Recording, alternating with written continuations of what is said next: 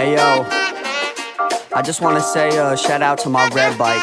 It got stolen about a year ago, and I think about you every day.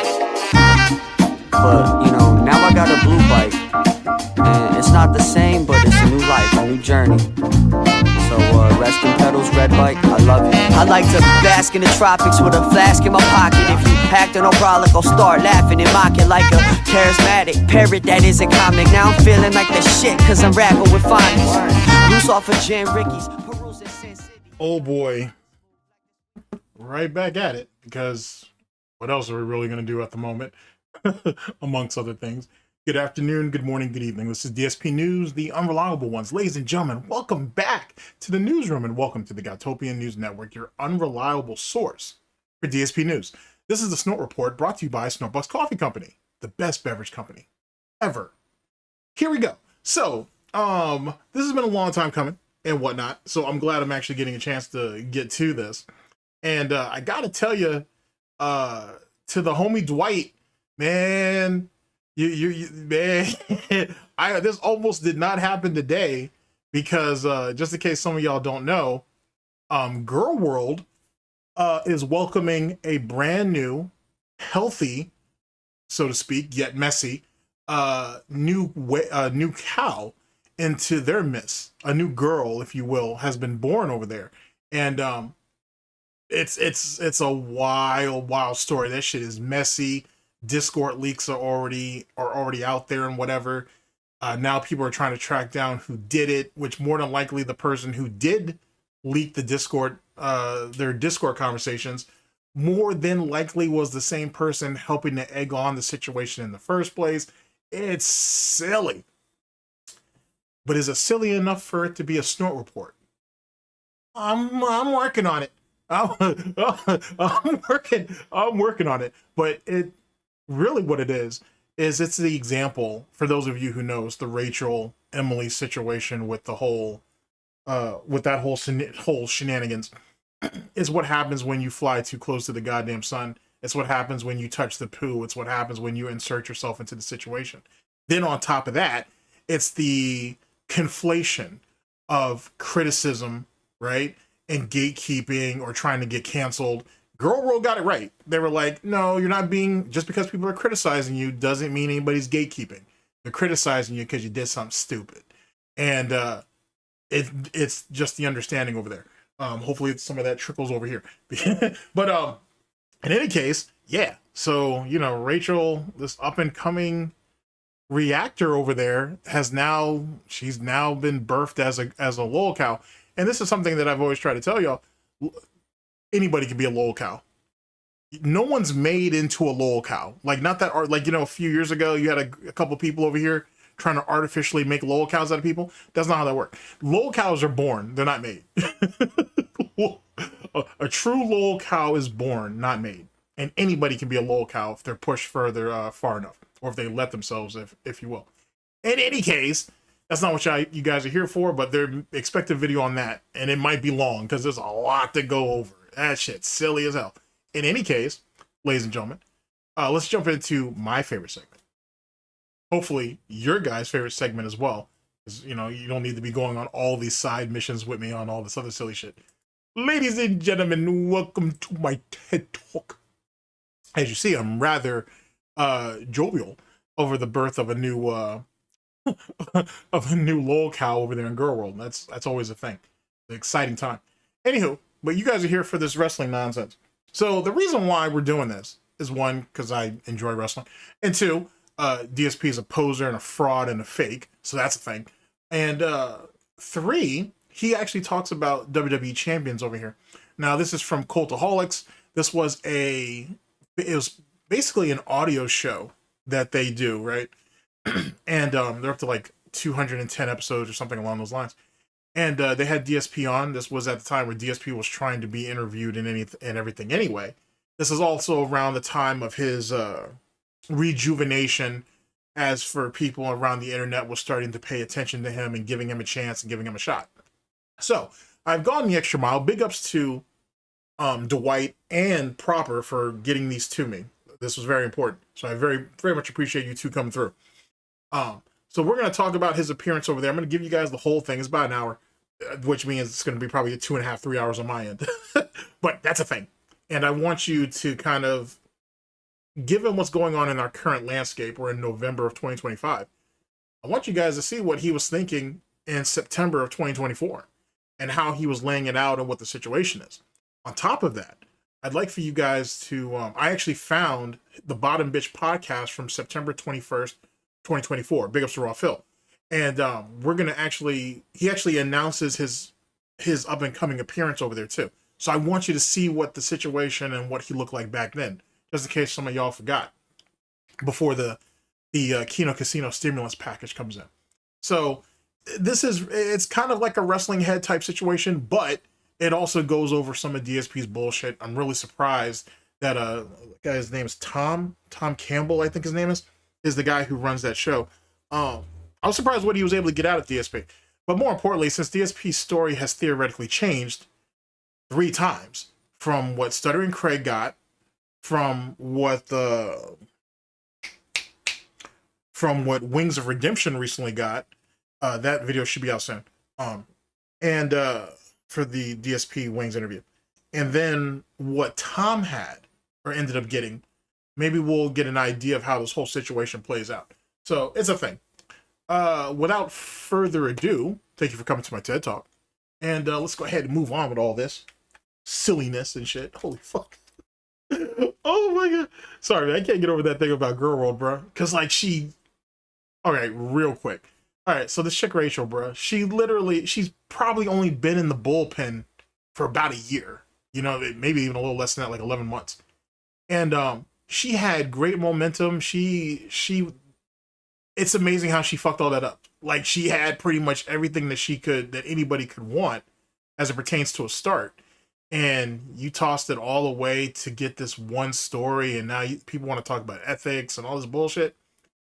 Wow, bro. Like I said, you flirting with a fucking with a feeder and shit, and you went ahead and said that you would pay her money for her story, then renege on that shit and don't want to pay her the money. Then somehow Beck ended up getting thrown in there some way. It's silly. Holy fucking silly. I may do that video, actually. I might do that over the weekend. That shit silly. Holy shit. And everybody and the people who are attached to it. That's the real interesting part, like how the fallout's gonna be about some of the people that are attached to that story. That's when shit's gonna get crazy. Anywho, thank you for coming to my extended TED Talk. And let's go ahead and move on to our scenario here. Let's see here. I want to see how much DSP lies to this guy, to be honest, because I haven't actually sat down and watched all of this. So that should be fun. All right, but anyway, we're going to start off, ladies and gentlemen, with the Bottom Bitch podcast, because why wouldn't we? That's a thing. So let's see here. What's our landscape? Yeah, that works. Let's do that. And it's here. Okay. I want you to see what this looks like too. Like, I was shocked to see what DSP looked like a year ago. Like, it really shows you how far he has devolved, basically, in the past year. It's really kind of weird. You'll see it in a minute. All right, so let's give proper introductions. Okay, so, ladies and gentlemen, we are here with Raw Phil. This was cut up by Diggs. Big ups to both of them. Darksydephil speaks on his up-and-coming appearance on Cultaholics. This is from September 21st of 2024. Year of the pig, the piggy, oinky oink, and whatnot. And let's see if everything's all on deck. And without further ado, here we go.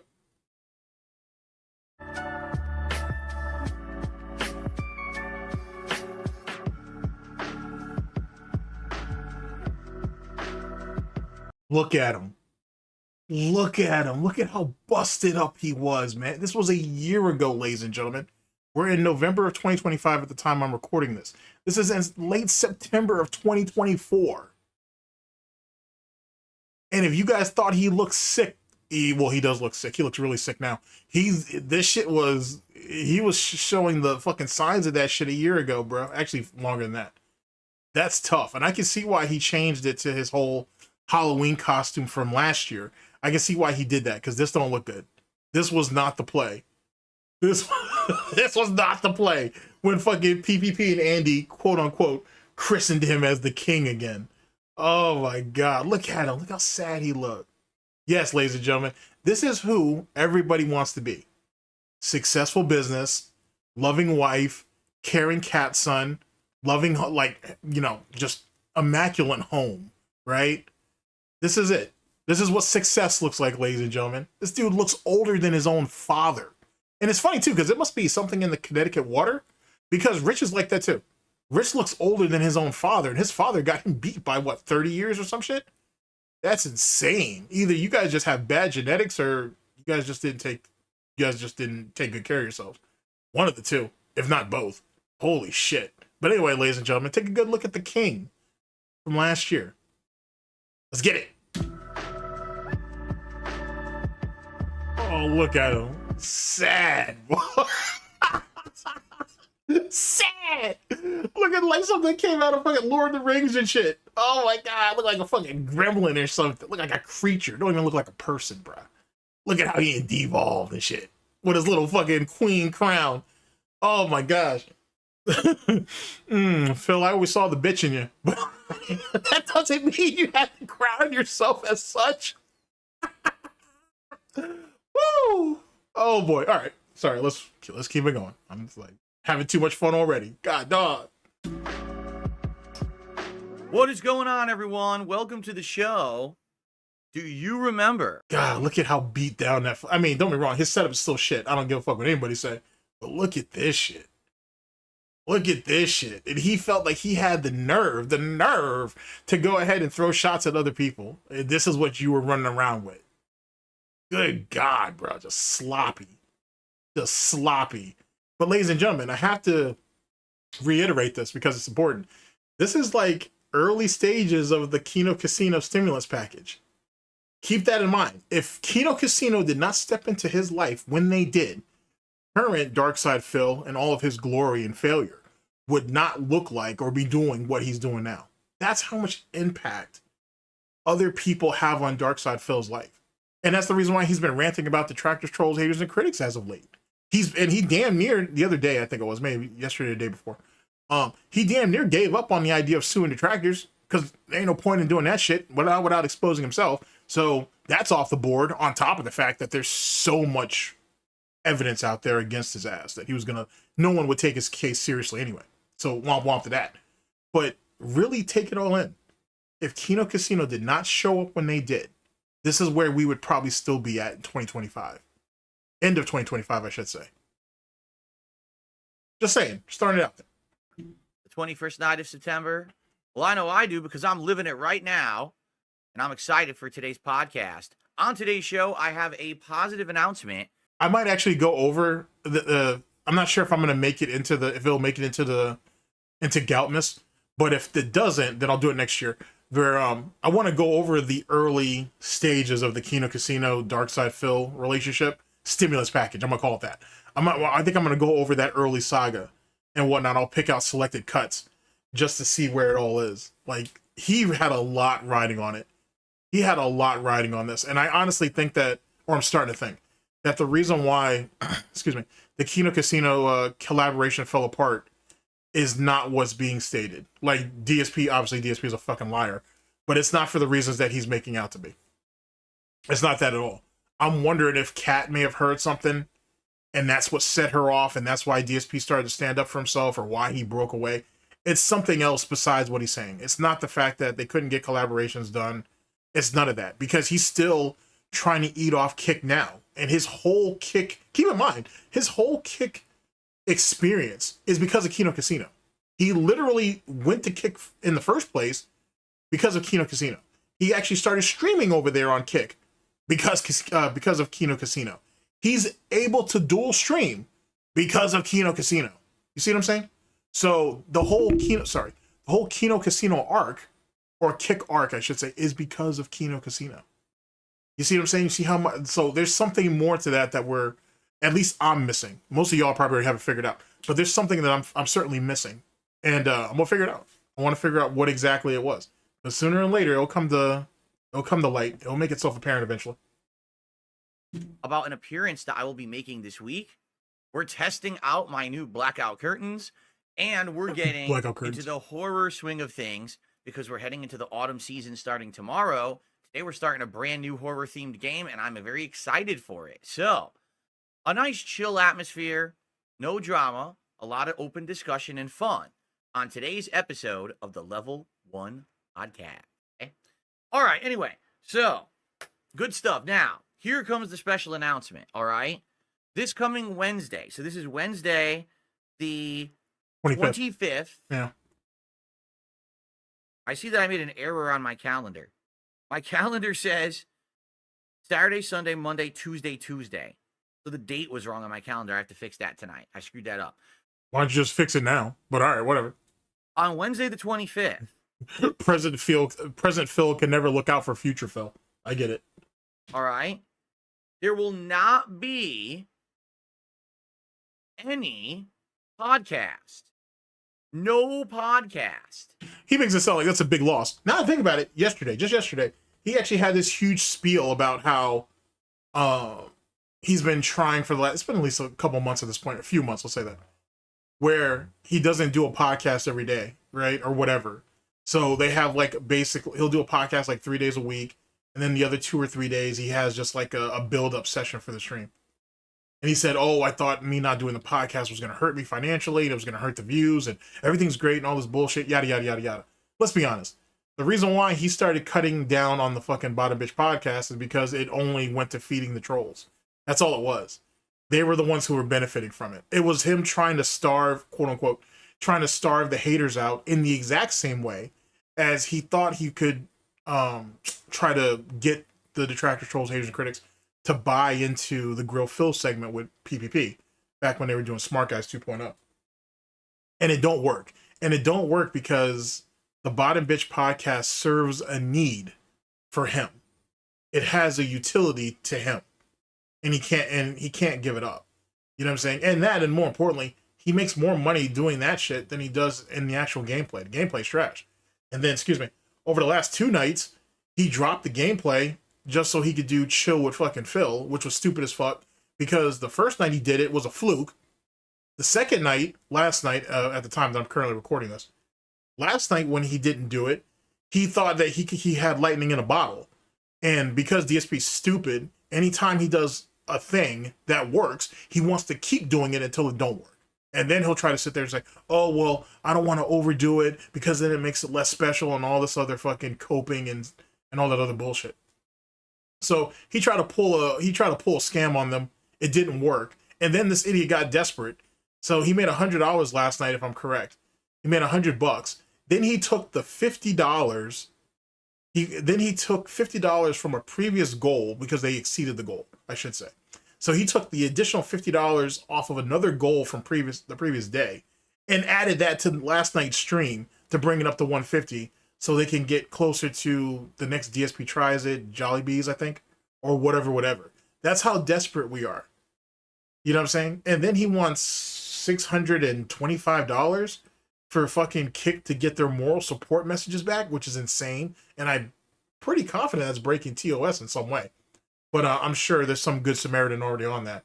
Current Darksydephil is a fucking mess, bro. Like, it's a mess. Is it the beginning of the end? Trust me, ladies and gentlemen, we've been in the end game for a while now. And we keep getting stun locked. But we've been in the end game for a minute. But it don't look good. It don't look good. And it's very clear that he's stressed out to the max. And maybe, just maybe, because, you know, taxes are coming up. DSP pays taxes quarterly, right? Money's been drying up on Kick. YouTube isn't doing too great itself. Ugly stuff, bro. And so him basically begging and pleading for Wings to do something with him over the holidays makes sense. On top of the fact that he's lonely. You know, he needs someone to exploit for profit. He can't get Cat to come back on camera for good reason. So there's that. This coming Wednesday. Wait, what? Why will there not be a podcast? Right? I wonder why. I'm going to tell you why. Because instead of doing my podcast, I'm going to be appearing on a show. Look how twitchy he is. That's right. Now, this show is not live broadcast. It is not a live stream. It is an on-demand show. Which makes sense on why he did it. Because he probably didn't want another side-scroller situation. Which is kind of funny. You ready? It is called Desert Island Graps from Cultaholic.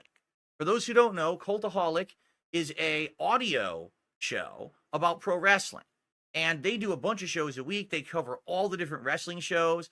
They have an all-star cast of hosts. Like for sometimes they have Matthew from Botchamania on there. We can only name the one person.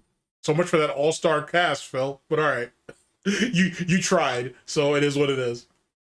And so they have invited me to. You know, actually, someone who that I still enjoy watching, but I'm surprised that people forget about these guys, is Steven Larson. Those guys have been doing wrestling content forever. Was it Going in Raw? I think it is. Because they have Sasha Banks in one of their intros for that.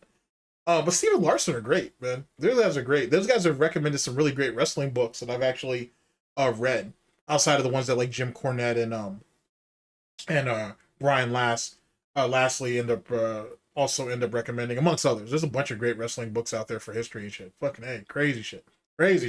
Anywho, but I'm glad that they still stuck in there. You know what I'm saying? Even though, you know, some of their momentum has waned, so to speak. I'm glad they're still in there and they're still doing it because they put out great content, to be honest with you. Be a guest on this show that's called Desert Island Graps. It's hosted by someone named Tom Campbell. He'll be the person who's going to be interviewing me. And here we go. So here's what the show is about.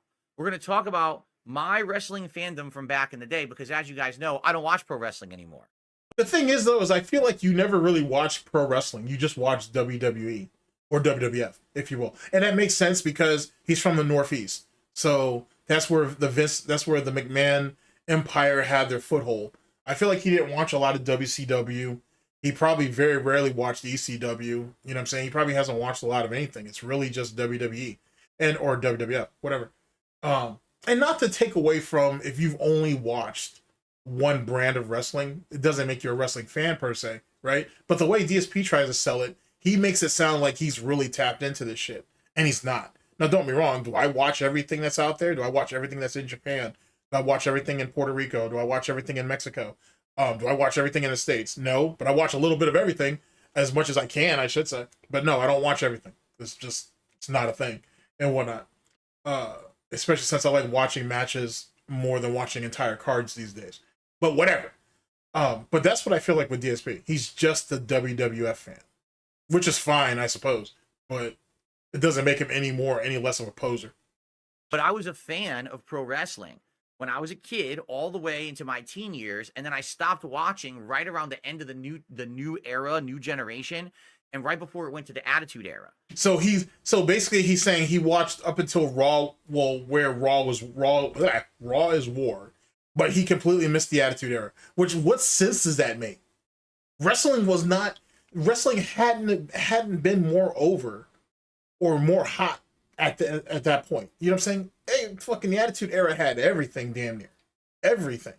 So the Raw is War era, which he said he watched, literally fed into that. So it makes me wonder if they're gonna ask him when exactly did he stop, because he would have had to stop way before he's actually saying, before it leads into Attitude Era. You know what I'm saying? Because it doesn't make any sense. Everybody was deep into Attitude Era back in those days, especially if you're an FGC head. Most of those guys were watching wrestling back in those days, which ended up bleeding into, and a lot of those guys watched boxing. A lot of those guys was kind of watching MMA at that time or around that time before it really started to get big. You know what I'm saying? Like Pancrase, Pride, I'm pretty sure was definitely out there around that time. And before UFC got big. You know what I'm saying? So it doesn't make a whole lot of sense what he's saying. It really don't. It really, really don't. You know what I'm saying? And then he says he came back when CM Punk basically got his run. You missed the entire Attitude Era. No, it don't make no sense to me. I don't know why he would lie about that. But then again, you know, DSP he kind of tries to make himself seem like he's counterculture, I guess.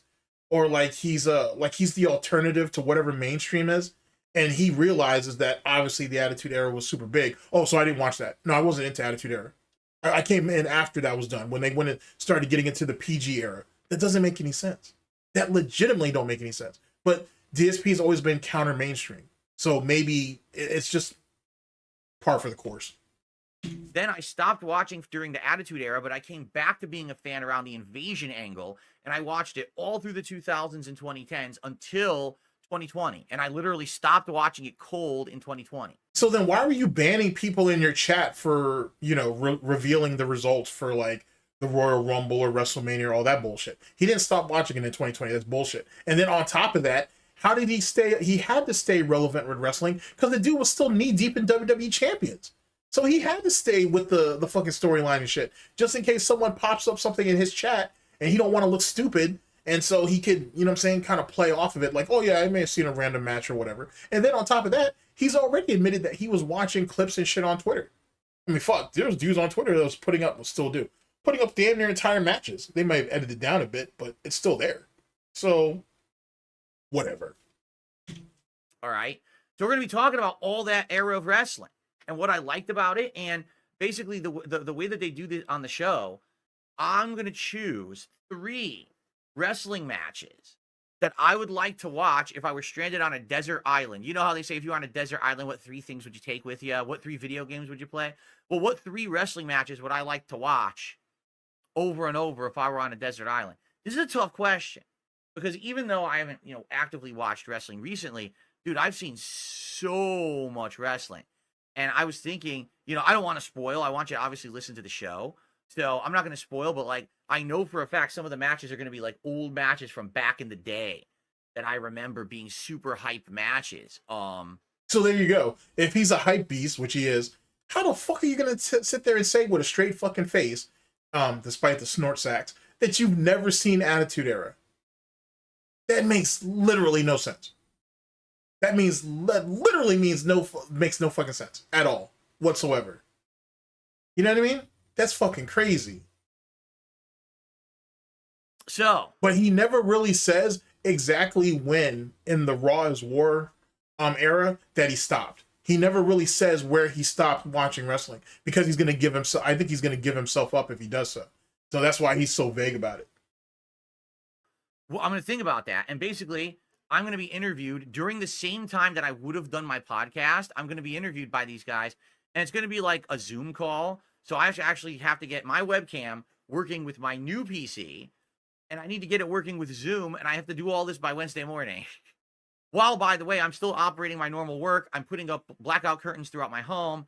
I got to figure all this out. So, yeah, you didn't do that. He paid someone to do that. Obviously, he's not doing that on his own. This is the same idiot that when they moved in, him and Panda, but I'm going to really blame it more on Phil than Panda, couldn't figure out how to get the curtains to come down in their master bedroom. So this idiot, this fucking mongoloid, decided to get a knife and cut the string on the shit, right? So now they couldn't raise it. So it was just always down. Because this idiot couldn't figure out how to untangle a knot, which is what most people with new homes, or if you even live in apartments, or if you've moved into an apartment or a condo, you've seen that.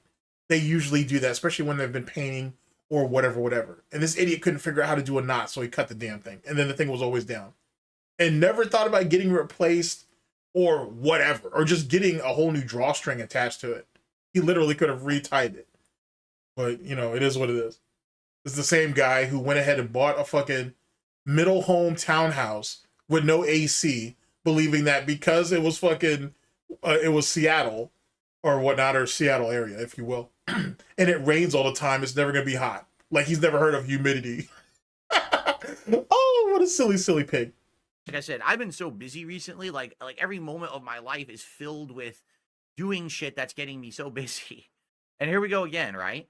So this should be fun because it's so different than anything that I would normally do in my comfort zone. This is something that's relating to pro wrestling, something that, you know, I watched a ton of in my lifetime.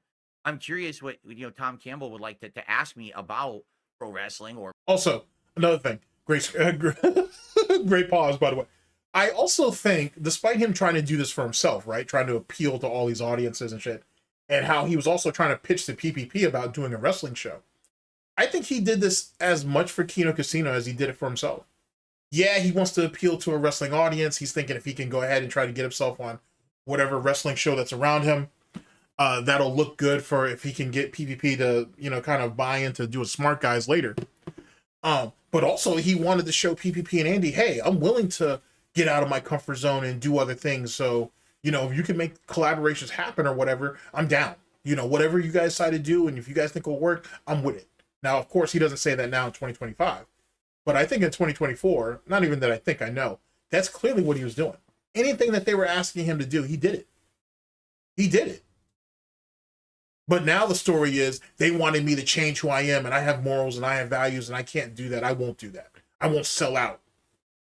Whatever. Maybe we'll just, I'm sure he knows all about the old days, and we'll have a while reminiscing about it and stuff like that. So for what I'm to understand, it's about an hour appearance, hour-ish. And so basically... Oh, and I will finish going through DSP's interviews and whatnot. I think the last one I did was...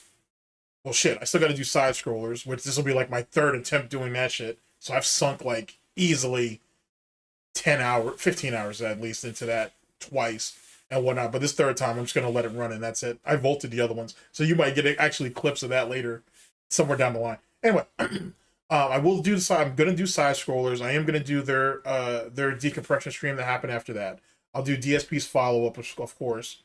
And then I will also do all the DSP interviews, because I think the only thing I've done so far was him and Keemstar. Yeah, because I haven't done the 666 podcast yet. I've got it cut though, but I haven't done it yet. I will eventually do all those. That's the point. I'll eventually do all those and whatnot. Because it really tells the story. Like, the dude can't... DSP can't really... He doesn't know how to socialize with people. He really can't he can't get his head out of his own ass to relate to people. Like, he thinks that, oh, well, we can relate with a common interest, right? Like wrestling or collecting comic books or whatever, which is a good way to kind of start some type of camaraderie. But that's not a way of actually, you know what I'm saying, building a relationship or actually establishing a new relationship or whatever. You need a little bit more than that. And the thing is DSP doesn't have anything to him. He's a shell. He's a sponge, to be honest with you. And what he does is he just absorbs the interests of the people around him so he can try to relate to them. He's a lot like a Nick Fuentes in that way, to be honest with you.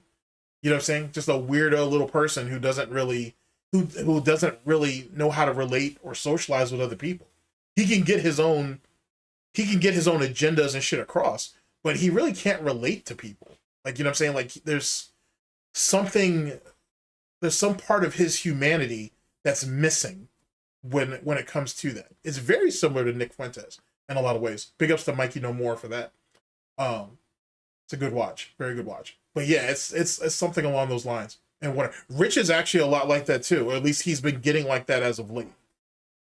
He's starting to get like that too, where he can't socialize with people either unless it's in a combative sort of way, because he can't empathize or sympathize with anybody.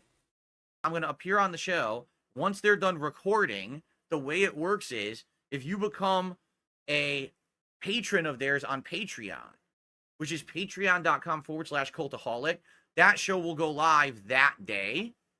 And you can watch it or listen to it, I should say, right away. I don't know if it's video too. I know it's audio.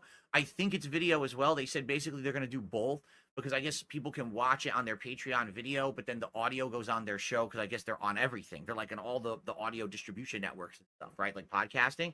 So I'm not exactly sure 100%, but I'm going to be set up. It doesn't matter. It provides him with the safe space, that he needed. You know what I'm saying? It is what it is. Even if there was someone who tried to get past the paywall to get in there and fuck with him, because it's already recorded and it's not live, it doesn't even matter. With everything, with camera and microphone and everything. So if you're a part of their Patreon, you could see it the day of, right? And then if you're not, then they're going to put out for free that show on Sunday the 29th on the Cultaholic podcast feed. So that's wherever their podcast can be seen or heard. You're going to be able to hear this show and watch it on, I guess, Sunday the 29th. Okay? So I will not have a podcast on Wednesday because I'm appearing on Desert Island Graps from the Cultaholic show. It's a fun interview talking about old school wrestling, my 3 favorite matches that I can remember from back in the day. I would have loved to hear what Tom, if Tom was willing to, he's not willing to talk to me, but if I would have been interested to hearing what terms and conditions that DSP threw at Tom before going on that show. I would have been very, very interested in hearing what that was. To be honest, that'd have been an interesting listen. Maybe he'll be on That Being Said one day or something, and they'll be able to get that out of him. And just shooting the shit. We're also going to talk about me and what I'm up to because it's a way to get exposure to a whole new crowd. This is a wrestling show. I'm playing WWE champions now. It may actually get some people to come over and watch me play WWE champions every day, every couple of weeks. Every day. What? Oh, why'd you out yourself? We just getting started. You already outing yourself, dumbass. Watch how this plays out. Exposure to a whole new crowd. This is a wrestling show. I'm playing WWE champions now. It may actually get some people to come over and watch me play WWE champions every day, every couple of weeks, or every couple of times a week that I play it. Guilty. His ass is guilty. Hang that motherfucker now. I got the rope right here. Yeah, Phil, what's wrong with you? Like a junkie waiting to get his next fix. Oh, good God, spurging all over the place. All right, one more time and then we'll continue. Spurgy little bitch. From back in the day. And just shooting the shit. We're also going to talk about me and what I'm up to because it's a way to get exposure to a whole new crowd. This is a wrestling show. I'm playing WWE champions now. It may actually get some people to come over and watch me play WWE champions every day, every couple of weeks, or every couple of times a week that I play it. So it could be cool, right? So there you go. Yeah, let's see how it goes. I'm excited for this. So this is this Wednesday. I'm reminding you, no podcast on Wednesday because I'm doing this appearance instead. Man. And let's see how it goes. All right, I think hopefully it'll go well and maybe give me some exposure to a whole new audience. Okay, cool. All right, so that's Wednesday. So no podcast on Wednesday. But when I'm done with that show, I will be broadcasting, and I believe we're going to play more of the casting of Frank Stone on Wednesday, and then Wednesday night will be more WWE. I'm really hoping that they turn Frank Stone into a Death by Daylight killer, to be honest with you. They really should. They can easily secure the rights to it. So I'm really hoping they do that because his powers are going to be dope, to be honest with you. They really need to do that. Champion. So I'm playing WWE champions twice this week. Once tonight for the weekend event and once on Wednesday night for the standard, stuff. And then on Thursday, we'll probably finish my streaming week. Oh, speaking of gaming, have you guys heard of that Billy Mitchell situation? Just in case you didn't. Okay, I'm going to be real quick about this. I'm going to be really, really quick about this. This shit's hilarious, though. Billy Mitchell. Billy. The one who just scalped that fucking albino not too long ago. He just can't stop winning. Billy Mitchell ain't sat there and secured himself a Nike collaboration with somebody else. It's basically like a gaming line of clothing, if you will. And they shouldn't have dressed Billy the way they did. Like it's kind of egregious, to be honest with you. It's kind of silly how they got Billy in those baggy ass clothes and shit. But it's kind of amusing. I gotta be honest with you. But anyway. They got Billy promoting like Nike clothing for this gaming line, and there's some other like online esports people up there too. It is what it is. Like Sonic Fox is up there. There's a couple other people, but god damn, dude, like what I'm saying? Like we still haven't actually cleared up that whole Pac-Man situation yet with that record. We haven't really figured that out yet because the plaque that they gave him for gaming or gamer of the century or whatever. Japan's kind of already acknowledged that it was a throwaway thing. They don't give a shit about it, but Billy cares a lot about it. The Donkey Kong shit's already been proven that shit was fraudulent. So it is what it is on that. I don't know, man. Like I said, Billy keep winning, and Billy keep winning. And like I said, his wing sauce isn't bad. It's not terrible. But god dog, bro, that this Nike collaboration silly. How is it that Angel Reese couldn't fucking secure that bullshit? But then again, she's a terrible basketball player, to be honest with you. But Billy Mitchell ain't sat there and got himself a collab. Literally the oldest dude that's in that gaming lineup. God, and then they couldn't give no love to Steve Wiebe. Steve Wiebe couldn't get none of that. Yeah, they gave it to Billy Mitchell. Billy, just keep winning. I want to see if Carl will say anything about that, but he's beefing with the completionist right now. The completionist is talking about suing one of the victims of the Sonic Shoe medallion, Mutahar, ain't sat there and put out a video saying that he's ready for the completionist to sue him. So apparently Mutahar won all the smoke and whatnot. You know what I'm saying? The Sonic Chew medallion hasn't taken all of his soul yet, so I guess he's willing to gamble at least a little bit more. It's a, it's an interesting time, ladies and gentlemen. November of 2025 has been pretty interesting up to this point. With Astrobot and with either the MVC collection or Street Fighter 6, we'll decide, okay? Because I'm not here Friday. You know what? Hold on just a second. Okay. All right, I actually took the liberty to actually pull this up for you. You need to see this shit. Okay, here we go. We're on Twitter or X, whatever. Okay, so this right here is the Billy Mitchell Nike Rose collaboration and shit. Like, this is the situation right here that he's in. Sonic Fox is on there. There's a couple other people, like other gamers that are in here. I don't know why Sonic Fox wanted to do that shit, but anyway, they got Billy Mitchell on this shit. Like, look at this shit. Like, what is this? Like, you know what I'm saying? Like, I understand Nike wanting to continue to branch out and, you know, going into the gaming market kind of makes sense, I guess. I suppose their gaming division, if you will. But what? What? We got Billy Mitchell out here collecting scalps, just taking shit. Like, I run shit around here, bitches. Give me that. And whatnot. I'm not sure if they're gonna actually show him in some of the clothing. Yeah, here we go, right here. Like, I don't know, man. Like, I feel like it shouldn't have been that loose fitting. They should have given him something that's a little bit more his size. But whatever. This is what we're doing. This is what we're doing out here, bruh. Yo, this shit is so silly. Anyway, like I said, big ups to Billy, man. A win is a win, however you get it, I suppose. But yeah. Oh my God. Billy out here. Billy can't lose. I don't care what nobody say. Billy can't lose. Holy shit. Oh man. All right. So anyway, that was nonsense for Twitter and shit. Like I said, I don't know why they had Sonic Fox up there on what he was doing, but that is what that is. But yeah, that's the new Nike gaming division line. We'll see where that goes, but God, man. Billy can't lose.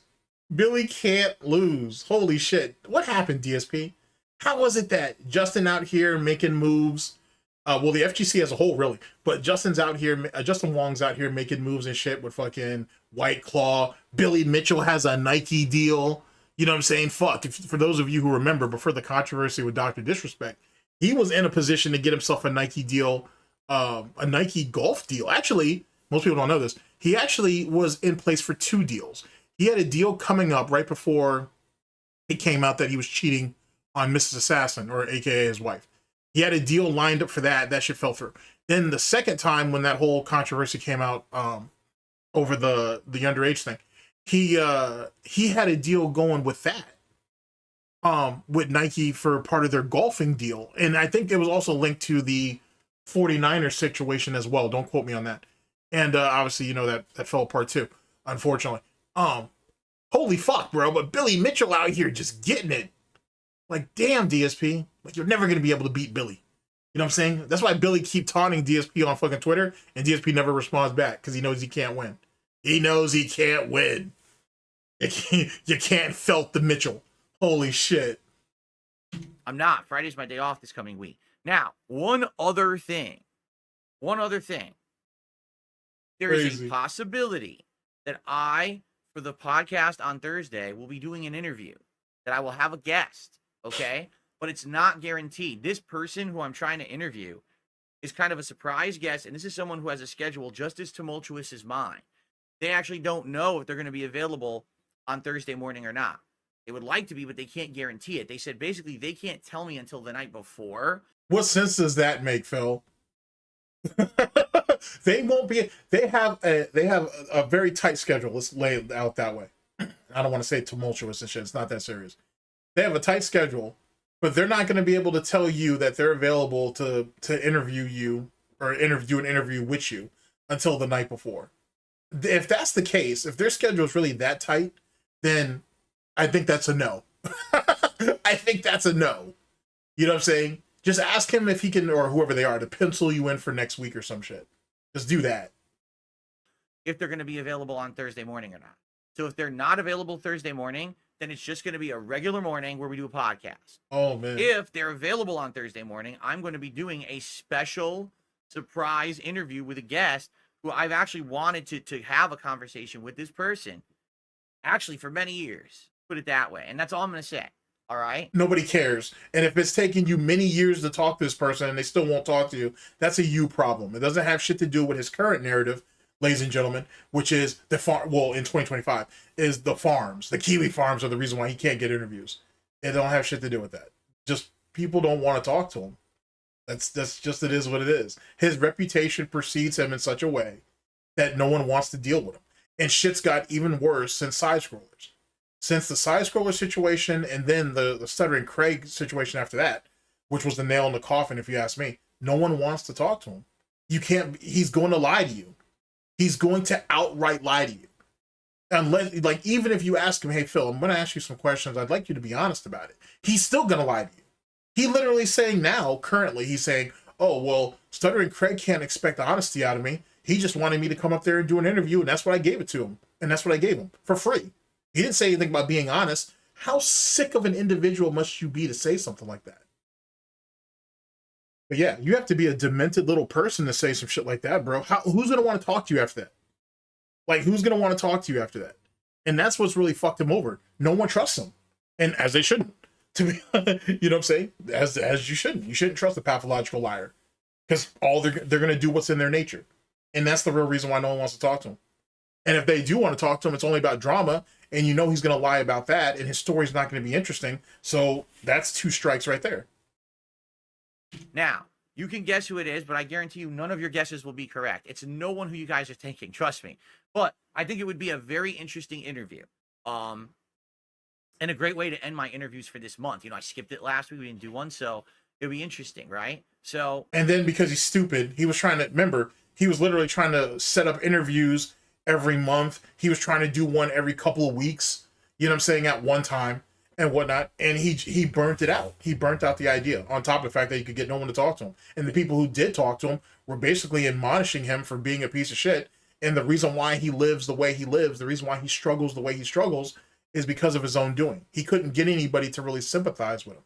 You know what I'm saying? I think Ptolemaio was probably the last person he could get to do it. And he was like, no, this was really your fault, Phil.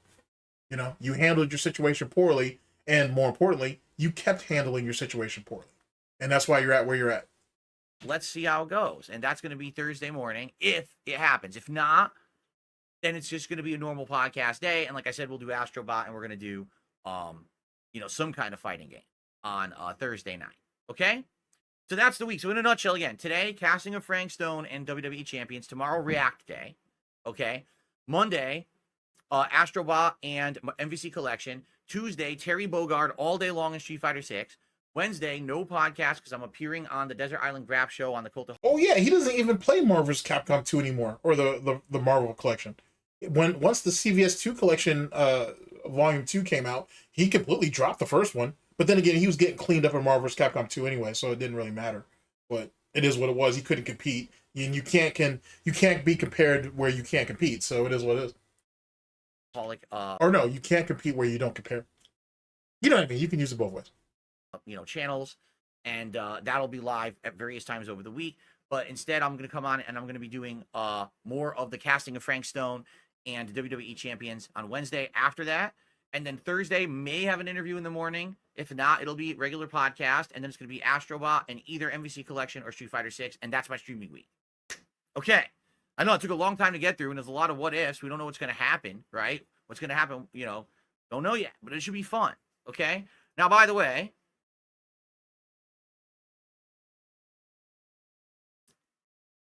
I have other things in the works for October.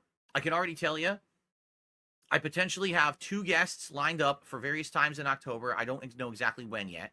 I'm working on possibly getting even 2 more guests. So I may have a weekly interview in October once a week. See, and he doesn't think that was a problem?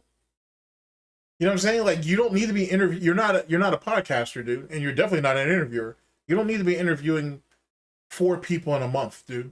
Seems kind of stupid. You know what I'm saying? It was a bad idea. And hence the reason it never really took off. Morning, depending on how things go or not. And it's okay. If it doesn't work out, it's okay to not have an interview every week, right? We took a week off. That's why I'm excited to maybe do one this week. If it doesn't work out, that's okay. But I've got things lining up nicely for content. I'm actually waiting to hear back from one particular person who at first was not interested. Now it sounds like they're interested, but I got to work with their schedule. This is Boogie or Wings. We already know that. On top of that, excuse me, he wanted people to basically fit into his schedule, and no one was going to do that. You need them, not the other way around. You know what I'm saying? If that makes sense. So he had problems with that shit. And then, truth be told, he doesn't have anything to talk about unless it's drama. That's what he's known for. No one cares about his opinions on anything else because he's bad or he's misinformed. Like, people would feel bad that they'd be embarrassing him, which, you know, it is what it is. Like, a lol cow needs to stay within its own ecosystem. I got 2 people who I'm working with who are kind of, they're interested, but we haven't locked anything in yet because there's like scheduling conflicts, but it looks like probably sometime in October they'll be freed up. I got one person who's 100% ready to go. We want to figure out what's best for the time to do that interview. So I've got all this stuff lining up right now. Oh, and by the way, stands to reason, Kino Casino guys are going to come back. Probably, you know, you would think they'd be back soon. We just don't know when. No one knows. You know. Yeah, this shit. I want you. I'm glad Diggs put this in here because I want you to see how spurgy and stalkerish he was here. Right? They went on their usual vacation around this time of the year or whatnot, and Phil is panicked, and so he was using the idea of having interviews with other people while they were gone to fill the space. You know what I'm saying? Oh, people are used to seeing me with other people. They like that now. Well, I need something a buffer, if you will, until Kino Casino comes back. He literally was revolving his life around those people. Silly shit. Keeping it under wraps, and fair enough, they should until they're absolutely ready to come back. I don't think that they should be jumping the gun or you know that's why a lot of people said they were coming back yesterday, and I was like, don't you think that if Kino Casino was coming back from a month hiatus, they would tell everyone? So, and it's funny, they took a month hiatus in September of 2024, he had no problems with it. He was literally sitting on the phone, sitting by Discord, waiting for them to give him the call when they get back. But now, all of a sudden, he's still butthurt about how is it that they can take a week or 2 off? They're lazy. You should demand more from them. But it was okay when he was in the early stages of the Kino Casino stimulus package. So them taking off a month wasn't a bad thing. I mean, he was obviously squirrely about it because he doesn't like being alone. Great screenshot, by the way. But, you know, it is what it is. He lived with it. Womp womp. People would be there for the return show. They wouldn't just appear out of nowhere. Like, they're going to tell you. And they haven't said a word, so why would you think they're coming back? So I think a lot of people got fooled and then were disappointed yesterday. Meaning him. Because if you remember back at this time, he was actually, you know, hoping that they were coming back. He was literally the one being fooled. And he's just projecting. It's kind of sad. It's kind of pathetic. But yeah, they should be coming back eventually. And, you know, likely there's going to be further collabs with them as well. So there's going to be a lot of fun stuff coming up besides just gaming. And that's good. The variety is good. I'm enjoying the variety stuff that I've been doing. I really am. I'm excited to see where the future, you know, goes.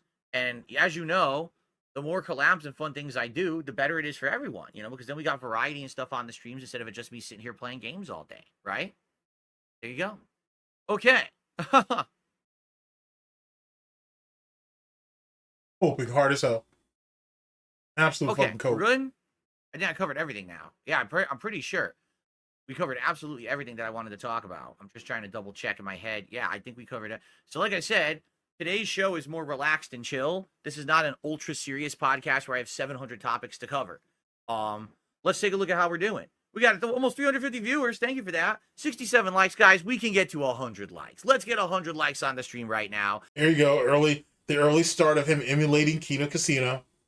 If you're here watching and enjoying the chill vibe and all this updates and things that I'm doing, please like the stream. Let's get it to 100 likes right now. That engagement is key for the channel.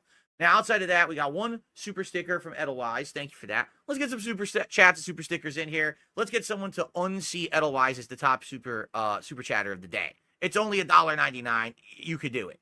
All right. Thanks to those who became a member or gifted memberships.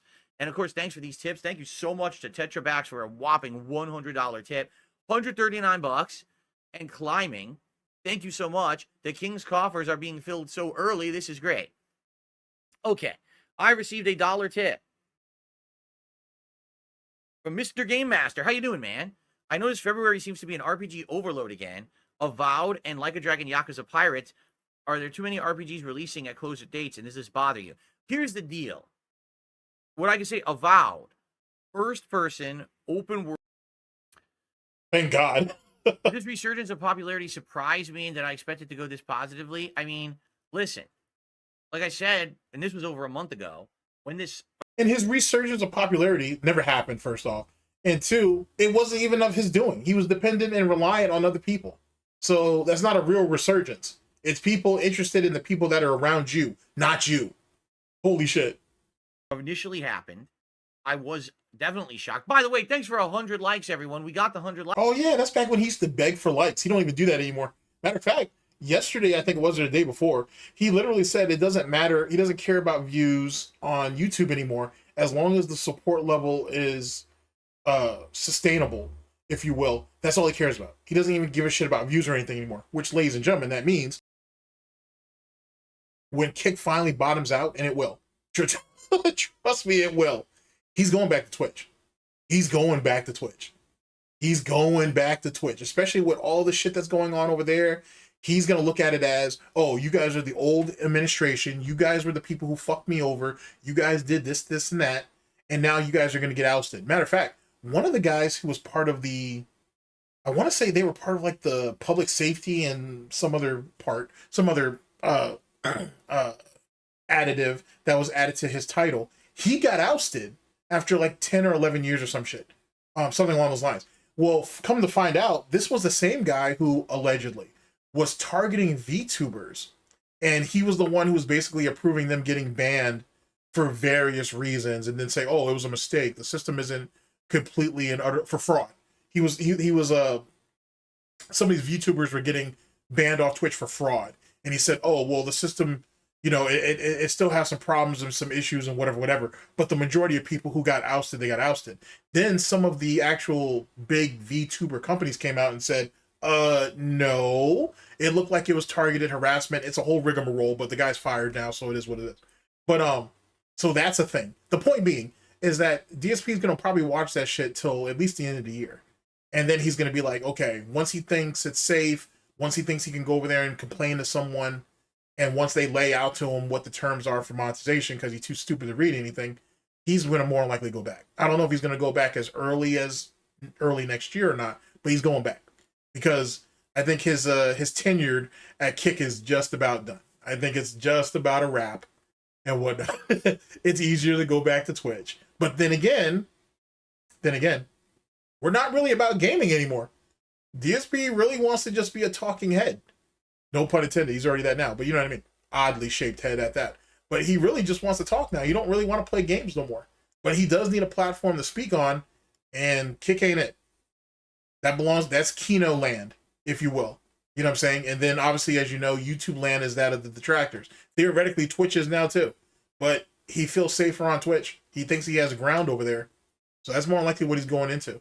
So everything that you're seeing on Kick, and I've been saying this since it all happened, everything you're seeing on Kick, watch all that shit get transferred over to Twitch. And why not? Twitch has taken care of him for years. So why not go back? Especially now that everything's being shaken up the way it is. If he feels that it's comfortable, he's going to do it. At least that's my thoughts anyway. Likes, I appreciate that. Again, if you're having a good time, please like the stream. These likes are engaging and helping this content to be found by others on YouTube. It actually is helping this stuff hit the algorithm. So please like the stream if you're having it, and thank you for that. Too bad that wasn't true. No, but like, you know, getting this resurgence and getting more people interested in my content and supportive of my content is something I didn't expect, because I felt like it wasn't something that I could do in my own power. And in truth, it wasn't. What had to happen was... Oh, I'm glad you admitted that. I'm glad you admitted that. Good job. I had to be willing to branch out and do like change and crossovers with people, stuff that I wasn't doing. But someone else also had to give me a chance. And no one was willing to give me a chance. It was literally just stupid people wanting to crap on me constantly. Oh, by the way, here's a funny part. Now that the tables have turned, and now that people like me and they're seeing me in a positive light again, all those people who used to always want to have me on their shows and shit, they will not fucking even talk to me. Yeah, they won't talk to you because they saw what you did to Kino Casino. I mean, not Kino Casino, I'm sorry. They saw what you did to side scrolls. And that's the thing. Another thing I need to point out to you. He's not, as of late, his anger has evolved. It's not just the fact that he lied to them for 5 straight hours. He tried to fleece Stuttering Craig with some bullshit evidence that the Down from the Rafters account wasn't his when obviously it was. And he was going to try to, I don't know what he was going to do to try to present the Craig. He probably wasn't going to present him anything. He was probably just going to lean on the Detractor thing again and just let it go and just go back on your show and say, you saw the evidence and that's enough and then let me get on. I'm assuming that's what he actually wanted. But now, remember that the Stuttering Craig side-scroller interview was the one-stop shop. If you want all your answers or any questions you ever had about DSP, it was there. The reality is that shit is what's going to be etched on his goddamn tombstone. You know what I'm saying? That right there is the pinnacle of how much of a dishonest piece of garbage this person is. Someone who's willing to lie, cheat, and steal to win. Speaking of the cheating part, come to find out, this ass clown is dashboarding on a fucking mobile game so he can keep his win rate up. So he's literally a loser. This son of a bitch is literally a loser. Fucking A, bro. I kind of want to reach out to TJ Gamebox and get a better idea of it, but it is what it is. I'm pretty sure he's already talked to other people about it, so I won't bother him with it. But fucking A. So he's sitting there dashboarding on that bullshit. But that's funny because he fucking clowns LTG for dashboarding on Street Fighter. Yet you're dashboarding on a mobile game that you're literally paying the win on. You know how retarded that shit is? Don't get me wrong, LTG is a bitch, but you're an even bigger bitch. What the fuck?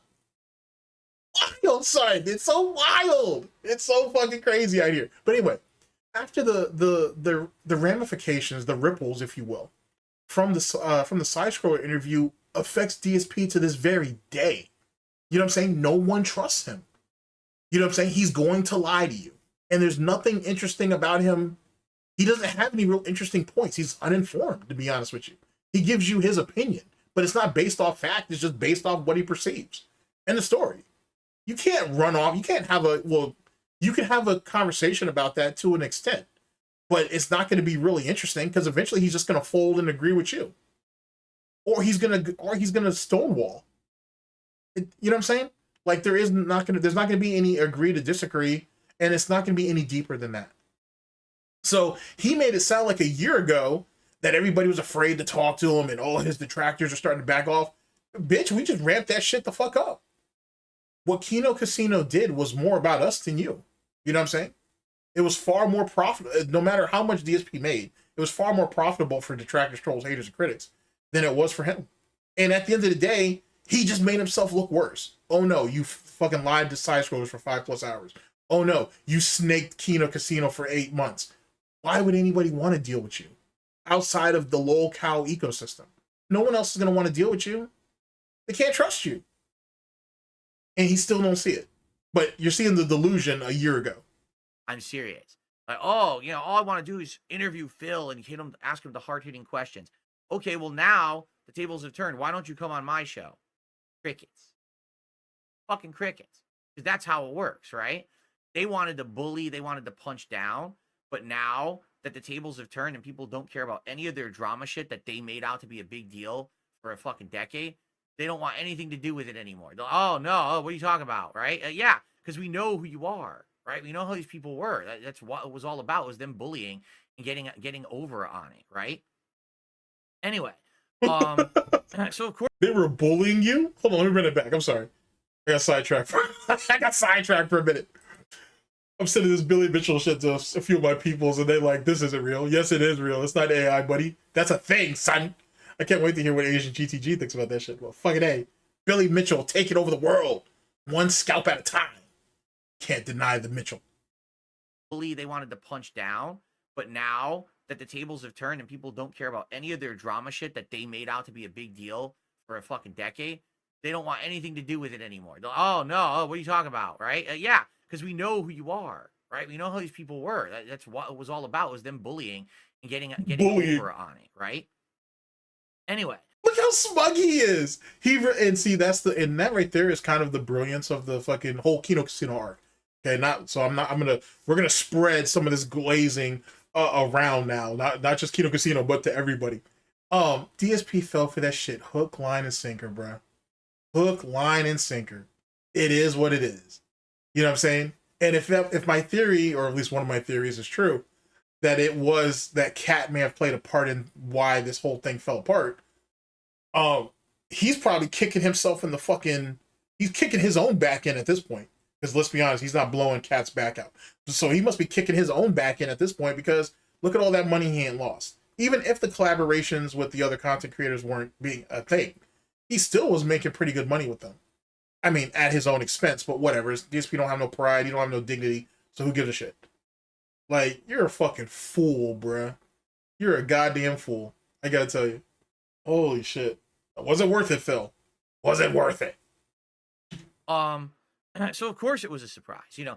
But here's what's going on, right? You've noticed my views are down again, right? My views on the podcast, I get like 350. I was getting 600-700 on a day. Now I get 350. You don't even get that now. You're like at 2 something. You might be almost at 3 between 2 platforms, but you're at like 2. You're at like 2 and some change now, bro. You're at like 2 and some change now. And Raw Phil, big ups to Raw Phil, is hitting like 1,000 and shit. You know what I'm saying? And I think Dark Dave Mirrors, if they're still in play, which I'm pretty sure they are, their numbers are starting to go back up too. So boy, oh boy, it's getting ugly out in them streets, son. These streets of Goutopia is getting wild out here. Once the stimulus package dries up, boy, you got to get back on that grind, and you don't have no hustle. You know what I'm saying? You don't have no ambition. You just want to sit around and wait like the Gouty Viper for the next victim to come by for you to take advantage of, which is sad. Amusing, but sad. The hype dies down after a while, right? And there's nothing you can do about that. I'm doing my best to maintain, but I know that I have to branch out and do other stuff. I do have plans for interviews coming up over the course of October, November. I think some of these will work out well for the channel and the content. And I know for a fact that, you know, likely I will be doing some crossover stuff. Yes, Kino Casino and maybe some other stuff. Like I said, I'm going to be on this Cultaholic show on Wednesday. Maybe that will result in something positive. Right? We'll see. But but you know, you can't just maintain it yourself. It's just not like, I think that's the key to people keeping Actually, damn, it's been a while since I had a chance to check out Dark Dave Mirrors. Yeah, it looks like they took a break because they've been out of pocket for about 2 months. Damn, it's crazy. Well, hopefully they come back. Like, you know what I'm saying? At the end of the day, there's nothing wrong with taking a break from all this. Damn, it's really been that long? That's right. Well, big ups to Dark Dave Mirrors. Damn. All right, back at it. hype is when they're doing these kind of special crossovers and things like that. So I guarantee you there will be more in the future. I can't give you specifics because the Kino Casino guys are still on break. Once they're back, we'll talk more about that, right?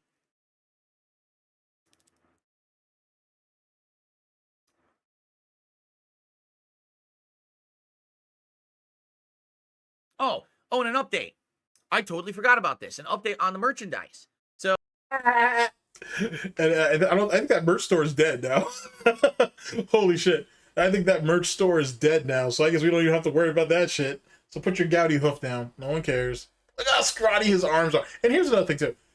Just looking at it. Look at how scrawny his arms are right now. You can't tell me there's a real difference between now, currently in 2025, and then back then in 2024.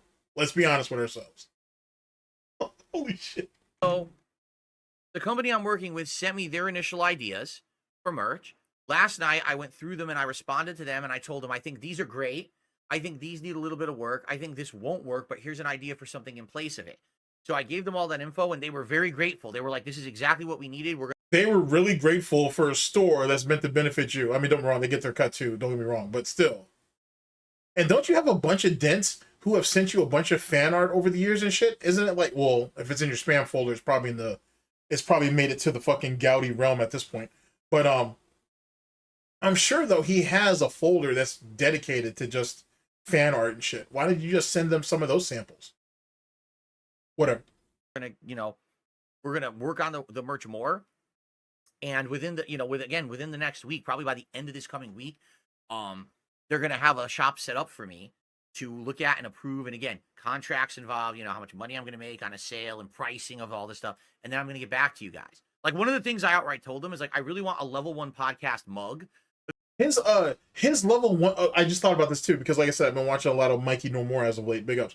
His fucking level 1 podcast mug looks eerily similar to the American First mug that fucking Nick Fuentes has. Not exactly, right? But same type of format, if you will, or a similar one, let's say that. It's really, really similar. I was stunned by that because I never really paid too much attention to Nick's merch or whatever, or the American First logo, or the AF in particular. But watching that, but looking at his Nick Fuentes' mug and then looking at DSP's, boy, that's not too far off. You wouldn't be able to conflate between the two. Like, you wouldn't be confused by it, but it's pretty damn similar. I was stunned by that shit. Because I want to have that. Like, right now, I drink this, right? Instead of this, I want to have a level 1 podcast mug, so I'll just pour that in there. I'll be drinking from the mug during the show. Good way to hide your liquor. Yeah, I know, Phil. So you can actually see the merch live being used during the show, right? Like, that's what I want. So that's what I want. So they're going to work on those certain things and go from there. So I'll let you know once, we get more info. But right now it is in process. I'm working with the company. They're working with me. It's great. It's a good, right now the initial relationship is working very well. And you've seen the quality of the shirts. The shirts are good. They're good stuff. So good stuff so far. And again, what do they have? Short sleeve t-shirts that are 100% cotton. Long sleeve t-shirts that looks like a baseball jersey, and that's a hybrid of polyester and cotton. Sweatshirts, hoodies and pullovers, mugs, and tote bags. That's what they currently have. They may have more product line in the future, but that's what we're working with to start. People are like, what about... That was already too much, to be honest with you. He should have just pushed the t-shirts and the cups, and that's it. He didn't need... All that other stuff was unnecessary. But because DSP don't know how to pace himself at anything, hence the reason why Kat can't get her back blown out, he just ends up busting his load too early and shit, and then it all falls apart. And like I said, I don't even think he even has that merch store anymore. So, and I don't think he can go back to Teespring, so suck to suck. Plushies. What about stickers? What about... No. They have basic stuff to start, okay? And then YouTube has their own little, like figurine or plush merch type situation, but I don't even know if he's even big enough or even relevant enough for that. We'll just go... Because Stimpy, he's somebody who I like watching, plays Rust. He plays a bunch of other games too. He's currently playing this one zombie Civil War game, and the role-playing of that shit is hilarious. Like, people be really on their bullshit. People be on their bullshit in that shit. But anyway, Stimpy just had his, and I think Elk, I think that's her name. She's a friend of his and whatnot, and they collaborate a lot. She needs to design one, I think. Hopefully she does one soon and whatnot. But anyway, they have that little plush line you see some of these YouTubers have and shit, but those are limited runs. And I think you have to get a certain amount of orders in to make that happen. Matter of fact, I think Glock9, 7 Days to Die content creator, he does some other stuff too, but mainly 7 Days to Die. I think he has, or he just had one too. And I missed that bitch by like a day. Because I'm a fucking dumbass. I should have just got it when he announced that shit. Anyway, but I'm hoping he'll do it again. But yeah, like I think you have to get so many people to buy into that before they can even produce those things. But that's a real popular thing too. It's neat and whatnot. It's neat. But I don't even think DSP is relevant enough to even get that. And that his channel's reputation so damn bad, I don't think they would do anything with him anyway. With that, and hopefully you guys like it, and as we move forward we could have better designs, I'm sure. Oh, speaking of which, I'm sorry, I know I'm doing a lot of cutting in here.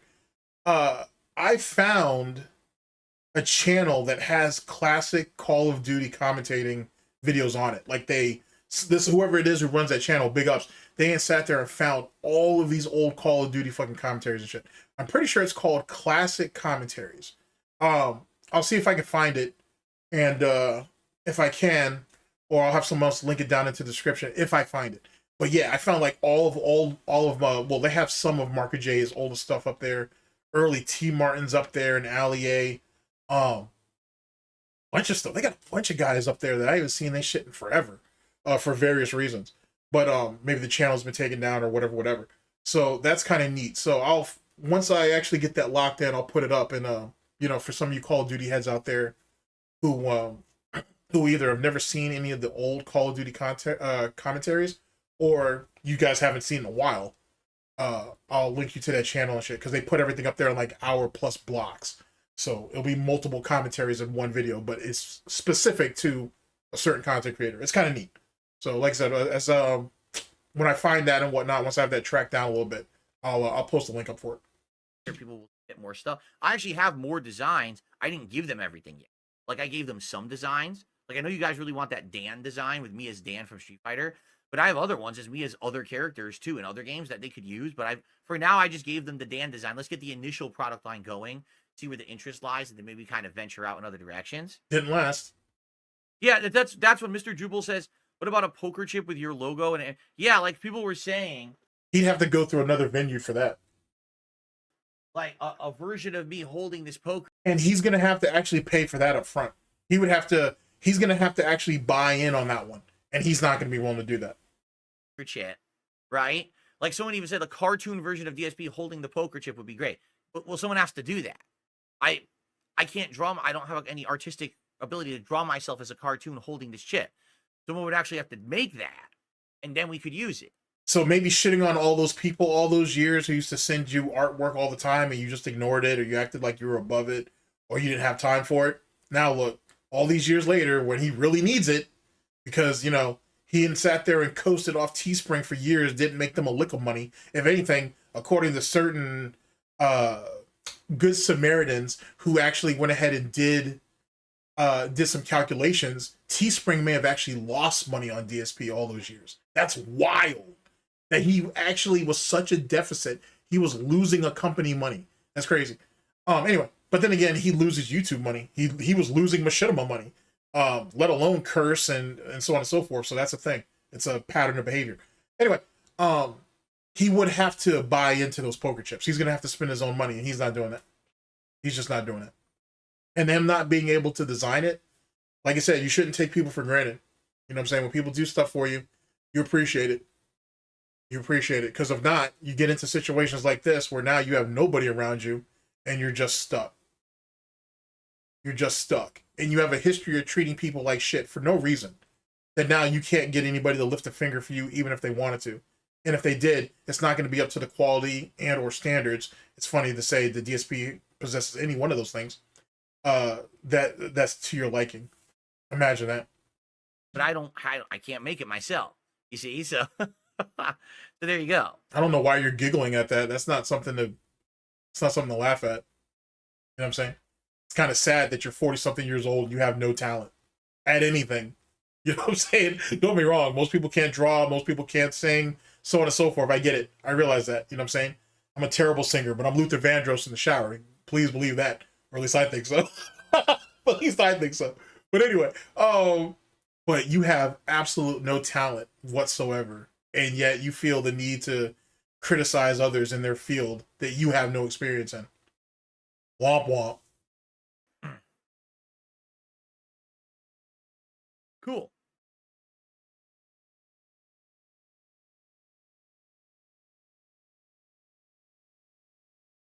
And by the way, please share your ideas for merch for sure. Yeah, No Sleep Real Vibes is the damn. Actually, now that I think about it, right? If I remember the lore on this, the guy who made the Philomania fucking logo in the back, right? That guy had that shit for 10 fucking years, right? He had that font and shit. And he someone presents it to DSP. The guy says, "Hey, I don't want any money or anything if you put it on merch. I would just like if you gave me credit for it. If you would just like let me, I don't know, have his signature at the bottom of it or something to signify that was him." And DSP's like, "You don't own shit. It's mine now."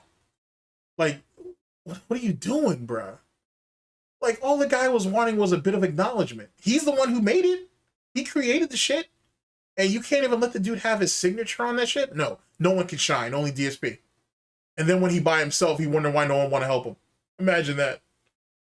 And Hibiki shirt is the one he's interested in. He wants to buy it right away. So what they did, so they took me as Dan Hibiki, but the problem was with that the initial shirt that they made.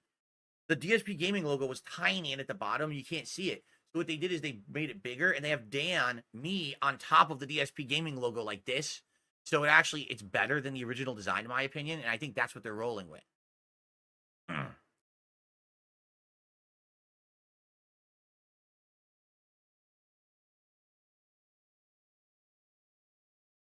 how squirrely he is. Look how squirrely he is. And now keep in mind, there's a reason for this. One, because DSP is kind of autistic. Well, not kind of, he is. He's autistic and shit. So that's the reason why his setup, in air quotes, is the way it is now. There's always something in front of him that keeps his attention somewhere. Because if he's left to his own devices, some of you may have forgotten he used to do this a lot. He was always fiddling in his chair. He was always meddling with something or whatever. He never had anything to really draw his attention. That's why he needs all that shit in front of him. It's the only way that kind of keeps him, you know what I'm saying? Keeps him like on target, so to speak.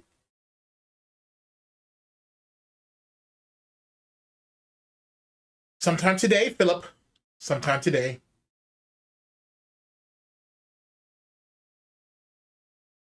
No one's going to be stealing a body pillow. You can stop that right now. Only perverts. Perverts have body pillows. Disgusting perverts who live in their parents' basements. Locked in there. Not allowed to go out. They have body pillows. I'm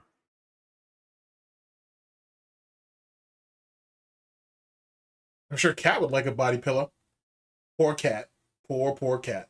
All right, ladies and gentlemen. Now we're done with the appetizer. Let's get on to our main course. Our main course. All right, ladies and gentlemen, we're here with Cultaholics. Let's see here. Cultaholics episode 210. Desert Island, Darksydephil, September 25th of 2024. Sorry for that voice crack at the end. September 25th of 2024. And without further ado, here we go. You were gaslighting a lot of people about what you were doing with WWE Champions because you were ashamed to show it. It was a huge mistake. Because he's a bomb. A bomb, I tell you. I absolutely shouldn't have done it. It's something that is a shortcoming of mine. Once I told the one lie, it's like, how do you get to out of the next one? It steamrolls. Welcome back to Cultaholic Island. This is where we invite guests to talk about 3 wrestling matches they would watch whilst metaphorically stranded on a desert island. It's Desert Island Graps, and our castaway today spent 16 years in the YouTube streaming realm, and it's not unfair to say that he has longevity. He has stuck around. Oh, no. Hold on a second. Nice to see Jasper here as well. Okay. I'm going to be honest. Okay, I'm not sure really why I did that, so I'm going to bring it back one more time. I should have it squared away now. You were gaslighting a lot of people about what you were doing with WWE Champions because you were ashamed to show it. It was a huge mistake. I absolutely shouldn't have done it. It's something that is a shortcoming of mine. Once I told the one lie, it's like, how do you get to out of the next one? It steamrolls. Welcome back to Cultaholic Island. This is where we invite guests to talk about 3 wrestling matches they would watch whilst metaphorically stranded on a desert island. It's Desert Island Graps, and our castaway today spent 16 years in the YouTube streaming realm, and it's not unfair to say that he has longevity. He has stuck around. He's also quite infamous, and I'm intrigued to hear all about him. Let's throw to him. Darksydephil, how you doing? Here he is. Darksydephil, right? Oh, how you doing? And Jasper is with. You're not funny. Holy shit, you're not funny. And he always does that shit. Just it seems so out of place. And it really is. Tell me that you haven't spoken to a live person in a long time, Phil, without telling me you've spoken to a live person in a long time. It's such a strange thing, man, watching him trying to socialize with people and be normal and do it badly. Us as well. That's right. He's in the office today. While Jasper appears, I just shooed Pablo out of here. We could have had a meeting of the minds. Speaking of which, I've been thinking about this for a while too. Okay. So right around the time Jasper popped up, right? I want you to really think about this. 2 detractors had basically cameras for their pets, right? You had Almighty Tevin, praise be, and whatnot, who had the bearded lizard guy camera, and then he also had one for his guinea pigs, right? And then you had, oh my God, memory do not fail me now. And then you had LSB, right? And he had his Rocky, he had his dog Rocky, and he had a camera for Rocky. And those were 2 very popular situations that we've had there, right? I honestly think DSP got Jasper, not so much to appease Cat. I think that was just part of it was like a buy one, get one with that situation. But also, oh, well, my detractors have this and people seem to like it. I want it too. He never really committed to the Jasper cam though. He was too lazy and too stupid to do that. But I honestly think he got Jasper to just try to keep up with the running with his own detractors. It's just a theory that I'm throwing out there. It's because I'm petty. You know how I do. But I've always kind of felt that way. That's literally the reason why we got Jasper, so he could try to compete with Tevin and LSB. Big ups to them. But that's just my thoughts. I don't know. Like I said, big ups to all of them. Hopefully they're all doing well. My black cat Pablo was here just a second ago, but we've just missed him. But nice to see Jasper here as well. Yes. I'm going to be honest, Phil. This is the 210th episode of Desert Island Grabs. Nice. And when it was announced that you'd be joining us, we got heat.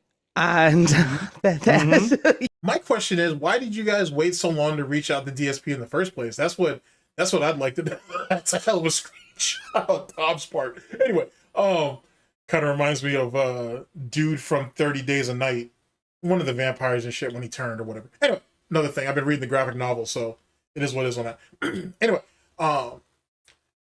I wonder why they waited so long to ask him. Or was there ever an interest for any of these wrestling channels to ever reach out to DSP and they just, for one reason or another, they decided not to? Because most of these wrestling channels talk. Like, you know what I'm saying? Like, a lot of them talk to each other, or most of them, I should say, talk to each other in some way, shape, or form. So it's very possible that his infamy was enough to be like, nah, we're good. Let's just leave him to his own devices. It is what it is. And then I guess Cultaholics was like, oh, the WWE Champions is out here in full swing and shit. Let's see if we can poach his ass down and see what's popping with it. I don't know, but timing is the timing of it is interesting. I'll say that. yeah, I don't think we've ever had as much reaction from a guest being announced. Why do we think that might be, Phil? Well, it's like you said, I'm infamous. I've been in this game for 16 years, and I've had my highs and lows. There's people who like me. There's people who absolutely A lot of lows. A lot of lows. hate me. And there's an entire detractor community. Oh, yeah. If this, okay, like I said, I'm recording this on November 6th. If this comes out on the 7th, if Dwight, if you're listening, man, I'm going to shoot you a message on, I'll probably shoot you a message on Discord, probably over the weekend and whatnot. So, like, just look out for that and whatnot. It may be at a random time or whatever. I'm not saying, you have to stand by on it, but if you get it, you get it. But I'm going to shoot you a random message or whatever, and I want to take your temperature on something. Of people that follow me around and make videos about me every day. So whenever I get involved in anything, they got to jump on that. They've got to get their big circle, after whoever the heck wants to get involved with me. Recently, in the last couple of months, I've actually had a bit of a resurgence on. What a delusional little man. He's not a man. What a delusional little pig. That's so crazy. And the thing is, it's such, not cringe, but it's definitely embarrassing that you have to say that. I have a resurgence. Like, that's just so out of place. It's so out of place. You shouldn't say things like that, Phil. YouTube, because I started branching out and doing collabs with other people. After 16 years? Yeah, that's I don't think it's the flex you think it is, Phil. And now there's different communities buzzing about me. It's not just the detractors anymore. There's some good, there's some bad, and that's always good to have that mix. But yeah, people see me as a polarizing figure, but it's funny. Tom, this isn't a hostage video, bruh. You don't have to keep blinking to let us know to come get you. You're okay. You're okay. We'll bail you out if we need to. Ah, damn, son. Because what's actually come to light in the last couple of months is a lot of the things that people hear about me are basically kind of a skewed perspective. This is a group of people who have a benefit by spinning something a certain way. If they make me look bad, if they make a mountain out of a molehill, right? They benefit because that's internet drama as a whole. Like, Jesus Christ, the wrestling drama community, just in case you guys don't know, there is a drama community within the wrestling community, like anything else, really. Dude, that's a thing. Like, you know what I'm saying? Of course, people extrapolate certain situations or certain shit that they see on the dirt sheet or certain drama behind the scenes that wrestlers go through and turn it into whatever. And most wrestlers watch that stuff. So, of course, that helps feed into it. Fucking A, there was a rumor that there was a guy who, I guess he was part of some of the WWE wrestler writers, or he was part of the WWE writing crew or whatever. He was literally poaching ideas from shit that he found off YouTube and off Twitter, off wrestling Twitter, and off of Reddit or wrestling Reddit. He was literally poaching his ideas off that shit. I'm sure there's a lot of people who do that. It's not just him. It's a lot of guys who do that shit. Like, you know what I'm saying? Like, after a while, you can only play the same angle for so long. So, it is what it is. They can make videos about it. They can make money on it. They've been monetizing this kind of content for, a decade. So the truth of the matter is, I don't necessarily think that half the stuff that's said about me or causes the infamy is really true. That really should be DSP. Sorry, I'm being nitpicky now. Right there where it says game over, then it says DSP 360. It should be DSP 220. Now keep in mind the 220 meme wasn't a thing yet. Darksydephil didn't bring that up until this year, actually 2025, if I remember correctly, like early 2025. But still, that's what it should be. It should be DSP 220. But I've learned to roll with it, like I have to, or else how else am I going to exist in this internet space? You can't stop people from talking junk about you. So, but anyway, yeah, I have this, some people call it the black cloud. Some people just call it a group of cultish, crazy people who follow me around for various different. No. Call them mentally ill fucking idiots and shit that don't deserve to exist, that need to be Thanos snapped, that need to be walked off a bridge or off a cliff. No. Give him all that. Nah, don't go ahead and do this pussyfoot shit now. Go ahead and give him that real heat. You know what I'm saying? He's here for the spicy bacon. Give him that shit. All right, then I'll have to do it. Fuck it. Reasons. And I had a feeling that, me appearing on your show was going to cause some kind of a stir. And it certainly has. And I am really keen to hear your side of things. I'm really surprised they didn't post this on YouTube. Like, at least not that I've seen. And whatnot. Like I said, big ups to Dwight and Agent Proper for sending this my way. But I've not found this on YouTube at all, which is unfortunate because it would definitely bring in views. And I'm keen to hear what makes you tick. And because obviously we're on a wrestling channel, and this is Cultaholic Island, we want to know what 3 wrestling matches that you'd watch whilst you're metaphorically stranded here, Phil. So we're going to go through them throughout our time today. What would you like your first one to be?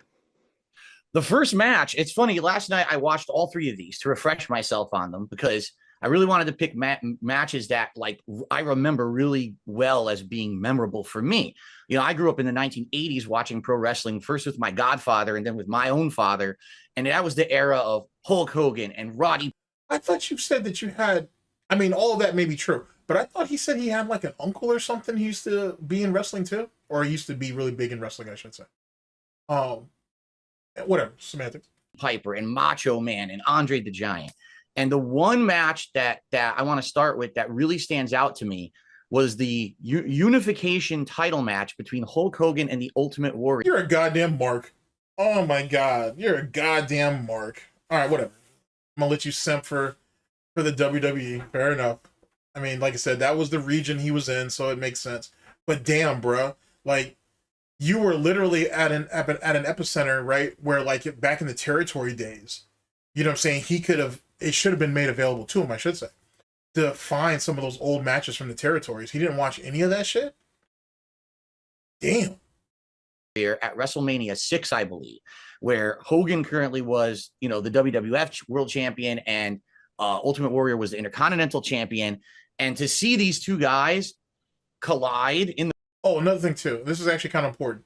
I want you to take in like the matches he chooses and why he chooses them, because it really speaks a lot to his psychopathy. It speaks to a lot to his personality or lack thereof, to be honest with you.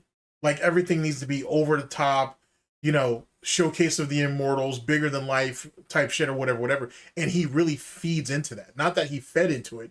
He still feeds into that. You know what I'm saying? So, and then when you think about the wrestlers that he gravitates to, like Hulk Hogan, bigger than life, you know what I'm saying? Television, movies, not so much, but television, he did all right with like what was that? Something Thunder, the boat shit. Basically, Knight Rider just with a boat. Basically, that was pretty successful for a while. Look at like CM Punk, you know what I'm saying? Your anti-culture, anti-establishment, really, type situation, you know what I'm saying? Stuff like that. Like, he gravitates to stuff that he feels that he can associate himself with, but he takes that a little too seriously. That's the problem. You know what I'm saying? He takes that shit way too fucking seriously. And that's the reason why there's no way he didn't watch Attitude Era. There's no way. The ring for the title where you knew someone was going to walk away with all the gold was like this momentous thing. No shit. It was title first. It was title for title, but whatever. And the way that the match went was so unexpected for people who were like Hulk Hogan fans, because no one thought that it was going to go that way. And I remember as a kid watching this match, and I had friends who were wrestling fans as well in school. And one of my friends was like the most hardcore Ultimate Warrior fan, right? He had like an Ultimate Warrior jacket and Ultimate Warrior backpack that he came to school with. And I liked Hulk Hogan. So I was like, dude, Ultimate Warrior sucks, you know? And we had this rivalry back and forth talking about this match. And I thought, you had a rivalry with some. All right, whatever. DSP swears to God that he has rivalries with everybody. the entire time, of course Hulk Hogan's going to go over. He never does the job, right? He's going to win this match. He's going to continue on. He didn't necessarily have that reputation back then like that. That wasn't actually the thing. Like, I mean, Hogan did have a problem with doing what needed to be done or whatever. But he didn't actually have that reputation just yet of him not willing to put people over. He was just known as being kind of snakish. Like what he ended up doing to the what the hell was the name of them that wrestling federation he went to or he was with before he went to WWF. Oh my gosh, what were they called? What was the name?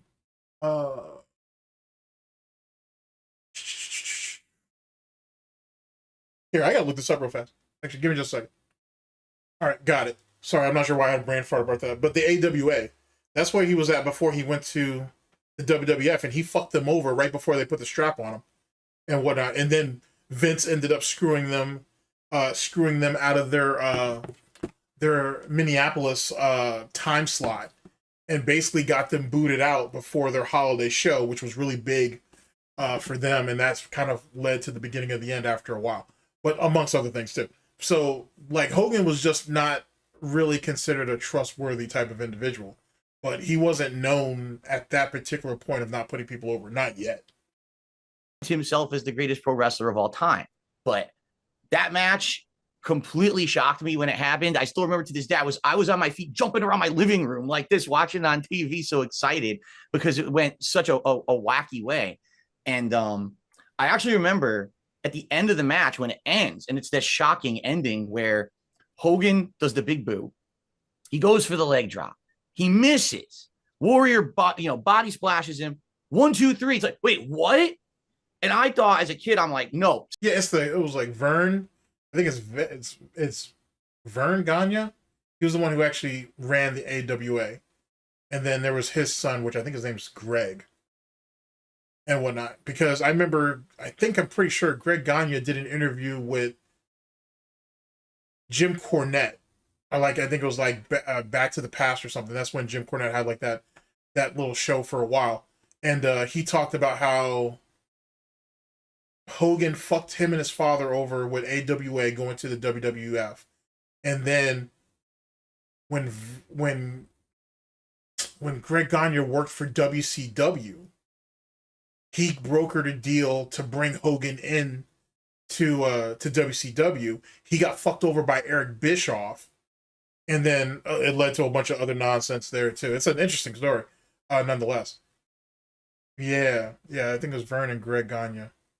Damn, bro, that's god dog, bro. Like, fucking Hogan got a body count of fucking people over. Something's going to happen, right? Someone's going to run in and say, no, that doesn't count. There's going to be, but no, they just ended it. That was it. Hogan hands the title over. That's the end of the pay-per-view. You're like, whoa, what just happened? And it just stands out in my mind. I remember up to that point, Hogan almost seemed like unbeatable, and he was definitely going to continue on this reign. And it just wasn't the case. This was the era where it was starting to transition out from him always being at the top, at least to some extent, because I remember like a year later, he ran in at WrestleMania and beat Yokozuna for no reason. It made no sense. But yeah, that was a thing that happened. Go back to when you were watching it as a kid. Like you say, you watched some. Oh, that was the one that they had in Vegas, right? It was like outside. It was like outside Caesar's Palace or whatnot. And that right there kind of sucks because I feel like Bret Hart never got a real run. Like he was always like a placeholder champion. Like, you know what I'm saying? Like he was only there to until the guy was actually ready. I feel like Bret never really got a he never got a serious run, which is kind of unfortunate. Because it wasn't like Brett wasn't a draw. You know what I'm saying? Like, he certainly was. I don't know. Whatever. Whatever.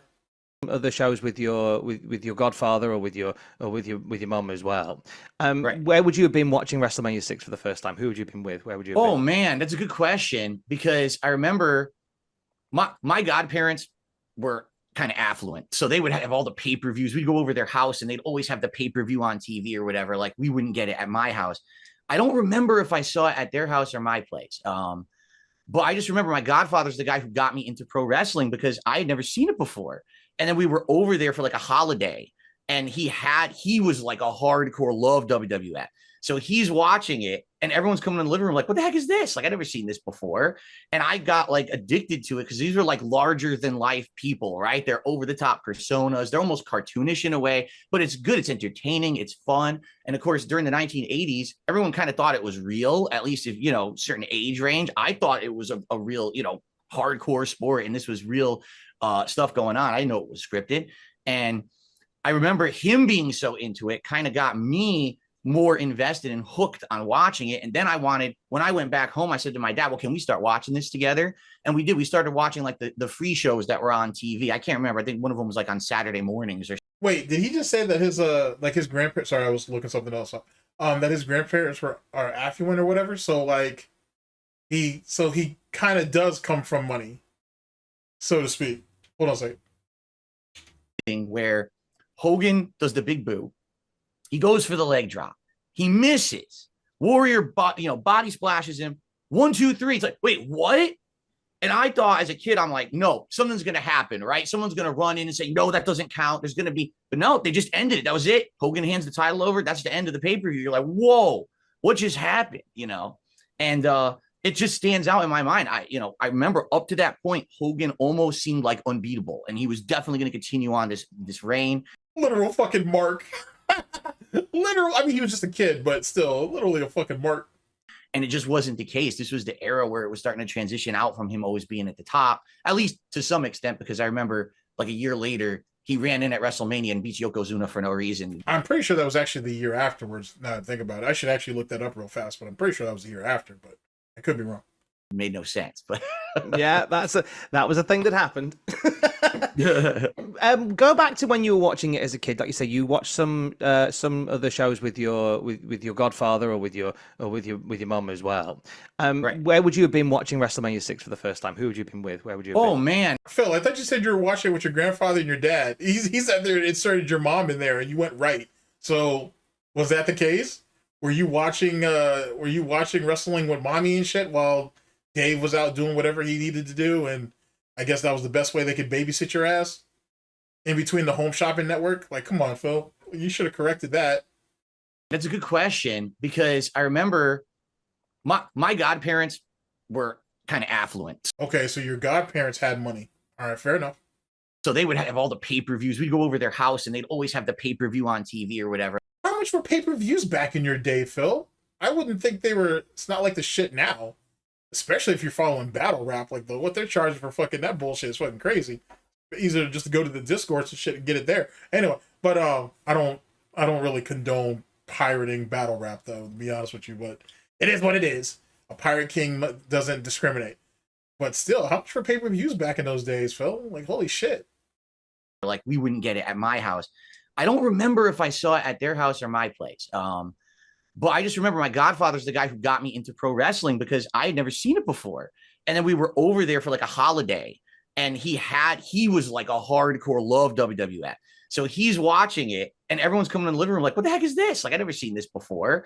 And I got like addicted to it because these are like larger than life people, right? They're over the top personas. They're almost cartoonish in a way, but it's good. It's entertaining. It's fun. And of course, during the 1980s, everyone kind of thought it was real, at least if, certain age range. I thought it was a real, hardcore sport, and this was real stuff going on. I didn't know it was scripted.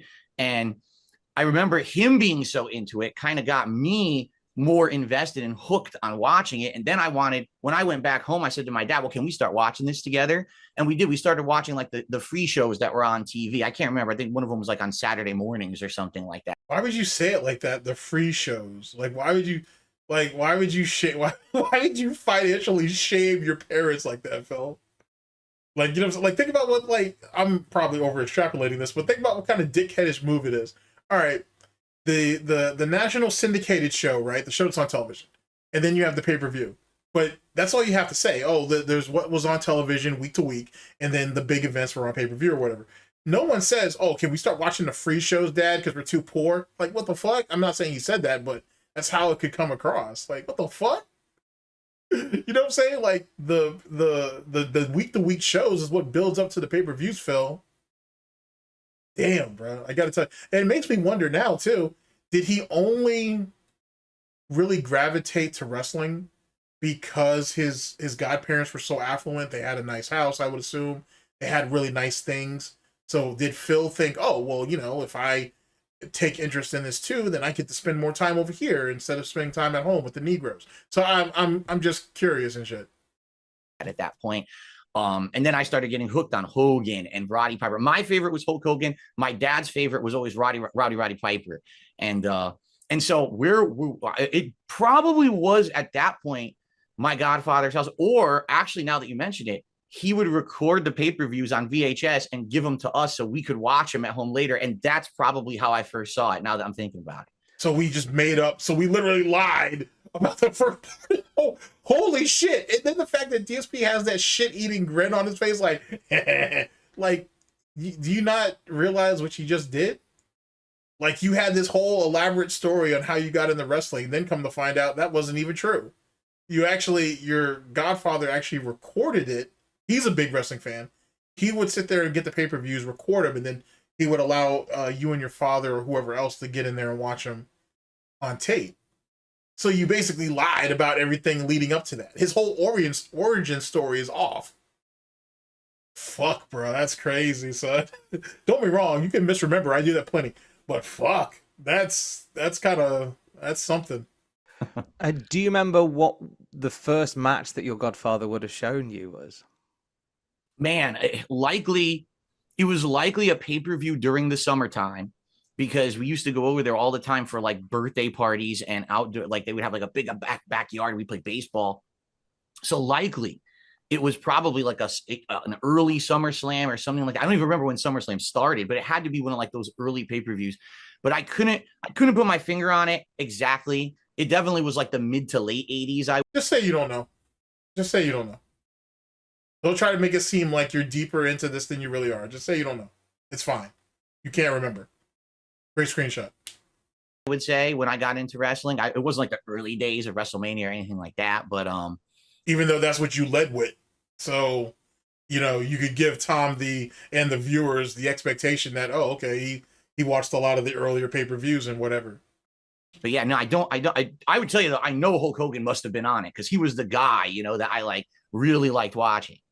You mentioned that you watched that match again recently, and I always find it interesting when you have those matches that you loved as a kid, but you watch them back as an adult and you see them through slightly different eyes. How did your viewing of it, like yesterday, vary, do you think, on young Phil watching it for the first time? Yeah, you know, one thing, this is an honest observation. I'm watching the match back, and I don't know the version that I was watching, if it was like the live version or the one that they kind of dub later, because I think early WWE, they would have the announcers like dub it later. And it was Gorilla Monsoon and Bobby the Brain Heenan doing the commentary. And let me tell you, like, I'm watching the match. I'm invested in the match.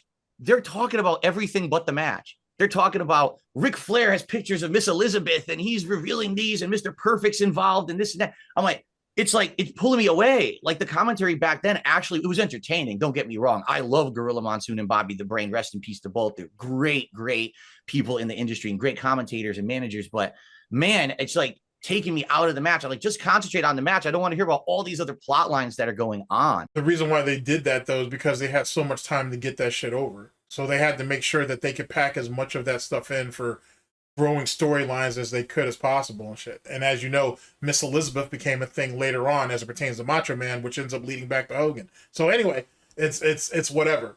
So, like, you know what I'm saying? Like, a lot of that shit's done like that for a reason.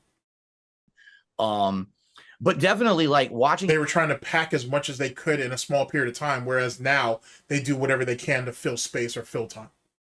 Back now, you see, now you can call it, right? When you're a kid, you think it's real. But now you can call it. He's like, oh, I see what they did there. They were going to have the spot where immediately Hogan's going to slam Warrior, but Warrior's going to get right back up and get right in his face to show I'm just as big and mean as you, you know, and you're kind of equal. Before then, people were wondering in the match, would they be equal footing or would one like squash the other? And in this case, you could see how they planned all that out. You could see the spots. And, you know, for the match at the time, I mean, I think it was like about a 20, 25-minute match. And they went at it too. These are two guys that, you know, maybe they could gas because they were big guys, but they went pretty hard in that match too. And it's pretty good to watch it back as an adult and appreciate it more. Well, Hogan wasn't going to gas just from his time in Japan. So that just wasn't a thing.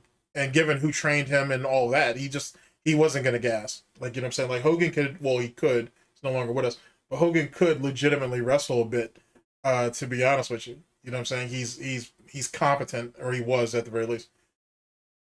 Than just seeing like, it's not like guys now where fucking Vince, just like DSP, has like a fetish for like big bulky guys and shit, and most of those guys are just not built. You know what I'm saying? Like I remember when I think Bam Bam Bigelow did an interview when he was, I'm pretty sure when Bam Bam Bigelow was still alive. I don't think he's no longer with us. But when he had that match with Lawrence Taylor, and he basically carried Lawrence Taylor through the rest of that match because fucking Lawrence he gassed. Yeah, he's a great athlete, or he was a great athlete when he played for the Cowboys, but when you get into that ring, man, and you got to do all that constant shit, it's not a thing. And it's funny that DSP would say that, but isn't this the same fucking idiot who said that he was going to dance around fucking Wings of Redemption in a boxing match? You got your motherfucking mind, bro. You got your motherfucking mind. Imagine DSP having to move continuously for 90 seconds, let alone 3 minutes. Eat a dick. The moment that your hands drop, Wings is going to end up start swinging on your ass. These two superheroes, you know, in the ring when I was a kid. Did you ever get a chance to go and watch it live? Did the wrestling ever roll into town when you were younger? When I was a kid, no. Later on, when I was in my teens and early 20s, I actually attended a few shows in town. I used to live in Connecticut, and there was an arena down in Bridgeport, and that I saw SmackDown live once, and I saw Raw live once, and I also attended WrestleMania. Man, I can't. Whichever WrestleMania was 2012, that was the one that was like the New York, New Jersey crossover. It was the first Rock versus Cena. I actually was there in person for that WrestleMania too. I'm intrigued to know which SmackDown you were at, because it would have been one that rolled through Connecticut. I remember exactly which one it was. Oh, go on. It was the steel cage match. It was the silliest one. Brock Lesnar wrestling. Oh God, you're bad at trying to build shit up, Phil. You need to stop doing that. You're really bad at trying to do build-ups. You're really, really bad at it.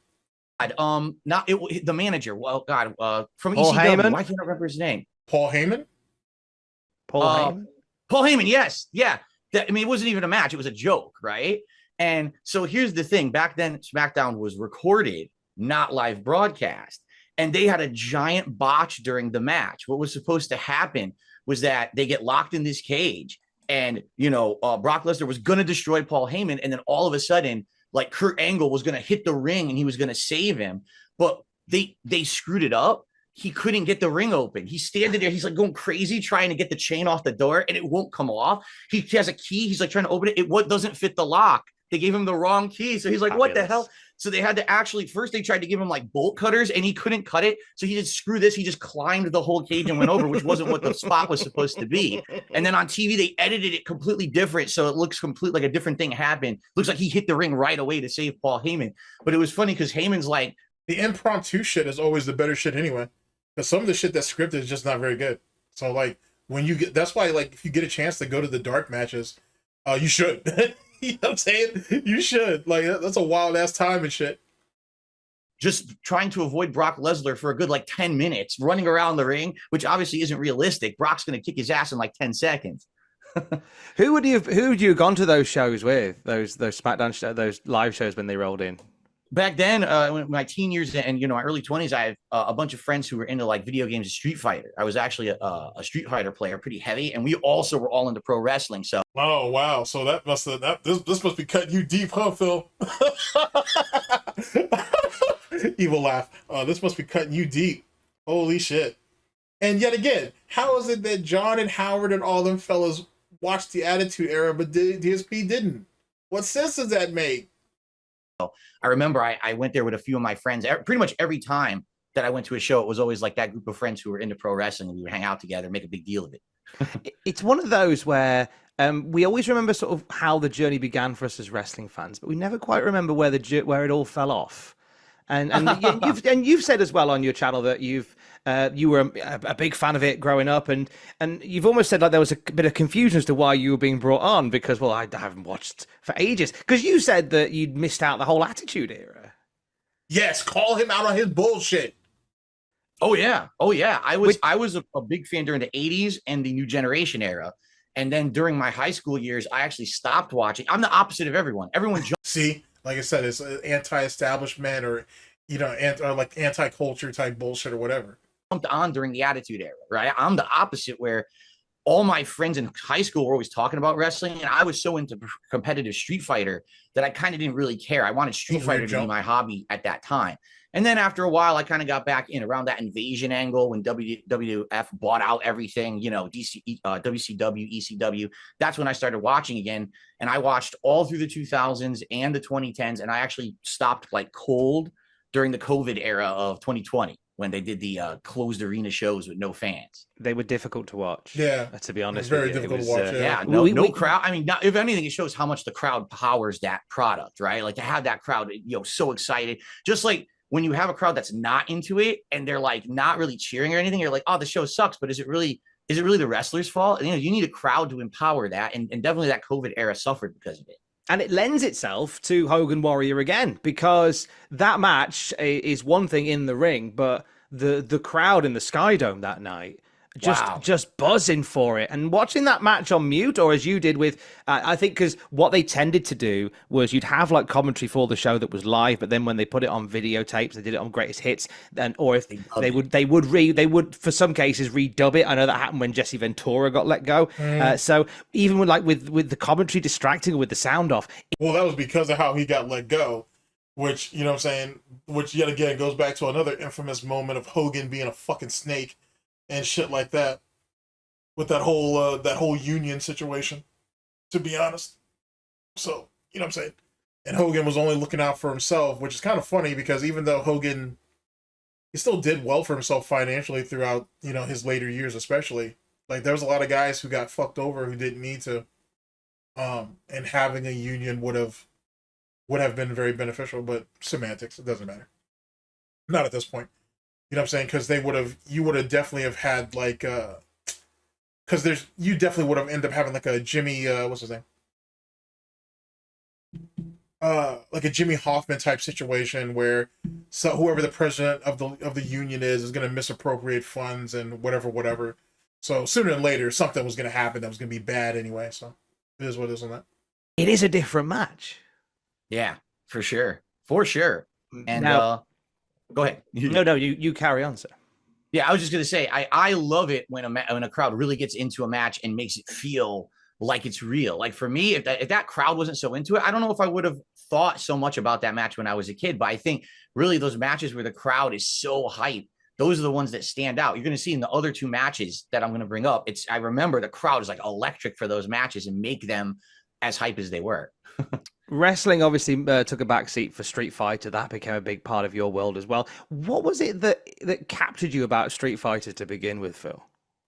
He thought he could go into that bit. That's a great question on Tom's part. But he thought he could go into that shit, which had a bunch of guys who were wrestling fans themselves, and he thought he could play this persona and shit, and he could be his own version of Hogan, Philomania, whatever the fuck. And then shit got real. Just like it does in fucking wrestling. There are guys who don't agree with each other, and then, once they hit that locker room, sometimes shit happens. Well, Phil talked all his bullshit online, thinking it was all part of the persona, all about hype and building shit up. Then he started threatening people and doing all this other silly shit. Then dudes really came to see him. And then he got dog walked in the story. That's literally what it came down to. He took the shit too seriously. And he fucked around and he damn near found out. And if it wasn't for the fact that people pitied him, or they realized he really wasn't about that action, or in Mike Watson's case, he's like, this dude's autistic. This guy's retarded. There's not, like, literally retarded. So there's no point in me beating him up because I'm just beating up someone who can't defend themselves. And I'm sure that Viscount felt the exact same way. that, you know what I'm saying, he took the shit too seriously, and it almost got him hurt.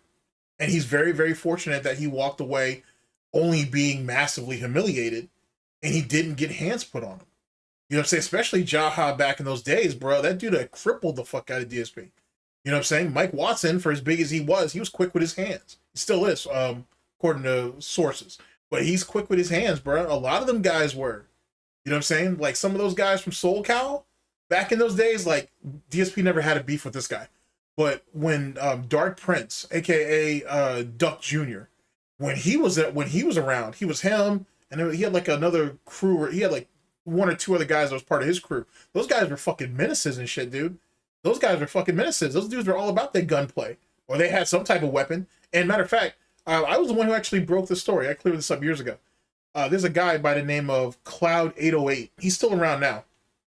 He had did a stream, and someone had commented on, "Have you heard about Darksydephil?" And he had said, "Oh, you mean the guy who got banned from Evo for holding on to for having a gun?" And he misremembered the person. Like, and that Cloud was a young dude at the time, so he wasn't around for any of that. It was just a rumor that was going around. He mistaked Dark Prince for Darksydephil and whatnot. Dark Prince was the one with the gun who ended up getting banned from Evo. DSP had nothing to do with any of that and shit like that. Like I said, if you can, I mean, it's an old video. It's one of my older videos. You might still be able to find it. But yeah, I was one of the guys who cleared that shit up because TSP ain't about that life. But yeah, there was guys, dude, who were nothing to play with, man. Like those guys out of Philly were nothing to play with. Those dudes out of Maryland were nothing to play with. A lot of the guys from out of New York weren't nothing to play with. A lot of the guys out of the Midwest there was a lot of dudes that just weren't nothing to play with. They were cool guys, right? You be cool, we cool. But you start talking that yappity yap, they'll go ahead and talk it back to you. You start getting emotional and shit, you know what I'm saying? Then that's when you're going to get into problems. So DSP is very fortunate that he didn't get handled the way he should have. An ass beating would have probably cleared some of that up. But then again, maybe it wouldn't have. So who could say? Oh man. So I was into video games in the 80s, again, from my uncle. It's like all my family members got me into all my hobbies, right? And so my uncle actually gave me my first console. It's almost like you didn't have any friends, Phil. It's almost like you didn't have any friends. Console ever, which was the Atari 7800. And he gave me a whole bunch of games, and I got into playing games at home. But then my school friends had told me about, oh, did you know that there's video arcades where you can go and play these big cabinets, and they're way different from what you play at home. The graphics are way better. So I started going to video arcades every once in a while, occasionally. And then I was actually there the day Street Fighter II debuted in the United States. Like the day that cabinet was released, I was there, and my God, there was a crowd around it. You know, this was like mono on mono, a spectator sport, kind of like wrestling, right? Where it's two guys, they're facing off. There's a crowd around the cabinet watching. It was competitive, while other arcade games weren't like that. It was just like, I'll beat up the computer or whatever. This was you against another human in a competitive way. And man, did it catch on. And it just hooked me. Like from then on, I was there every weekend whenever I could go. I was there whenever I could go in between. You know, instead of it just being about plunking some quarters in and beating up, you know, a boss, instead it was about being the best, right? Being the best in the arcade. It was a competitive thing that I got hooked on. His story's kind of off though, because remember when he was a little kid and his dad took him to the arcade for the first time, he was on a Street Fighter II cabinet. He was playing E Honda.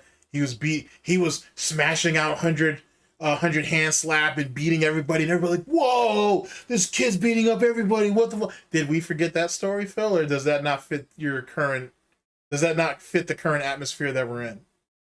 Whatever. I just thought I'd throw it out there. Semantics. Did you, at that point, were you aware of like how big these sort of tournaments would go and how far that would take you? Because that's another big part of your story is your journey through the Street Fighter tournament world. All right.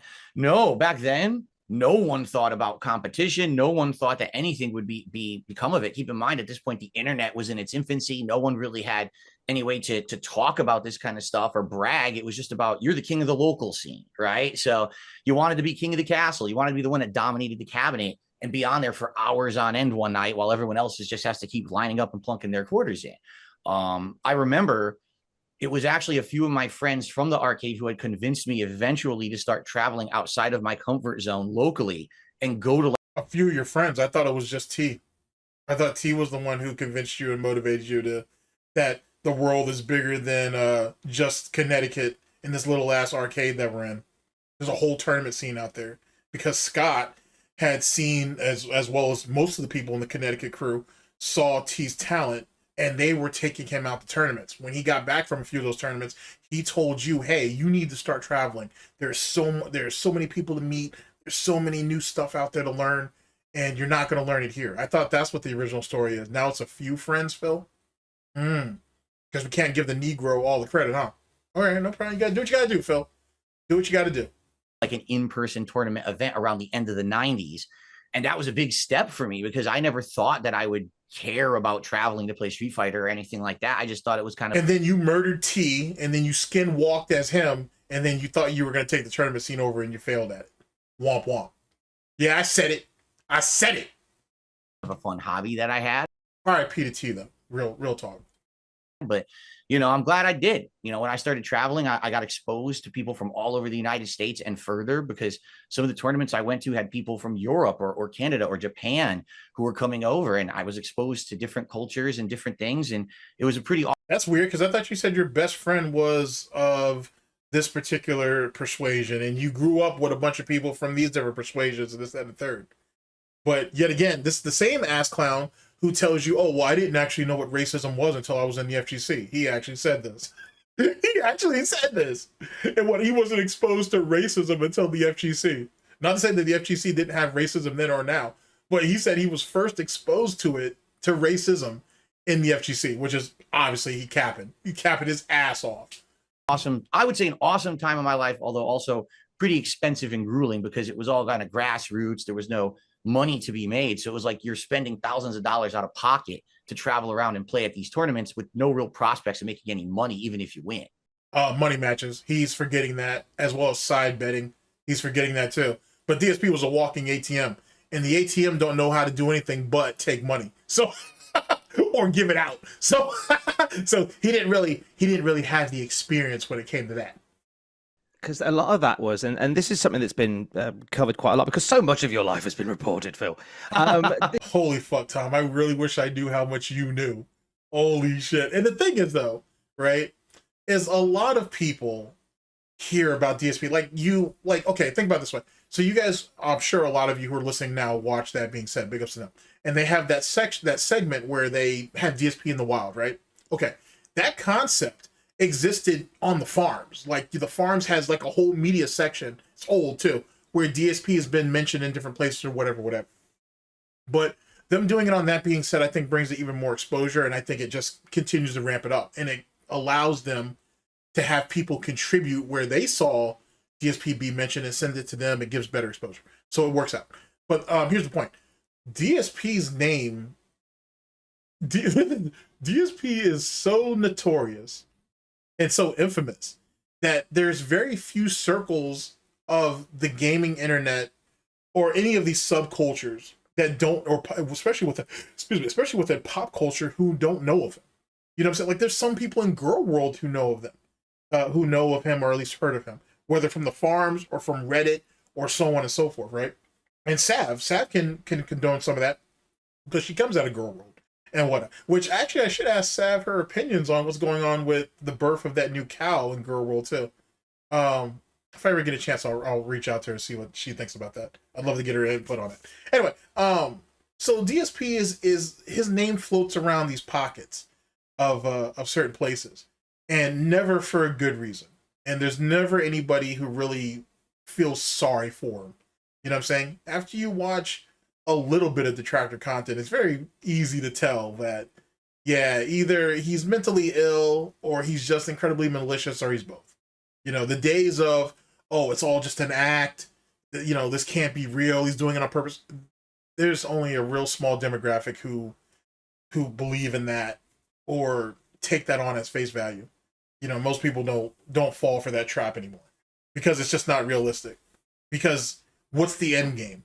What's the payoff for it? DSP can't capitalize off any of this. He's got this hate mob that's been on his ass for over a decade. He has not been able to profit off it. Yeah, he can pull some sympathy bucks out of the same idiots he's grabbing money from anyway. yeah, he's pulled some money out of some detractors and whatever, but he's never really been able to profit from it, socially or financially. If anything, it's just made him more of a victim in his own mind, at the very least. You know what I'm saying? It's given him a reason to victimize himself for sympathy. He's not really gaining anything. He's doing just enough to keep going. This is something that was reported, was that you took on these tournaments, these Street Fighter tournaments, and you did so using credit cards and money that hadn't been earned yet. And that must have put a lot of pressure on to be able to keep up with that, knowing full well that you were going further and further into the red. And he was losing. He was losing. That's the part that was crazy. He literally fucking taking out cash advances to go to these tournaments, to do money matches just to lose. Just to lose. And even if he won a few, it didn't matter because he ended up basically paying that money right back anyway to the guys that he initially won off of, or to someone else later. You know what I'm saying? Like, it's fucking silly. Bruh. And the funny part is, like, I honestly don't know how so many people were able to travel and do it at that time, because they weren't broke boy bitches like yourself, and dudes knew how to hustle and shit, and dudes knew how to put money together and save money. Dudes were, like I said, knee deep into money matches or side betting. Like, it's very clear that even within the FGC, he didn't even understand how their economy works. He didn't actually understand how their culture worked. You know what I'm saying? He was a tourist. He was a poser there. Like, you know what I'm saying? Like, don't be like, you know, like, you kind of get my drift? Like, you got all these cats who come from all these different backgrounds, and they have all this time to go to these tournaments and shit. And then he's wondering, well, how are they able to fund it? How are they able to fuel it and shit like that? Maybe because they're not Nepo babies like you, and they actually have real jobs that they really hustle at. And those guys pick and choose what tournaments they go through. And then more importantly than that, them dudes actually have friends, so they can share some of the expenses getting to and from those tournaments. And then, yet again, those money matches and side betting. There was guys, and it's still like that now, there's guys who show up to those tournaments and they're not in the tournament. They're not competing. They're side betting and they're fucking doing money matches. And you can make a good amount of money. Because there's always somebody who think they're fucking king shit and whatnot until their pocket's short a couple $100. It don't take much. And you would think a degenerate gambler like himself, being DSP, would know that. Today, it's completely different. Today, you got esports, right? So you have these teams, these leagues, and they're getting paid to do it. They're getting sponsorship opportunities and stuff. During the time when I was competitive, which was the two... Well, even getting put on a team, that pays for travel. It pays for travel and lodging and shit like that, right? You still, even if you're sponsored on a team, you should definitely have other sponsorships and endorsements, right? So if you're part of Complexity, right, you're trying to get yourself signed to a Logitech deal. You're trying to get yourself a Scuffs deal. You're trying to get yourself either Gamer Subs, which they're actually pretty good, or a G Fuel deal. Like you have so much, like you have so many avenues to get endorsements and sponsorships and shit. You got to get all of that. It's not just, oh, I'm on the team, pay me. Nah, you gotta do a lot to bring all that stuff in. Shit, like I can give you actually a pretty good example of this. When Tfue was part of FaZe, when he actually leaked his contract and all of this shit, he literally, like most of those guys on FaZe, which I assume is like this for most teams, he had to bring in his own sponsorships. Yes, he's under FaZe. Yes, they have sponsorships that they're partnered with, right? And that kind of is baked into his deal. But there was other sponsorships that he had to get himself. It was kind of like the UFC before the Reebok deal. I'll be quick. I'm not going to be quick, but let's pretend that I'm going to be. Before the Reebok deal that the UFC did, which was fucking stupid as shit, to be honest with you, it didn't even really benefit the UFC as much as they thought they would. It just really fucked their fighters over, which I think was the whole plan of doing it in the first place. Anyway, before that, the fighters basically would be approached by sponsorships, or they would approach sponsorships for deals and shit. You remember Brock Lesnar? You remember he's fucking his whole fighting shorts was full of endorsements and sponsorships. And that's where those guys made their money from. That's the reason why the UFC wanted to disrupt that shit. do I really need to sit there and get myself beaten down for fucking 3 to 5 rounds for what, $20,000, if that? And then after the trainers get their cuts and everything else, I walk away with like 8 or 9,000. Or I can walk into that ring with a couple of sponsorships that are going to pay me another 20, 30,000 on top of that and whatnot. And then I have less stress on me. You know what I'm saying? I have less tension, if you will. So now when I go into that fight, I'm not worried about the financial problems that I'm still dealing with after the fact. I'm really more focused on fighting and training camp in particular. Then, damn, I just won this fight and I still am in the hole. You know what I'm saying? Another $10,000, $15,000. You know what I'm saying? Like when you look at boxing, for example, when you see how the money's cut up, oh, you got $10 million, you got $10 million purse and shit, plus you got a piece of the pay-per-view if you negotiate that deal, this, that, and the third. Let's say you walk away with about 15 grand. Boy, after your promoter, your managers, your fucking, the training staff and shit and everything like that, bro, $15 million gets really, really small, really, really fast. Similar to DSP in the bedroom. Ask Panda. She'll tell you. Shit depletes really, really quickly. So having sponsorships like that was a godsend for a lot of fighters. What's that guy's name? Brandon Schaub and whatnot. As fucking goofy as his ass is, he was one of those people who said, "Yo, the Reebok deal is bullshit. I was making $100,000 per fucking sponsorship." Joe Rogan called him out and said it wasn't true, or I think Joe Rogan called him out and said it wasn't true. But then Brandon was able to prove later that it was true, that he was making far more money through his sponsorships than he was what the UFC was paying him, and so on and so forth. So it's like that. Like, you know what I'm saying? Like, even esports works in that similar type of way. You know what I'm saying? That's why you got a lot of these guys who are on teams who stream or even make content for YouTube. You see all of those different things on their screens and shit. You know what I'm saying? You see the same thing with like Tim the Tatman, Doc, Z Laner, and all these guys, Shroud. You know what I'm saying? That's how it all works. That's all part of the business. DSP looks at it as your shill and you're a fucking sellout, but he's an ass clown who don't know shit about business. So of course he's gonna think that way. Thousands. There was none of that. It was actually all just grassroots. I mean, you would go to a tournament, right? And you would spend a few $100s on a plane ticket, a few $100s on a hotel room, and then food. You'd spend $1,000, $2,000 to go to a tournament. If you win the tournament, you won $400. Who the fuck is spending that much money to fucking go to a tournament? It sounds like if you're trying to go bougie and you're trying to get the best of everything, then yeah, it makes sense why you ain't blown all that money.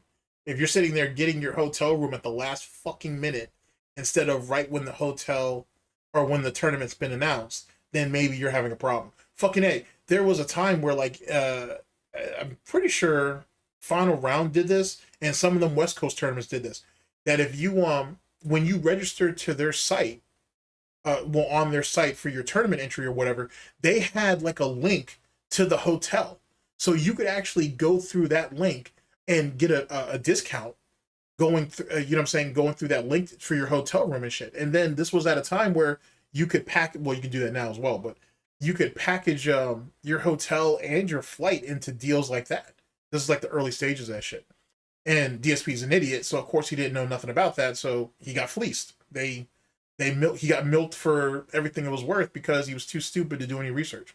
And this is weird because on the SRK archives, you can see if you go to the regions for tournaments and shit, there are literally people saying, "Hey, we've worked out a deal with the hotel, so you guys get this much of a discount," and so on and so forth. "Hey, we're working out something with the through the hotel for the airlines, so you can get a deal on this. You can get a deal for a rent-a-car." Like, these guys who ran these tournaments were really trying to leverage as much as they could to get people to come to their tournaments. It was mutually beneficial. So I thought DSP was a tournament organizer. He should theoretically know that. Right? There was no money to be made. It was just for the love of it, really, and bragging rights online. It was rough. And I always wondered, the other people who were like the top players at the time, how did they do it? Were they maintaining a giant? So you couldn't beat them. So he tried to find external excuses on why they're able to accomplish what they're able to accomplish. Peep game. Work-life balance. Plus they were doing, I didn't get it. Because for me, like, I always maintained a job. and that money would go to pay for those trips. And then like later on, absolutely, like the biggest tournament I ever placed at was Evo, which is the nationals in the United States, and I got 4th place, and I went way into credit card debt to do that. Like I just now keep in mind he went out there like literally earlier that week of the tournament, right? So he ain't done that shit. He was running around acting like he was on some baller status when he's literally burning through his credit card while also previously taking cash advancements because he was betting and losing and whatnot. Because if everything's, come on, Phil, what the fuck did you take cash advancements out for when you're in Vegas? You can literally pay for anything with a credit card. What the like? Well, now you literally can pay with everything for a credit card. With a credit card. So what the fuck did you need cash advancement for, Phil? Because you were doing money matches on the side. You were getting your ass fleeced. You were getting clapped up. That's the reason why he had the cash advancements. You can pay with a hotel with a credit card. So what did he really need the cash for? Don't get me wrong. I'm someone who advocates that it's always good to have some cash on him. But what was he taking hundreds, if not thousands of dollars in cash advancements for? Don't worry. I'll wait. Racked up everything to be able to afford to do it. And I didn't make any money. I don't even think I got like $50 for getting like 4th place, if that, you know? So yeah, I don't know how people pulled it off back then. I was always jealous because there was always people who were able to go to like every single tournament, every single event. And I was the guy who was kind of grinding and struggling this kind of like blue collar lifestyle to be able to try to afford this stuff when I don't know how they were able to do it. What pushed you to keep doing it? He had a fucking loud ass mouth, and it was the only community that would acknowledge him, and that's why. It wasn't even about the money. It was about the fact that people knew his name, people talked about him for good or bad, and he did whatever he could to chase that. That's the reason why he did it. It was all self-serving. It was all for his ego.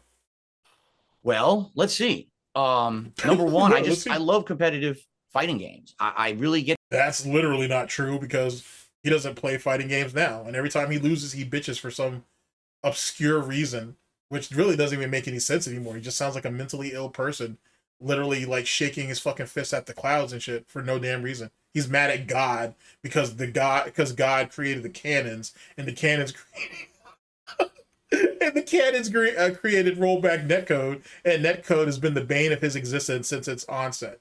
You get that burst of adrenaline, you get that burst of competitive itch that, you know, it feels good to compete in something, to be able to beat someone in something that you feel like you have skill. It's not just a game of chance, it's a game of skill.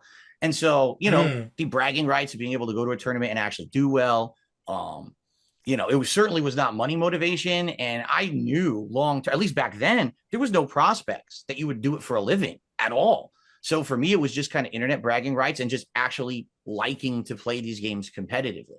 You know, today, I actually will be honest, I think today it's kind of changed.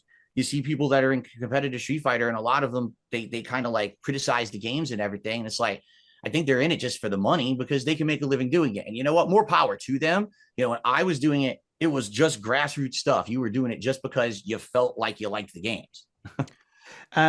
So how is it that they're doing it and they can be financially, okay. So the fact that they can financially benefit from doing this thing that they like or they're interested in, how's that bad? Like, how's that bad? Like, that right there is similar to basically what SOK tried to say back in the day. You can do detractor content. What's the problem with you making a little bit of money on it, though? Like, what harm does that really give, if you will? It doesn't. How does that make you any less or any more of a detractor? So let's go ahead and move the argument back over to DSP. How is it that anybody's any more or any less a competitor in a game or in games and whatnot because they can now do it for profit, that they can make a living, or they can just make a little bit of money on the side? They can somehow recoup their losses so they don't end up like your dumbass and have to be bankrupt fucking a few years down the line. Or they need to desperately latch on to YouTube after they get fired to pull themselves out of all this credit card debt that they have accumulated over years. How's that a bad thing? That you can do something that you're passionate about or you just like doing for profit? I don't understand that. I don't understand how that's a bad thing. This would gravitate into a career on streaming, which has been, as we say, 16 years now. And we want to touch on that. But let's do your second match, Phil. We had Hogan Warrior from WrestleMania 6. What would you like your second one to be? All right, so my second match is the Iron Man match between Hitman Bret Hart and HBK, Shawn Michaels. This was the match where it was like the first opportunity where Shawn was going to get his real shot at the title. And the fact that it was an Iron Man match that was guaranteed to go an hour, and we knew that these guys were some of the best technical wrestlers in the world. No, Shawn can wrestle too. Like, he's got a technical background theoretically. The dude he's more of a performer though than I would say a technical wrestler, to be honest. Like, Shawn in his day may very well be the single most impressive athlete in wrestling that there was at that time, or at least for the WWF and whatnot, for the very least. Like, the dude has just ridiculous God-given talent. And if it wasn't for the drugs and his own fucking ego, who knows how far he could have gone and whatnot. And obviously he's resilient, because even with all the drugs in his system, look at some of the matches that he put out at that time. He still made that shit work. But he's a fucking asshole too. He's a fucking dickhead, amongst other things. But if you're talking about just pure fucking athlete, like, it don't get no better than Shawn. It really don't. Now, if you're talking about someone with technical expertise, there's no one that does it better than Bret and whatnot, to be honest with you. And if I was thinking about two people that are technically going at each other, I would put Bret Hart and Mr. Perfect before I do Shawn. To be honest, I think that would be far more of a technical match. And fucking Mr. Perfect is far more, or Kurt Hennings, he was far more silly about his shit, because he was funny how he would sell, but he was far more erratic with his movements and shit, to be honest with you. But you could see the technicality in what he did too. So I mean, I don't know, that's just, I guess, down to personal opinion, but I never looked at Shawn as technical. I think he's a fantastic athlete, very good with the high flyers. He's your combination of, he's not a pure luchador, but he does enough, I think, that you can see the influence and the flair there. You know what I'm saying? Like, you could see where his training really came from, and how it really kind of came into play, and how he made a style all of his own. But I would never say Shawn was technical. I don't think. This is my opinion though. Everyone was hyped for this match, and they built it up really well. Like, I watched it again last night, and they, even before the match starts, there's like a 10-minute package that's building this match up between, HBK's boyhood dream to be the champion. Bret Hart's been there 3 times, but he wants to prove that he's the best and stop the upstart. And then the match starts, and it's so technical, and there's so many awesome spots, and you think, this is going to be the first fall. No, this is going to be the first fall. No, this. And it just keeps going, and there's no falls. No one gets pinned. No one gets submitted. They're like, what is going on here? Like, you would think like 20, 30 minutes in, these guys are getting gassed, and someone's going to, make a slip. No, it just keeps going and going. And I don't even think there's like a moment in that match where, like, you could say it's bathroom break time, right? Like, you have to be there, because at any moment, the first fall could happen, and that's going to flip the whole match on its head. And of course, spoiler alert here, but man, it goes the whole hour and there's no falls. They're like, what? I never expected back then that it was going to be like that. It's just for the— Wait, goes the whole hour. It actually went. He must be misremembering the match, but it went into overtime, because Bret had Shawn in the fucking sharpshooter, and Shawn wouldn't tap, and then it ended up counting down to the 1 hour mark. Bret lets that shit go, and shit, because obviously time's already gotten up. He takes his belt and he leaves and whatnot. And as he's walking down, walking back to the back, I should say, someone like gives him a fucking Canadian flag. No. The Canadian flag was given to him as he had to go back to the ring. Throwing it back into the fucking crowd, the other side of it. Anyway, the shit ends up going the 1 hour.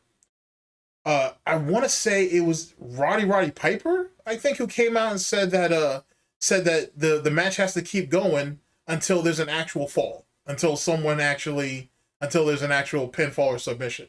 And Bret was Bret was pissed off about it, because he put an hour into that bitch and nothing came off. So he had to come back to the ring, and he immediately went back on the attack and shit. And then eventually Shawn ends up getting him. But yeah, it went over an hour. It went way over a fucking hour. that era, it really is showing how they're changing from the spectacle of like two big superheroes. Because I think Brett had to, because Brett took what, 2 super kicks, I think, to finally put him down.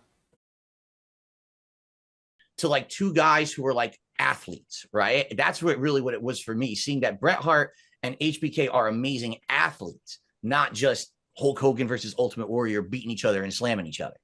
It's the biggest bone of contention with a lot of people when it comes to that match, and it is a really strong match. It's the fact that it's a brand new format. It's the first Iron Man match they've ever done, right? And the whole concept being that there could be loads of pinfalls during this match, and there's none. Like, you didn't really utilize the new format of match that you've got, and I think that's where a lot of people were a bit divided by it. But from that match, as you say, it's packed with moments. Is there one moment in particular that you love from that match? The end, the absolute end, because you don't see it coming, because they go to overtime or whatever, and then you can tell these guys are so gassed because they've worked so hard for the last hour. HBK hits him with the super kick, and he can't pin him. Like, I think he was probably supposed to, and he can't pin Brett because he just can't move. He's so tired. So they both get up and they have to do it again. You're a goddamn mark, Phil. You're a goddamn mark. He hits Brett with the super kick the first time and shit to basically get the onslaught off of him and whatnot, and then he passes out over exhaustion. That's how that was supposed to be played. It's called storytelling, you idiot. Then he ends up hitting him with the second one, and then he finally falls on his ass, and then he grips the leg to finish him off. But see, Phil's stupid, and he don't understand pacing, and he doesn't understand storytelling, and he doesn't understand that throughout a wrestling match, it's telling a fucking story, because he's a fucking mark and whatnot, and he looks at everything at the surface level, that he didn't grasp it, which is kind of sad that he would pick such a good match, and yet he didn't get anything out of it. He literally didn't get anything. He misrepresented the whole damn thing, which is really a shame if you think about it. To actually get the pinfall. After that, it's like, you wonder, are you going to see another match like that again, right? And then they did have other Iron Man matches, but the matches usually had multiple pinfalls and highs and lows after. They didn't go that whole crazy hour again without a pinfall. And I think that's probably why, like what you're saying, if people were expecting that level and didn't really get it. It was such like a suspenseful thing. You can't take a break because at any moment, when's that first pinfall going to happen? I'm trying to think. So when that match happened, I believe you would have been about 15, because we're both 40-year-old gentlemen, Phil. And so you would have been in your teenage years at that point, because the idea of streaming for a living was one that just didn't exist. So What was the goal for you? What did you want to do with yourself when you were a teenager? Oh man, I had no idea. I was all over the place, you know. Shit, he doesn't know what he wants to do now, let alone what he wanted to do when he was 15. Especially in my school years. A lot of people don't know this, but it just came out recently in a big 4-hour documentary about me. I was the valedictorian of my high school. And so like my prospects were kind of open in what I wanted to do, but No, you weren't, because he was, I'm sorry. He was valedictorian. The thing about him, his prospects being, out there, that wasn't a thing, because remember, he couldn't get into an Ivy League school. Well, let me stop before I really shit on him on why he couldn't get into an Ivy League school. He said he couldn't get into an Ivy League school because he wasn't rich and because he was white. The reality is, the reason why he couldn't get into an Ivy League school is because his test scores weren't good enough. He's not smart enough, basically. You know what I'm saying? Now, you could put the earmark on it that if his parents was willing to pay the type of money to buy his ass into a school, then that might have been a thing. But the reality is he just wasn't smart enough. It is what it is. I just didn't know what I wanted to do at all. Like, at one point, I wanted to do computer programming, because in the late 90s, that was like the big thing to do. You go to school for computer programming, you're going to go out with a tech job, you're going to make a lot of money. So I worked my ass off all through high school thinking that's what I was going to do. I go to college, and I'm in my first year in college, and the tech bubble bursts. And now all those... That's not what happened. He's lying again. This is what happened. He ends up going through high school, whatever. He goes to college, and he goes to his first computer course, and the professor is telling them, hey, open the books. We're getting ready to go into this. He's like, the fuck? What is all this shit? And he's like, I thought we're supposed to be learning all this. He's like, nah, we learned all this shit back in high school and whatever. He was that far behind. I'm surprised they even let him into the class, but he was so far behind just on the basics or whatever that once he started to get into the college courses, he didn't know anything. He just didn't. He didn't have enough preset to be able to accomplish anything. So he ended up dropping out of the class and going into business. That's the reason. That's the actual story told by him. That's the reason why he ended up going into business, because he thought he was just going to be able to go into fucking his college computer courses willy-nilly without any prep, and they were just going to teach him everything dead off, and they didn't do it. Everybody in his class was way ahead of him. It was what it was. Jobs that were out there are going away. I'm like, oh shit, what am I going to do now? Right. So I ended up changing around a few different times and kind of flubbed around. You know, I ended up being a business major for finance and It's so funny hearing him say that. Oh, for finances. Imagine that. didn't really do anything with it. I don't think I've ever done a job in my life where that degree has come in any use whatsoever.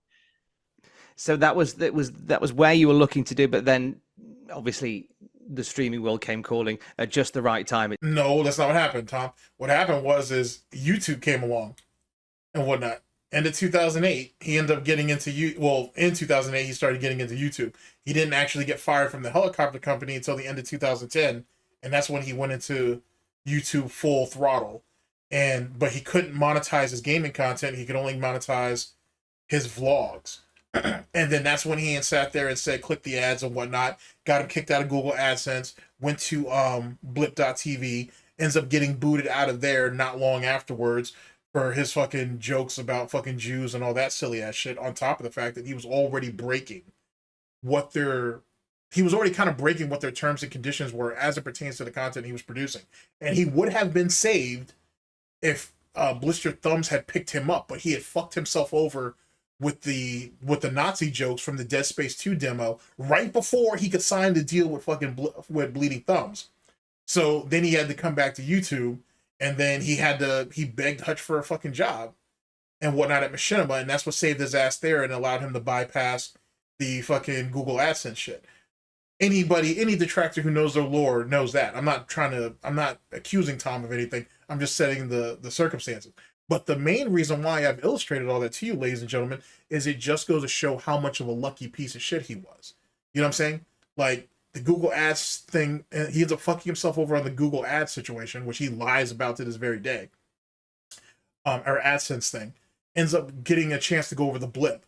Literally had a chance to get signed with Blistered Thumbs, allegedly, and whatnot. The way I'm actually hearing the story is they were in talks. So nothing's really guaranteed in that. But let's go with DSP's delusion.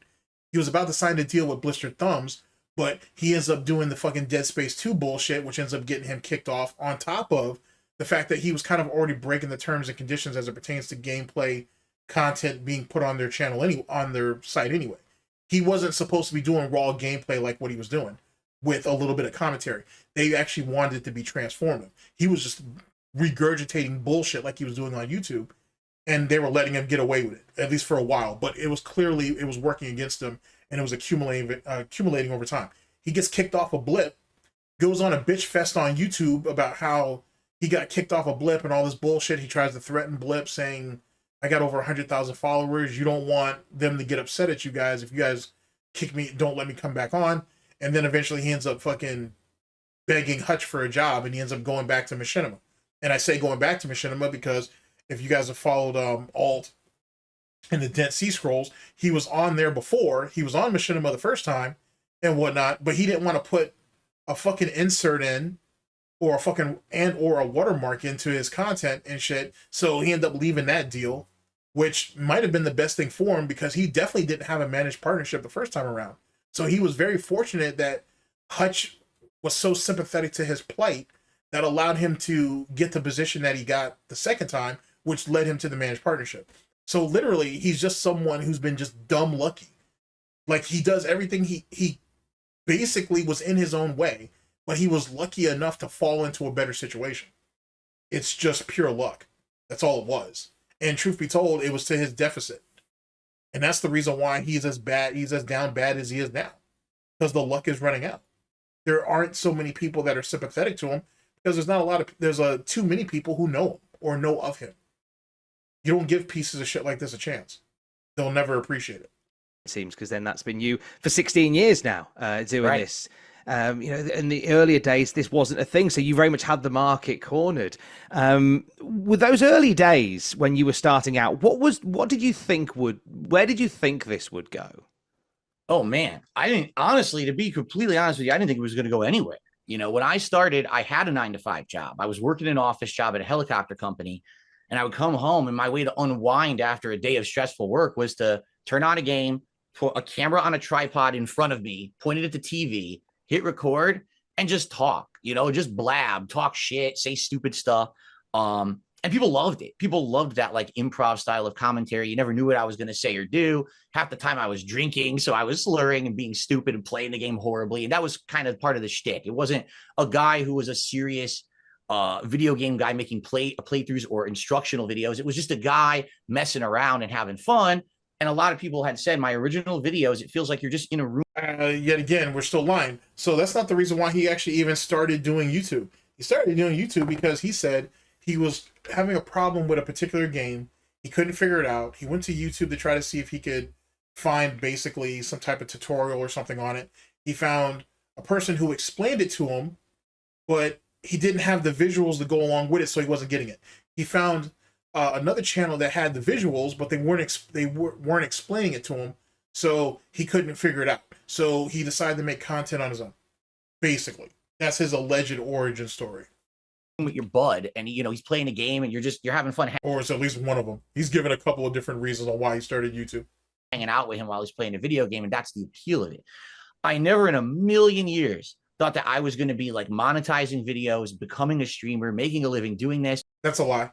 From the moment that he was able to monetize the vlogging shit, and then he had the PayPal, just in case you didn't know, he had a PayPal all the way back in 2008, where he was able to funnel people to give him. He was able to convince people to give him money so he could buy games. He always knew he could make money off this shit. That's the reason why he never went back into the job market after he got fired in 2010. YouTube was going to be his welfare. And essentially that's what it became.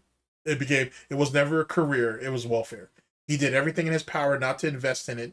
He did everything in his power not to improve until he was forced to. And by then he was so far behind the fucking 8 ball that it didn't matter. He's still like that now. To this very day. He's still like that. It all just kind of happened out of nowhere.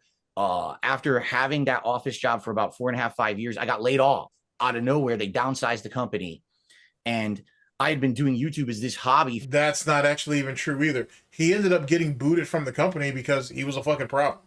Now, there was some downsizing that happened later. Later on that happened, but not when he was there. They booted his ass to get they got him out of there to get his ass out of there. He was a problem.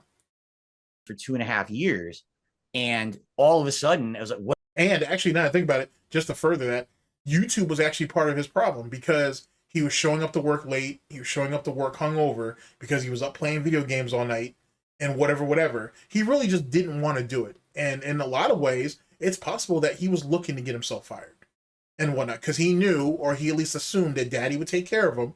Dave would come through. And so, and DSP did get his severance package. And Dave did start a 401k form, which those are the two things that DSP used up until he finally got into monetization, on top of the fact that Dave and Linda were giving him money weekly anyway. So, you know, DSP thought, hey, I can make this work if they start letting me monetize gaming content. And that's exactly what he ended up doing. What do? I just had bought a condo to be closer to that job. I had all this debt. What am I going to do? And it was... And him buying that condo to be closer to his job is bullshit, because we know that there was a chick at his... There was a chick at the... I want to say it was at the financial institute. I think it was like Wells Fargo or whatever. There was a chick there that he was trying to impress. And she said that she knew someone... Either she had a condo for sale or she knew someone who had a condo. Phil bought it to impress her. He fucking got caught up in a situation where it was actually her boyfriend's fucking condo. They basically sold it to Phil. They got the money and laughed their way all the way to the bank. And Phil didn't get the check and he got stuck with a condo. He basically got finessed and shit and whatnot, which is fucking hilarious. Which was fucking hilarious. I want to tell you, I want to say that Tex or TXT on Twitter was the one who broke that story. That shit was fucking hilarious though. Sure, literally simping for a chick and got his ass finessed. Crazy, just crazy. actually my viewers who egged me on. They says, why don't you try to do YouTube for a living? We like you. You know, you get thousands. That's not what happened either. Oh man, Phil, that's not what happened. Your audience didn't say that shit. He already, when he got fired and he came home and he was wearing his blue shirt, sweating under his titties, his piggy titties and shit, he was like, you know, guys, I don't know really what I'm going to do. I do have a severance package. I do have 401k. My parents are going to help me. I do have some safeguards or whatever. But, but the job market, man, is tough out there, set a third. And I'm thinking I can make this YouTube thing work if you guys are just supportive. That was like, it was not his first official big on YouTube, but it was one of his biggest and whatnot. And if you guys remember the lore, John, he gets fired. He calls John and asks John to come over, you know what I'm saying? Because you need to have the love of your life there when you're going through a stressful situation so they could do playthroughs and shit. So he already had the idea of, I'm going into this. It had nothing to do with the fans. That's literally bullshit. That's a crutch. That's not what happened. He always had plans to do it after he got fired. And hell, I'm under the theory that he purposely got himself fired. Because let's be honest, that ACE certification thing was more than likely his last chance. He was never going to move up. He's not capable of doing it. And that he had already had prior instances, he had prior situations, if you will. Sorry, the way I'm saying that doesn't sound right to me. But he's had prior situations and shit where it was already, he was about to get himself booted out. Truth be told, pirate software could have easily have been Darksydephil. If you listen to the leaks, well, not leaks, but to some of the former employees of Pirate Software, when they talk about how he was at work, him and Phil sound damn near the same. Damn near the same. They were disruptive. They were trying to always start shit. They were lazy as hell. They were barely ever getting any real work done or whatever, but no one ever went at Pirate Software's neck because of Daddy. His daddy was, no one wanted to go that route, because if you got fucked over by Pirate Software back in the day, not only were you going to get fired from Blizzard, but Pirate Software could get you fucked over at other gaming companies too. So no one wanted to, to pick that fight unless you were willing to die on that hill, which was essentially going to get you ran out of that industry. I'm not saying Dave had that type of power, but no one really wanted, like, DSP was able to coast for a while until he became a real problem and they got rid of him. That's literally what happened. But sorry, back to my original spurging. It had nothing to do with the fans. It had nothing to do with the fans. He always planned to go into YouTube. YouTube was always going to be the follow-up. In the exact same way as Review Tech USA did when his ass got fired from his last job and he decided to do YouTube full-time. Same concept. And it's ironic because both of them idiots end up growing to loathe YouTube and the people on it. Makes you think. Maybe doing YouTube as a full-time job maybe isn't what it's cracked up to be. Maybe doing it as a side hustle is where it needs to be. Just saying. Thousands of views on all your stuff. And it was a rough road getting started, but eventually I found a way to make it work. I was one of the first people monetizing video game playthroughs on YouTube. While everyone else was struggling, they couldn't put ads on them. I partnered with a network that let me do that. And then kind of the rest. Tell them how you begged for the job, though. Tell them how you ain't started that shit with Hutch, right? And then all that time later, you ain't sat there and got yourself fucked off a Blip TV, and then you had to crawl to Hutch and ask him for a job. You had to give him a sob story, and Hutch was like, well, I'll try to help you out. And whatnot, because Hutch was the head of partnering at Machinima at that time. Matter of fact, just in case you don't know, Hutch was a big name in the Call of Duty community back in those days too, which is what gave him the clout to get where he went at Machinima. They basically put him there as a recruiter, which made sense because all the top guys, or most of the top guys in Call of Duty, they knew who Hutch was. So if they wanted to get on Machinima, he went to them, or they went to him. And it made sense because that was the place to go. That's what made Machinima such a powerhouse, especially when it came to Call of Duty. Like, truth be told, Machinima, I think looking back in retrospect, Call of Duty may have not have had its hold on the internet as much as it did without YouTube, and mainly without Machinima, to be honest with you. So when you think about it that way, ladies and gentlemen, think about what they were trying to facilitate with Street Fighter 4 and why they brought DSP into that phone call. DSP could have helped spearhead that movement that was done with Call of Duty with Street Fighter as well. And he didn't because he was too far up his own ass about it. And it just, there's a lot of problems with Machinima at that time too. It is what it was. But it could have given him another avenue.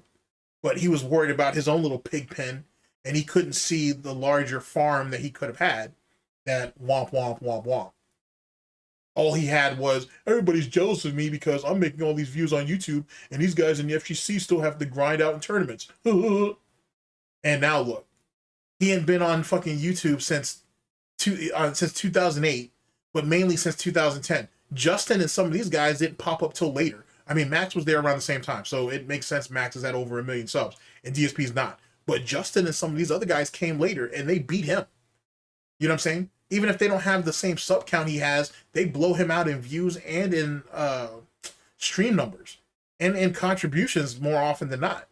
At times, DSP probably wins in the long run. You know what I'm saying? So even then, DSP failed at that too. He was one of the first guys to put FGC content out there, and he's one of the last people think about. Imagine that. It became history where I just kept Maybe sometimes being first isn't the best thing. pumping out content as much as I could, and it became my job. Talk us through in 2024 what a day in the life looks like as a full-time streamer. Sure. I've got to feed my wife. I have to navigate my way through my kitchen floors because they're coming up at the seams. I had, at that time, 2 bathrooms that didn't work and a third that was literally fucking hanging on a string. I'm looking at Detractor Twitter. I'm looking at fucking Kiwi Farms and shit, seeing how people are making fun of me and whatever. I'm already drinking heavily throughout my day already and whatnot. Like, he's probably jerking off somewhere in between all that. It's not great. It's not really a life. It's not even really, it's barely in existence, to be honest. Well, I wake up in the morning and, do my thing, get to have some breakfast, pop open Twitter or. So no brushing our teeth, no taking a shower, none of that shit. Okay, well, fair enough. Do you, champ? Or, gaming news sites. I'm trying to figure out what's going on in the gaming world for that day, because every day I do a live podcast. So I try to get topics together and talk with my moderator. Sometimes they have good ideas of things for me to talk about during a game. Yo, I gotta give Tom a lot of credit. Tom Campbell's being a fucking saint about this bullshit, because you can tell this is nothing. This is nothing. But I get the method in the madness. I haven't, like I said, I haven't actually seen this. I've only seen clips. But it's very clear that Tom was like, all right, I'm gonna placate him. I'm gonna go ahead and, let him feed into his delusions and narratives. I'm gonna get him in a place where he's comfortable. And then every once in a while, I'm gonna throw a jab at him and see how he reacts. And you can see it's like the boiling frog analogy, right? Like, get his ass into the pot at room temperature water and just gradually let the temperature go up. And DSP is not gonna buck because he feels like he's a person and he's a normie and he's getting equal benefit out of all this. And then I'll build up to the harder questions later. It's how you do it, to be honest. Day. I'm in the office in the morning for about an hour doing setup. I'm getting stuff together to play on the podcast, clips, or whatever it may be. My first broadcast begins around 11:15 a.m. Pacific time, and I do about an hour to an hour and a half podcast every morning. It's called the Level 1 Podcast, and it could be anything. It could be me talking about a game I just played. It could be gaming news. I could have a guest on the show that I'm interviewing. It could be drama, internet drama, people talking about me, I'm talking about someone. It's always something different. Then after that ends, then I usually play some games for a few hours, and it could be anything. I'm known as like the jack of all trades. I'll play kind of any kind of game. So whether it's an RPG, a fighting game, a horror game, Call of Duty, you name it, I play it. I'm not necessarily great at. Oh, Tom is starting to crack. Yo, Tom, just by my clock, we still got like 50-something minutes left, bro. So you got a long way to go, champ. This is very much becoming your own little Iron Man match. But then again, I'm talking a lot too, so it really wouldn't be as long if I didn't blabber as much as I do. It is what it is. But it's very clear that Tom's already like, fuck, there's nothing here of substance whatsoever. There really isn't. Like, there's nothing to DSP's life. And this is the same thing we saw during the Stuttering Craig interview. No, sorry, Side Scroller interview, when he was kind of talking about his day-to-day, and it's really a whole lot of nothing. Like, it's literally a whole lot of nothing. So when Stuttering Craig and Adam were like, well, how do you spend your personal time? Like, what do you do in your free time? And DSP had no answer to it. And it's like, yo, Phil, you need to... Do you think you're maybe streaming too much? Maybe you should take more time off, this, that, and the third. And DSP didn't read on it. He didn't pick it up, the they didn't pick up. He didn't pick up the signals that they were throwing out at him. Like, you know, that's not a healthy existence, Phil. And it still isn't. And in reality, outside of drama, ladies and gentlemen, he's got nothing to talk about. He doesn't care about anything. He's not passionate about nothing. If anything else, when DSP gets up and when he goes to bed, when he's finally drunk and passed out, he thinks about the Detractors all day. That's it. He has nothing else outside of this shit. Gaming and all this shit, it's a fluke. It's window dressing. Just like his wife, it's window dressing. It's just something to block out the sun.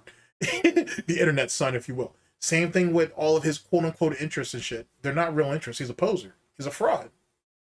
You know what I'm saying? He'll invest in something if he thinks that he can make money off of you or if he can benefit from your presence being around him. And yet again, utilitarianism. Everybody has to serve a purpose. If not, you're just in the way. That's just the reality of it. Many of them. I would say probably the best that I'm at is Street Fighter because I've been playing that my whole life. But I play other stuff too. And I'm actually pretty decent at Call of Duty. Evil AJ, as well as like Ryu Walks Alone, Lady Gambit, one of my personal favorites, Goji Tanks. I think they would beg a differ. Jose C. I think there's a bunch of guys, fucking Raw Phil, Piece of Peace. I could name a bunch of people that would beg a differ about you being really good at Street Fighter, Phil. Just saying. Even the ones that would be willing to give you a smidgen of charity would still say you're not very good. Just saying. Just because you played it for a long time don't make you good at it. I'd say, but for the most part, I'm the guy who just kind of like Joe Average, right? I mean, play the game, you get to judge a game by how well did Phil do at it. Well, maybe that would help us guess how well we would do at it if we were to play that game.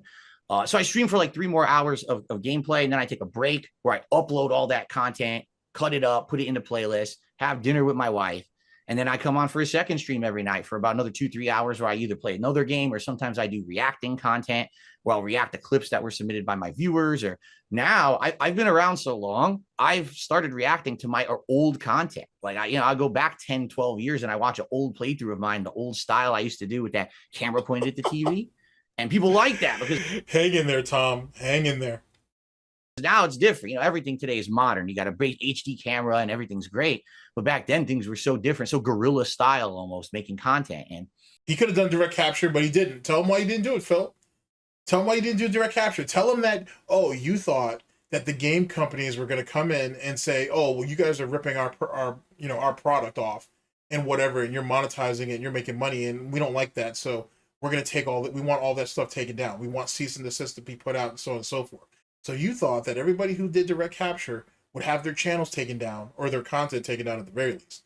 And because you were going through a filter, i.e. the video camera, you thought that made it transformative enough to where you would outlast everybody else. So you're last man standing. And then it didn't happen. And then you went sat there and wasted all those years fighting with people online about how shit your quality was. And you could have fixed it and you didn't because you thought you were so damn smart that you were going to end up being the winner in the end. Tell him that. Tell him that. That's what DSP thought. Womp womp. To go back and see my origins and the kind of commentary I used Why do you think he fought so hard during that Sopa and Pippa situation? to do versus today, it's pretty fun to do. So it's a pretty busy day. I mean, I'm working early as like 8 to 9 a.m. all the way through probably like 8 to 9 a.m. Since when? All right. That's a damn shame he ain't sat there and lied to Tom. This is damn near getting the fucking side scroller type fucking situation lying here. This is just, we're just capping all day. All day we capping. p.m. on these work days. And then it doesn't end because then I'm doing more content. I'm clipping videos to make highlights for my channel. I'm looking for the next topic to talk about. I'm contacting people behind the scenes to try to arrange for more guests on my show. So it's a pretty busy life, to be honest. It's interesting that you're at a point now where you are reacting to a lot of your older footage because, with 16 years behind you, there'll be a lot. I seem to remember, and I don't know whether this is something that's come up yet with yours. There was a particular old stream that you had where you had the camera and you were doing your commentary and you had the window open and your neighbor very clearly tells you to shut the fuck up. That was Spider-Man, wasn't it? I was like, wasn't that Spider-Man Shattered Dimensions and shit? And whatnot? I was like in the middle of the night, DSP was drunk, talking all this hot shit. Someone told him to shut the fuck up, and he got real quiet. He got really fucking quiet. Holy shit. No, yes. Has No, that That was the come old up? condo. And how are you with the neighbor? Oh, that was when I lived in Connecticut. I had a condo, and the neighbors, some of the neighbors were very nice. My next door neighbor was a drunk. Oh, birds of a feather flock together, I guess. Like he literally would drink himself into a stupor every day, go to the back porch, open his cell phone, and have like private conversations, yelling into the phone. So I know all about this guy's life because he was just so obnoxious. And yeah, particularly this was one day where I was recording and it was hot, so I had the back door open. And so he's out there drunk and he hears me playing the game and he's yelling at me. We went back and forth, but the funniest story I got about that guy.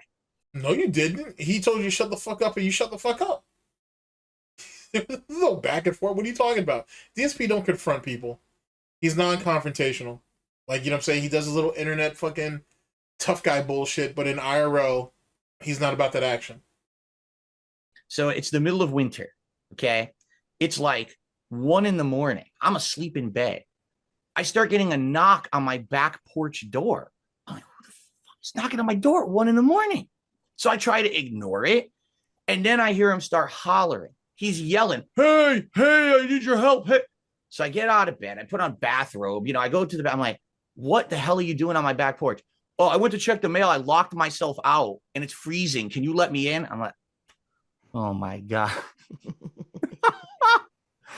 So that was the kind of neighbor I used to have, but I don't live there anymore. Now, Wait. The guy goes off to check the mail at 1 o'clock in the morning, which is whatever, you know, go and check your mail, do your laundry, whenever the fuck you feel it. But he somehow locked himself out? What? All right, whatever. Whatever. I'm not gonna get into that. I'm gonna just put X to doubt on that, and we'll leave it as that. as of the last decade, I now live in Washington State, and it's nowhere near as bad like that. So you don't stay in touch then? No? No, not with that guy. I don't think I want to speak with him again. Hell no. When we talk about moments through your time, there's been some real bright moments that we've seen. We can't not talk about the event, and I think you know which one we mean. Of course. So I will. The incident. It's called the incident. The incident, rather. So I will ask bluntly, because I'm always intrigued to know, Phil, what did go through your mind when you realised that mid-wank that your camera was on? I mean, He's probably thinking about that BBC porn he was watching, so, you know, that was probably the only thing that was really on his mind at the time, Tom. But, you know, that's just my thoughts, though. I don't know what he was really thinking about at the time. Shit. He definitely wasn't thinking about washing his hands or anything, so, you know, extra sucks a suck on that one. shit, right? Like, what else can you say? You're like, oh, it was on, huh? Oh, that's interesting. What? And then he starts swaying back and forth and shit, like, oh, fucking A, bro. That's what really sells that shit. Everybody's like, oh, when he throws his head back and whatever. No, when he's, it's funny. That is funny. But when he starts swaying side to side like that shit, like a pendulum, that shit it's what always gets me. I never, like, what are you doing? Are you trying to cope with the situation, or what is that? I mean, everything goes through your head. Number one, what did they see? Because Lord, please tell me they didn't see anything that's, you know, going to get me banned from the internet or whatever. And what else happened? Because luckily for me, like the microphone wasn't on, it was just, in reality, it's funny. And thank God it happened that way, because it could have been much worse, right? You're talking about a fuzzy webcam, no audio, you couldn't see anything. So it was just kind of a really stupid, embarrassing moment. But, you think, hey, this is my job, right? So now how am I going to handle this? You got to handle it right, because if you go about it the wrong way and you react the wrong way, this could be career ending, something like that. You could just become the joke forever. You are the joke forever. What are you talking about? And you can't even say how you handled it, right? Because you denied it. You said you were scratching your leg. You went through Machinima to try to get videos and channels taken down. When that didn't work, and when by the time fucking Keemstar got a hold of it in Drama Alert, you were basically saying, "Oh yeah, if you guys want me on this, that, and third." Because there's something about that story don't sound right.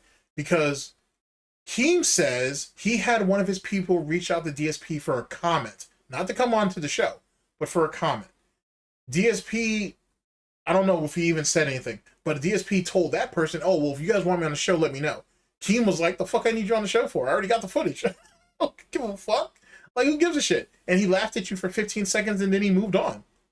So, like, you know what I'm saying? Like, there was no way that Keem was going to have him on the show over that. You know what I'm saying? It's this fucking dumb retard who got caught jerking off online. Okay, keep it pushing. There's no story behind that. And I got some really good advice from someone. And I said, rather than me like, Interestingly enough, I'll see. I don't know if I have that anymore, or if I do, I have it on on an external. But Monday Matt, believe it or not, Monday Matt and fucking Review Tech USA try to run interference for him, basically saying, oh well, you know, he's at least handling it, you know, well, better than most, yada yada yada yada. Probably because both of them guys didn't know about the takedowns that DSP had Machinima do, or they did and they were just being dishonest. I don't know. Lol cows usually flock together and they usually do the same shit. So it is what it is. But there is an old video of both Monday Matt and fucking Rich actually talking about it. I know I've done a video on it. It's somewhere on the channel, but if I can find the clips of it, I'll see if I can find it. If not, I'll use it in the future. deny it or say it was something else. I'm going to just own up to it. And You didn't do that. You said you were scratching your leg. You said it didn't happen. What the fuck you talking about? You didn't own up to it right away. Fuck all that bullshit. in fact, I'm going to roll with it. I'm going to lean into the meme. Nah, you did that later because you had no choice. You know, and I did. I started tweeting people about it. I changed my avatar on Twitter to like the Atom from He-Man going like this with his face, avatar meme and everything. And people loved it. They loved the fact that I was joking with it and not taking it seriously. And it worked, you know, and I'm glad that I did it that way, you know. Well, I'm not glad that it happened. I'm just glad that I spun it that way. You spun and that it wasn't, you know, any worse than it definitely could have been. I think the big takeaways from that is always to own things like that, and also to wank in a different room.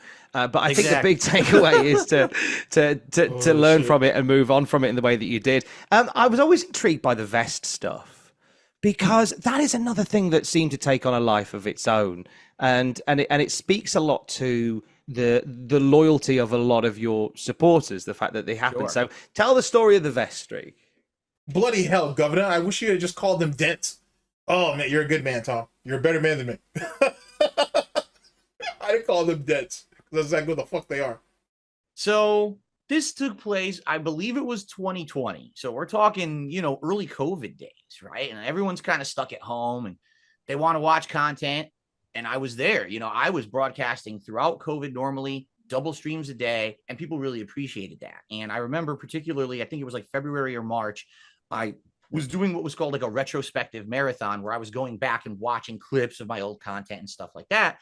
And a clip came up where all of a sudden I'm doing like a vlog from like 10 years ago and I have a vest on. It's this beige puffy vest. And people are looking, they're watching the video. They're like, Phil, do you have that? Like, we know, when did you wear that? We don't even remember that vest at all. And they must not have been real fans then, I guess. Or they weren't watching you very long, if that's the case.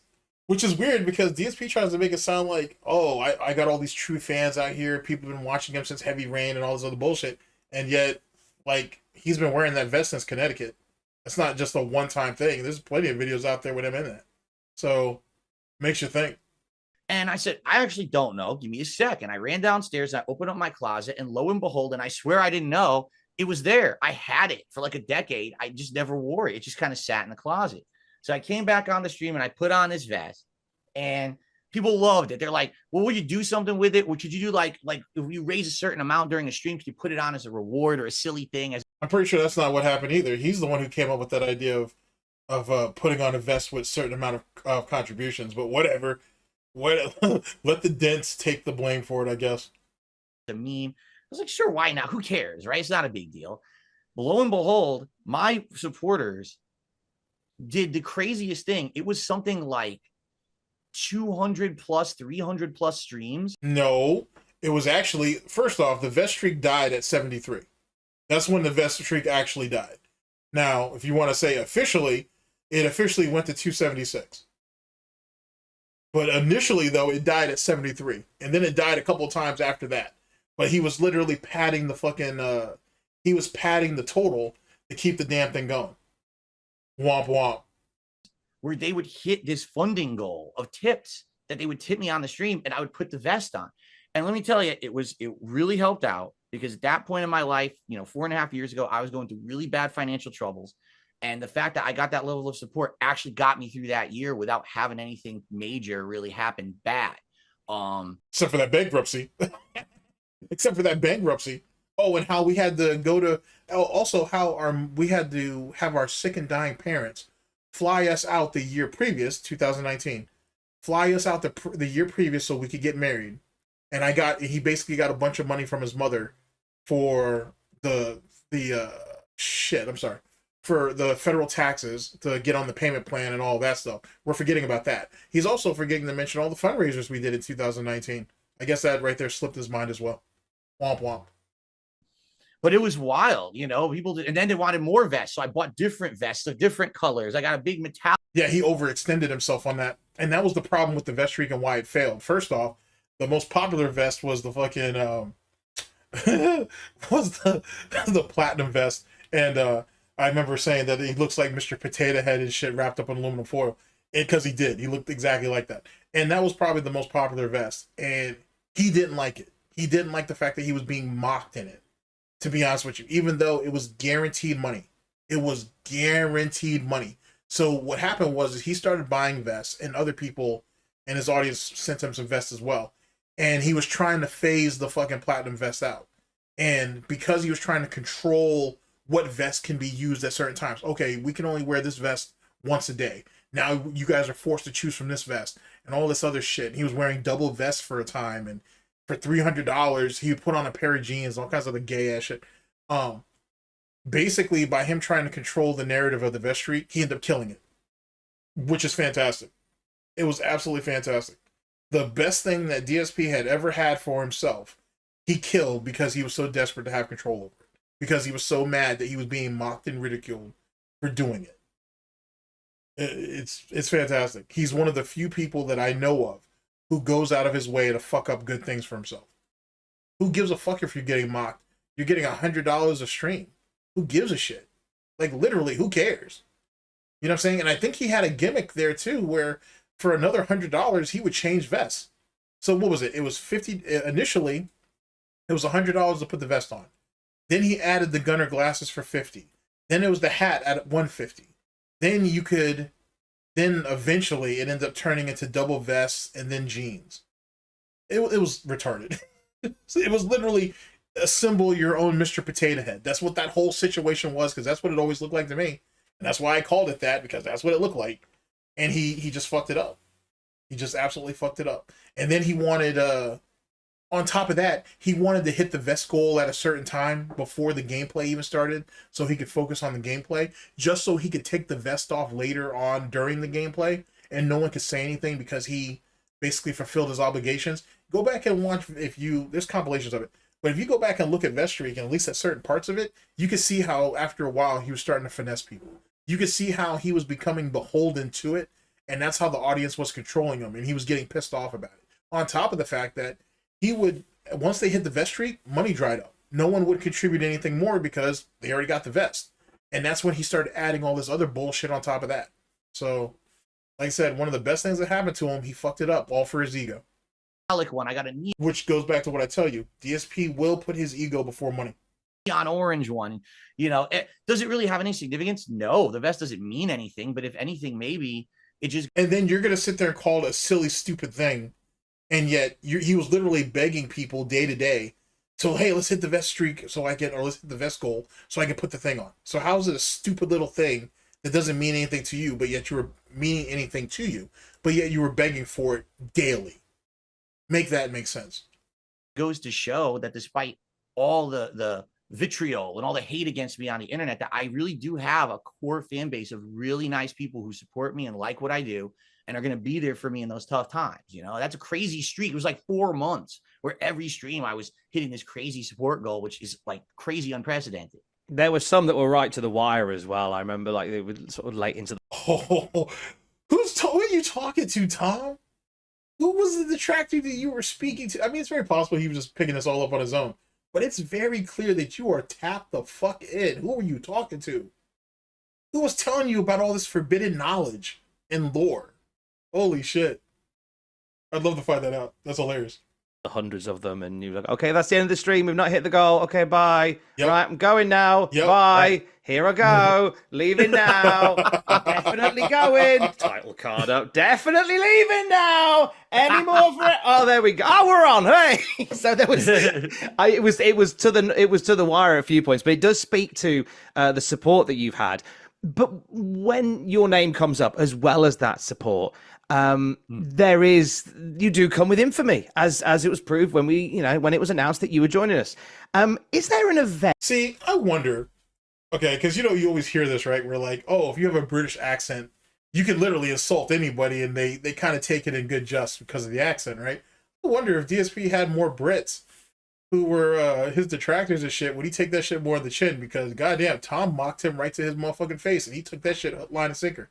You know what I'm saying? God, dog. I mean, that's if he's British, of course. I mean, he could be. I want to say he's British. I mean, could be something else. But anyway, whatever. The point being is that I wonder if I had an accent, bruh, would I be able to? would he not put up such a bitch fit if you know what I'm saying, when I'm fucking criticizing him shit? If Tevin had an accent or whatever. Because DSP took all that shit right on the chin, bro. You know what I'm saying? That's damn near PPP levels of getting slapped up. Just thought I'd put it out there. That you think really started that Darksydephil detractor movement? You know, it's funny. This all came to like realization very recently. There was just a documentary made about me on YouTube. It's a 4-hour documentary. It covers my whole history from the beginning of my Street Fighter days all the way through my early YouTube, all the way up to now. And by the way, I'm gonna give a plug. It's from June the King. He's a really good internet documentarian. He got screwed on this video because guess what?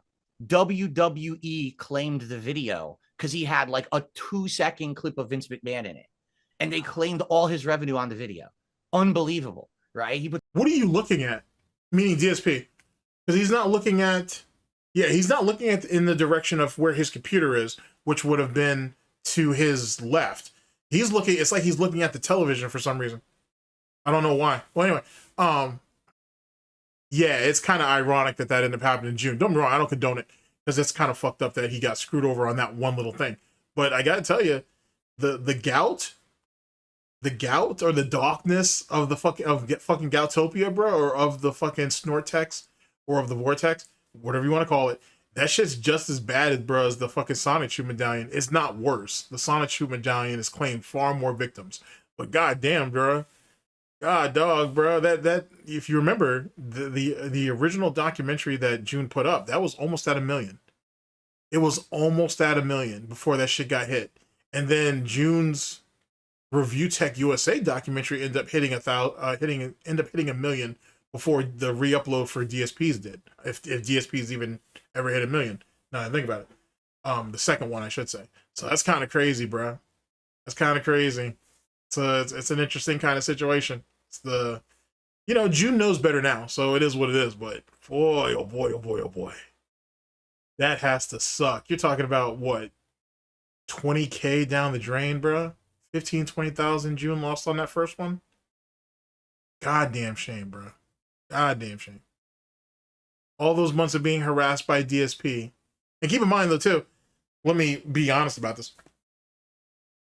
June pays people. Like, he has people that are employed and shit. So there was other people who were, who were waiting for their cut of that money, too. So, it wasn't that only June got fucked over. There was a couple other people who got fucked over, too. Now, don't get me wrong. I'm sure they got their money later. June's going to come through for them. But damn, bro. So that's a damn shame. It's all this work, like months and months of work. Anyway, so I watched this documentary about myself, and that's a good question. Like, where was the tipping point where people wanted to laugh with me, but then decided instead, screw that guy, let's laugh at him, right? And really, I think that point was probably around the years of 2011, 2012, so a while ago. I started playing games that I had missed that were known to be like really great rated games, like highly regarded games. Always back to This Is How You Don't Play. Oh my Christ. Like say Evil AJ. Dude, Evil AJ is going to have that luxury fucking penthouse forever. Forever. Forever. Holy fuck. Until DSP's dying day, he'll be cursing Evil AJ. That's insane, bro. That you put all of your early falters and failures. Great screenshot, by the way. Great screenshot. You put all of your failures and faults on Evil AJ. Like he was the start of all your problems. Amazing, bro. And after all these years, you still haven't let this go. You still haven't let that go. That was 13 years ago in our current timeline. It was 12 years ago when this was being recorded, and DSP still hasn't let that go. Fantastic. This would make a fantastic screenshot. I gotta be honest. This would be great. I think I like this. Yes. I'm pleased by this. Give me just a second. All right, and we're back. But during that era when I was playing competitive Street Fighter, I wasn't really playing a lot of video games. So I missed out on so many games from like that early PS1, PS2 era. And so these HD collections were coming out of these games. And I started playing a particular collection. It was the Metal Gear Solid 2 and 3 collection. And I remember playing, the first one I played was Metal Gear Solid 2. And my way of making videos back in the day was a lot different than what I do today. I would literally ham it up. I would go over the top. Oh my God, stop. Stop with this whole persona, Andy Kaufman. It was all part of a bigger performance, a bigger stick type bullshit. No, that was really you in that and shit, and you didn't like the fact that people were mocking you for it. Just get over it, man. We've all accepted it already. Just get over it. No one cares. Well, we don't care because we already know the truth. Of my commentary, and I would rip the game a new asshole and be like, this game sucks because of this and this. The game developer's an asshole. So I knew that Hideo Kojima was like a beloved guy in the gaming community. And I said, I'm gonna. So you started drama with him for clicks and views and clout. Do the worst I can. I was insulting him constantly during the playthrough that I was doing. I wasn't taking the game seriously, so I was trying to make the game kind of look bad. Now, normally I would do this, and people would get it, right? They'd laugh at it. Okay, that's Phil's shtick. He's a clown. He's being a heel. It's all good. People got so pissed at me for doing it for this series because they really liked the series and they like Hideo Kojima. And this, for one person particularly, made a video called "This Is How You Don't Play." Say AJ's name. Invoke his name, Phil. Invoke his name. Say it. Metal Gear Solid 2. And what it was is he took a montage of all the moments that I was acting like an asshole, insulting Kojima, playing stupidly, and just made this like supercut. And it was like over an hour long. The playthrough itself was probably like 15 hours long. It was like 1 hour of the worst moments. This video exploded on YouTube. It got this guy like 1 million views. Say his name, Phil. And keep in mind, the original story is DSP never took that video down. His original narrative that he held on for years is he's never the one that took that video down. Keep that in mind. And then he made another one on Metal Gear Solid 3. And when people started to see, hey, if we make these negative videos that skew Phil in a negative light, it gets tons of views. Let's do it for everything. So they started, like every playthrough I'd ever done, they started doing, this is how you don't play. This is how you don't play. And it just became this movement of like, Phil is a negative meme. He's who you shouldn't be on YouTube. He's the guy who sucks at games, but somehow gets views and popularity and money. And he shouldn't have the ability to do that. So I think that was like the first thing. And I don't think that was ever the methodology behind it. I mean, you'd have to ask Evil AJ to find out what his actual motives were. But I don't think it was ever to DSP should never be on YouTube, kick him off. He should be deplatformed. I doubt that was ever what that was. I don't believe that for a second. The reason really that it got traction is my fault. I reacted very poorly. Back then I kind of thought my shit didn't stink. And I'm like, if I'm the popular YouTuber and I know what I'm doing, and I've done this for all these other games before and no one gave a shit, why is it a big deal that I did this for Metal Gear Solid? So I was, oh, this guy's an asshole for making the video. He stole my content without my permission. I'm just ignoring all fair use law and shit when I'm saying this, So you knew fair use law was a thing. You knew it existed, but I thought DSP said there was no precedence for this. There was nothing established back in those days. But he's saying right here that he knew that fair use law was a thing. So how the fuck was he going to sue anybody in our current day and age if he already knew that fair use was a thing? Huh. See, big ups to Dwight, because Dwight was obviously a prophet when he asked me to do this shit. He was obviously a motherfucking prophet. This whole shit. This whole thing has been incredibly fruitful. Big ups to Dwight. But, I basically reacted really poorly, and it just made people want to make those videos more. And it really did kind of flip public opinion against me at that time. And it just kind of kept steamrolling for different reasons over the years. Because, you start... Keep in mind, most people discovered DSP through This Is How You Don't Play. He really became known for that. Or because of that, I should say. Keep in mind. He'll never admit that, though, because he's stupid. But But that's really what bled into, or led into, I should say, some of his notoriety, for good, bad, or otherwise. Off innocent. It's just we're making fun of Phil's gameplay, right? He sucked at the game or whatever. But then it becomes, well, that's not enough. So now we got to make fun of his mannerisms. We got to make fun of the fact that he has a medical condition. We got to make fun of the fact the way he looks and Tell him what the medical condition is, Phil. Tell him that you used to, and you still do. Well, you kind of do now. Excessively snort for no damn reason instead of getting him blowing your fucking nose. And you want to blame it on post-nasal drip. Which is a thing, not the way that you're describing it. That's not how post-nasal drip works, Phil, but whatever. Explain that to him. You're going to talk about... Tell him, Phil, about how for a few years you were trying to say that it was a handicap. People were making fun of you because you were handicapped. Remember? Do any of you guys remember that? There was a period of time where DSP literally tried to say his post-nasal drip was a handicap. And we were making fun of him. And we were mean and terrible people for it. Fantastic. And then it becomes, oh, let's talk about his family members. Let's talk about his private shit behind the scenes. It's like, whoa, whoa, whoa. When did we get from he's a bad YouTuber to like he's the devil? And that's really the transition. That when you started calling people mentally ill, you said that you were afraid that people were going to come to your condo and murder you. When you wanted evil AJ's head on a fucking platter and shit, and all kind, and like John the Baptist and everything else that came with that, you went ahead and took it to a level so people elevated it to that same level, if not went beyond it. Was it right? No, you didn't have to do that. You could have kept it strictly internet. You didn't want to do that. You want to take it further, and so it went there. You fucked around and you found out. Basically. You fucked around and you found out. Sorry about that. I need another screenshot. The way he has his little hoof up there, maybe I had to do it. I had to do it. Don't judge me. kind of happened over the last decade is people want to keep pushing that envelope and seeing how far they can get making this negative content. There's YouTube channels out there. They recently revealed they're making $5,000-$6,000 a month monetizing hate content about me every day. They're making a living doing this. It's pretty insane. So I think that's where it started, and that's how it evolved over the last decade and why there's so much of it. Interesting. So we're going to skip over, this is how you don't play all together, huh? We're going to skip over that black guy who's a criminal and a thief and whatnot. Big ups to Almighty Tevin, praise be. We're going to skip over him, and you're just, you're going to just jump straight to duty. You're going to jump straight to duty.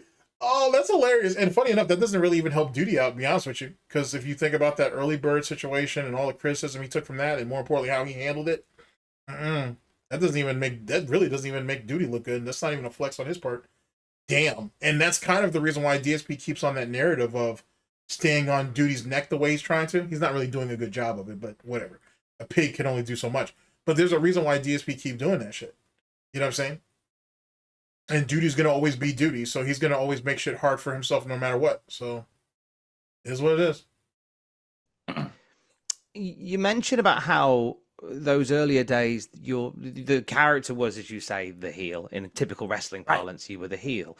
And it was, you were raging against the games. And then you've also mentioned that, because I sucked at these games. How much of it was you playing a character that was just kicking off at games? And how much of it was, I'm not very good at these, and I feel a bit hurt that people are calling me out on it? Yeah, I mean, honestly, it's about 50-50, right? Because previously, again, I had never gotten like hate for making that kind of content. People thought it was good. They thought it was funny. That's literally not true. He had people that had a problem with him even back then. So I don't know why we're trying to, whatever we can to keep our ego together. But he had a hate mob against him before This Is How You Don't Play became a thing. You know what I'm saying? Which is the reason why that This Is How You Don't Play picked up steam. It was already a narrative that was already actively out there. Evil AJ brought it together. And then it brought even more people who weren't even really aware of who DSP was, who saw the bullshit. And they're like, the fuck is this? So that's really that's the culmination of, if you will. They kind of got the joke. And then all of a sudden, when I play Metal Gear Solid, people don't get the joke anymore. Now it's like, well, you're an asshole. And yeah, I'll admit, like, I was like, I don't get it. I thought that I knew what I was doing. I've been doing it at that point, since 2008 to like 2012. So you're talking a good, 4+ years. I've been making it a living for about a year and a half, 2 years doing it. And the fact that the public opinion flipped on me like on a dime out of nowhere, it was shocking. And so I was hurt. And I'll admit, I admit this now. I wouldn't have said it back then, but I had an ego. And I thought, again, that I was big shit. And it's like, how dare you criticize me? My content's the best. How dare you say that this isn't good? And I think that's why it rubbed people the wrong way, and it turned that opinion against me. In reality, I knew I wasn't good at the games. I didn't really care like that. I wasn't trying to be a person making instructional videos. I wasn't saying. So then why did you respond as poorly as you did then? Like, no one acts the way Darksydephil does if you don't care. That's not a thing. Here's a speed run or here's a walkthrough. They were always called playthroughs, my honest, silly commentary over whatever particular game I was playing. I think most people who were fans of mine got that joke, but it's really when people started making these videos, this is how you don't play, I started getting exposure to a new audience, and it was that new audience that didn't get the joke, and that's when that negative flip happened. Where does that ego come from? Damn. DSP's like, wait, what? Yeah, what do you have to be egotistical about, Phil? What have you done in your life? What have you accomplished in your life that gives you the right to have an ego? Where does that come from, Phil?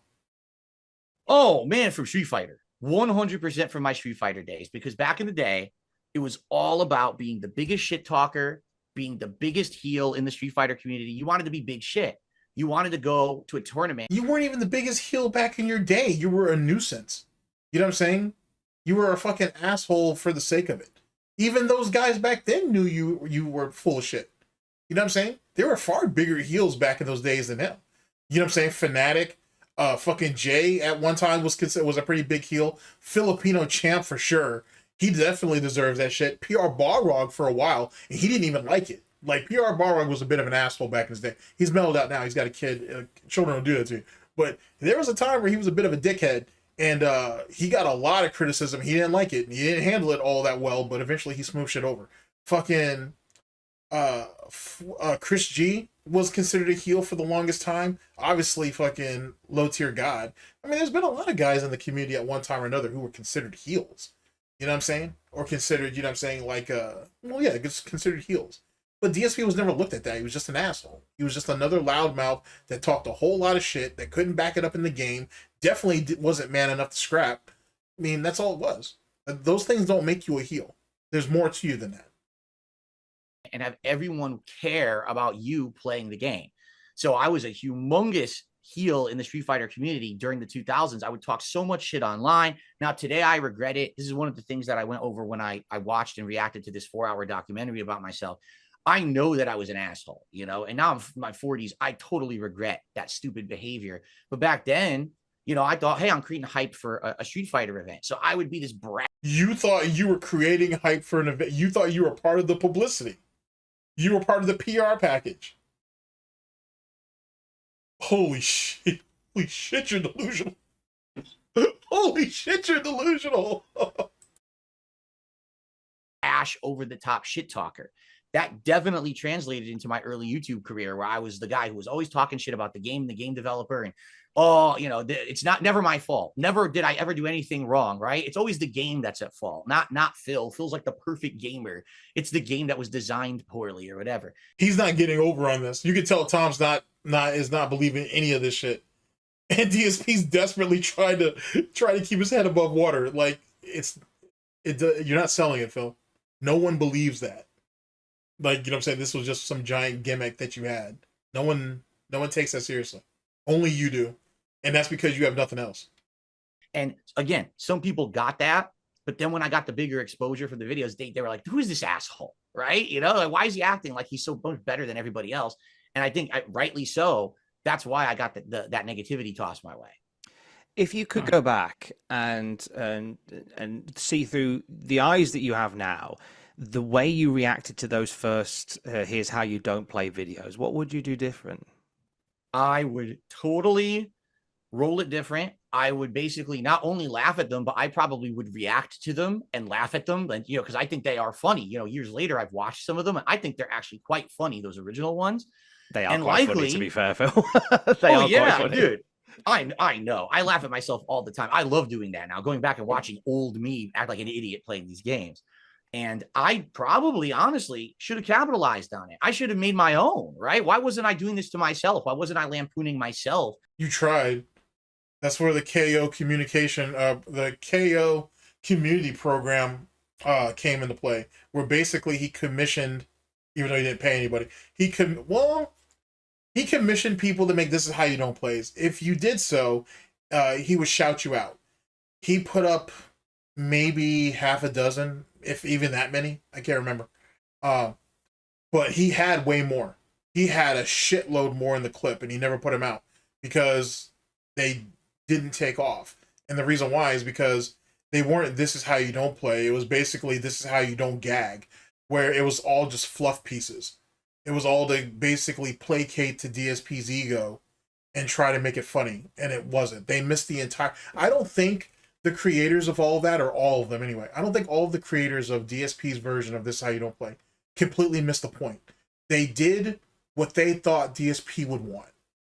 Right? Like, they were literally basically coddling him. And that's why they were so bad. And DSP even has, you can find it in old Snort Burnell videos and whatnot. Big up to Snort Burnell. Where DSP is literally like, I don't understand why these aren't taking off. I don't understand why people don't like these things. Like, they're good. I think they're great. That's why I approved them, but they're not taking off, and I don't understand what's going on. Yeah, because they fucking coddled you. They were safe. You know what I'm saying? They didn't really challenge you and shit. They didn't really exploit how fucking stupid you are. They didn't do anything. They were just glorified fluff pieces. That's what they were. And that's all that they were looked at. He even kind of got a bit snippy about how detractors weren't picking up on it. Like, why aren't the haters watching this? They're good. They're not good. They were garbage. They were fucking garbage. And I think they were made that way by design by the people who made them. They didn't want to do anything that would offend him. So even his own audience back then understood what kind of a fragile little bitch that Darksydephil was. Imagine that. Doing my own videos and montages of me sucking at games, I think people would have saw that I had a sense of humor about it, and I wasn't being so serious or butthurt about it. But I didn't do that. I did it literally the opposite. I got angry. I said, "Oh, you're using my content without my permission," and then people got even more egged on to basically do their own videos like that. It's interesting hearing you talk about these past experiences, because it does feel like there's been a real change of heart for you as of late, which is part of the reason why I wanted to speak to you on a whole number of things. Actually, I'm kind of a bit jaded that DSP didn't bring up Outsider. Well, first off, he didn't bring up Evil AJ's name, which is probably smart that DSP wouldn't invoke the wrath of Evil AJ. But he wouldn't even shout out fucking the Outsider, which I'm kind of bitter about that, because Outsider put in the work and he has bangers in his catalog. He was definitely deserving of a shout out. But then again, if you're not going to invoke the name of Evil AJ 2010, then you're not gonna even try to throw any shade at fucking Outsiders. So maybe that was a good thing on Phil's part. And that it's funny, because if it's all about laughing at it, I'm over it, this, that, and the third, call people's names out. Yeah, Evil AJ 2010 did the original This Is How You Don't Play. Outsider has made a bunch of great This Is How You Don't Plays on me too. I watch them all the time. I laugh at them. I think they're great. Why won't you say any of their names though? Why won't you invoke the names of those guys then? If what they do is so funny and you watch it and laugh at it all the time.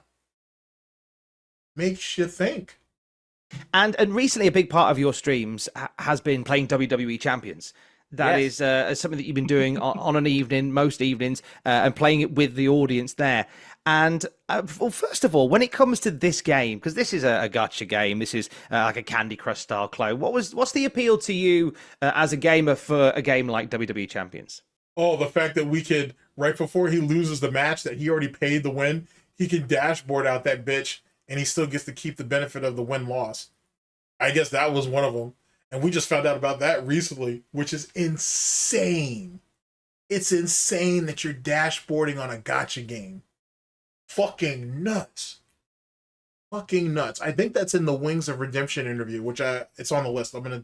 Hopefully that's up next week. I should have that up next week. Because I just came off of that, like a 5-hour plus joint and whatnot. and whatnot. So I need some time off before I go back to that. But hopefully I should have that up next week, though. To be completely honest, like over the years, And that makes sense, too, to be honest. It makes sense that DSP was dashboarding in that fucking game and whatnot. And even while cheating, he still... How many times has DSP hit first place? And all the times that we've been keeping up with it? Once? Maybe twice? Other than that, he barely can scrape in. He's mainly in the top 10, More times he's usually in the top 20. And he's, excuse me, not only is he paying to win, but he's cheating. And he still can't get a break. Amazing. Absolutely, excuse me, absolutely amazing. Snort Bucks is getting at me right now. Holy shit. But it's so good though. I regret nothing. But yeah, like it's amazing how he's cheating at a gotcha game and he's still failing. Still failing. Fantastic. On and off played various different mobile games of different kinds. They're not always like this. Like I used to play WWE Supercard back in the day, and that's a different kind of gotcha game, but it's definitely, you know, a gotcha game. I played Dragon Ball Z Dokkan Battle. That also is kind of like a gem matching formula, kind of, not really, but so I've played various ones over the years. This particular one, honestly, like wasn't a big deal to me when I started playing it many years ago. And it was something that I like casually mentioned in my content on and off, never thinking that it would ever amount to anything big. But then, as we've talked about, I have a large group of detractors on the internet. No, tell Tom how you lied about how you were in financial straits and you didn't want to lose your house. You had back taxes. You had all these different issues and problems and whatnot, which ramped up the begging. And then come to find out you're actually using it to play mobile games or a portion of it. That's what ended up getting this is how you, or sorry, that's what ended up putting the WWE Champions noose around your goddamn neck. You were sitting there begging people for help to pay your bills, to pay your taxes, to save your house, right? To move in your fucking girlfriend and whatever the fuck. You know what I'm saying? When in actuality, you're doing this dumb shit. And that's what ended up helping to blow up the escort saga as much as it was. DSP begging for money so he could have some high-end European escort. And that whole thing is funny as hell in itself. I'm definitely going to do a video on that. I want to go back and do my own retrospective on the escort saga because that shit was hilarious. that shit was hilarious. And speaking of which, I hope among hope that with all of these, with YouTube reinstating all of these channels again, right? I'm really hoping that David Davison gets his original channel back. I'm really hoping that Mr. Huffstuff gets his original channel back. I'm hoping that Ann Leak gets his original channel back. There's some other detractor channels too we've lost over the years. I'm hoping these people get those channels back because that'll really help with some of that content. Now, don't get me wrong. There's some outlets and other places you can go for it, for sure. But getting some of that stuff back on YouTube and I guess in a more convenient sort of way will help. And maybe that'll even help people start to archive more as well, to be honest with you. But anyway, that I just hope they get their channels back because the situation that revolved around that nonsense it was nonsense. So hopefully if some of that stuff gets reversed, it'd be great. And they found an account that happened to match the name on my Twitter account, and they put 2 and 2. What do you mean it happened to match? It literally was, they call me DSP. Of course it was you. Who else was running around with, they call me DSP? Like, that story never made no damn sense. And it still don't. Like, it's clear that it was you. We had you dead to rights. No one is running around impersonating, they call me DSP. I could see them, someone doing, they call me, this is how you don't play. That would be hilarious. But no one was running around with that same same situation. Not on a wrestling game. And if that was the case, we would have found that sooner. We would have found that way sooner. So you could fuck off with that. Together and said, this is probably Phil. So let's just say it's Phil and let's make a big to-do about it and track the account and see what he's doing and say what he's spending and do all of this. And, you know, for a normal person, you would never think, man, I'm playing a mobile game. This is going to amount to something. But it just became like their focal point for like 4+ years. It became their main focus, right? Of how you can hate on Phil, say that he's playing this stupid mobile game and he's spending money on it.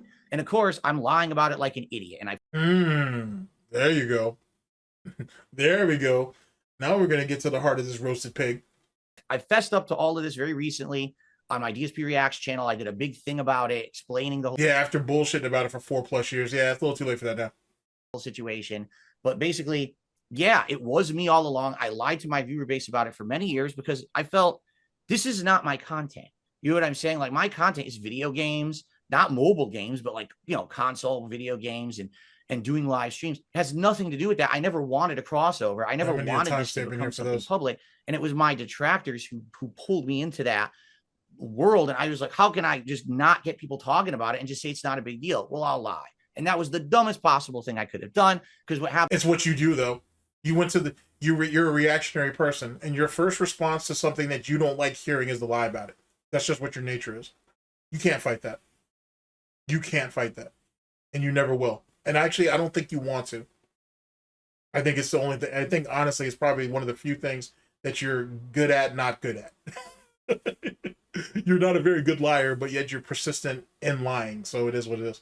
Is when you make one lie, it spins into another lie, and then into another lie, and then there's another little white lie, and then next thing you know, there weren't little white lies. On top of the fact you think people are stupid, you think people are beneath you, and because you swear that you're the smartest person in the room, like you're Enron or something, like the Gouty version of Enron, and you think you can just put whatever the fuck you want out there, and people are just going to eat it up.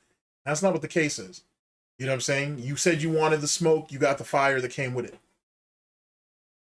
And womp womp. You reap what you sow.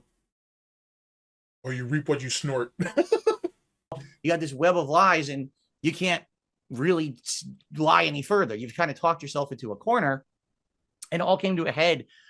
Just like I said, when this documentary came out a couple weeks ago, it definitively proved that this account was mine.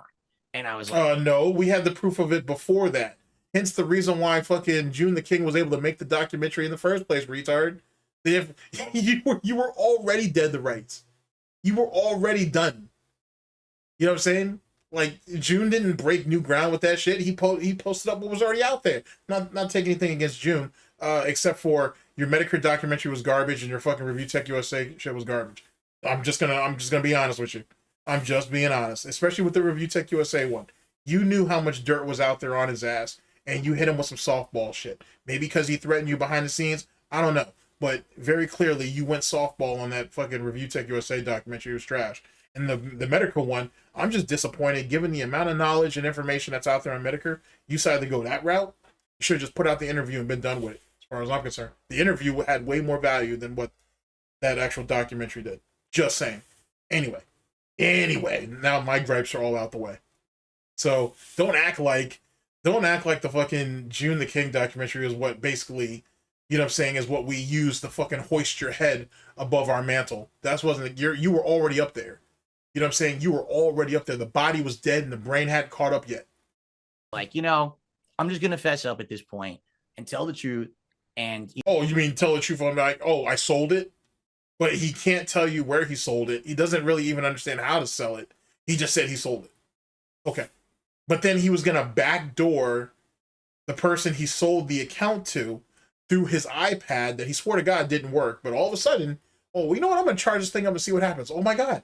Miraculously, the damn thing comes on.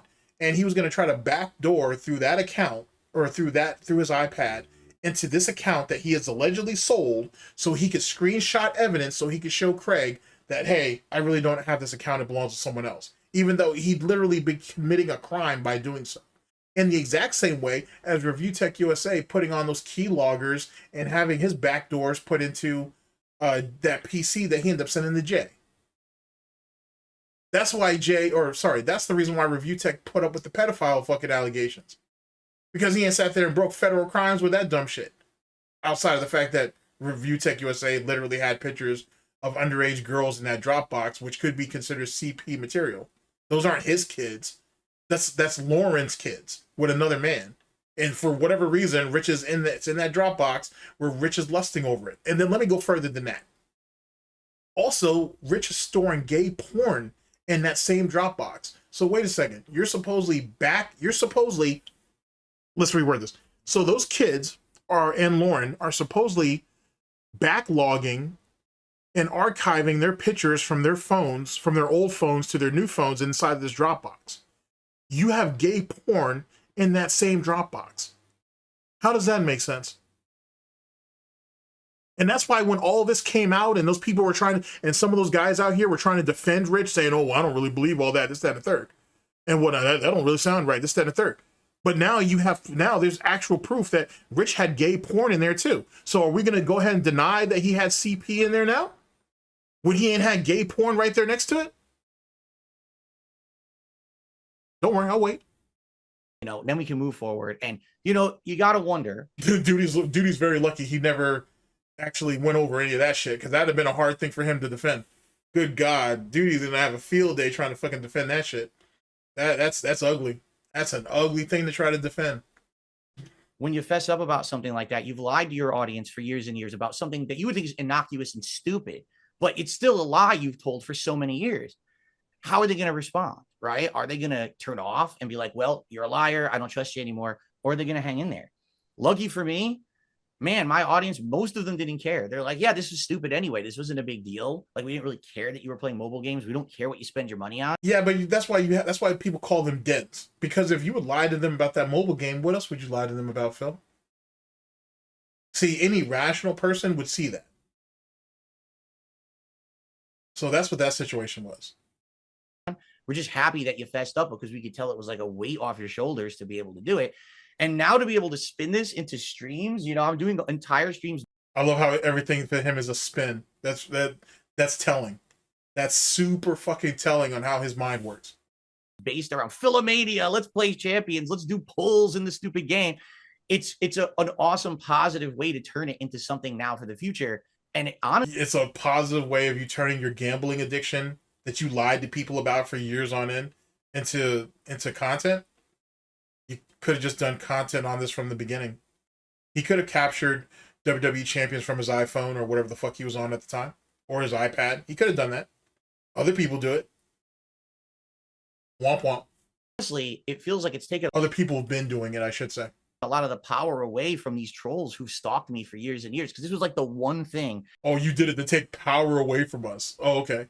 Okay, this is how you caught your win, huh? Okay. They knew they had me on, and I couldn't really talk my way out of it. But now it's kind of a big relief, and I'm happy that I finally fessed up about it.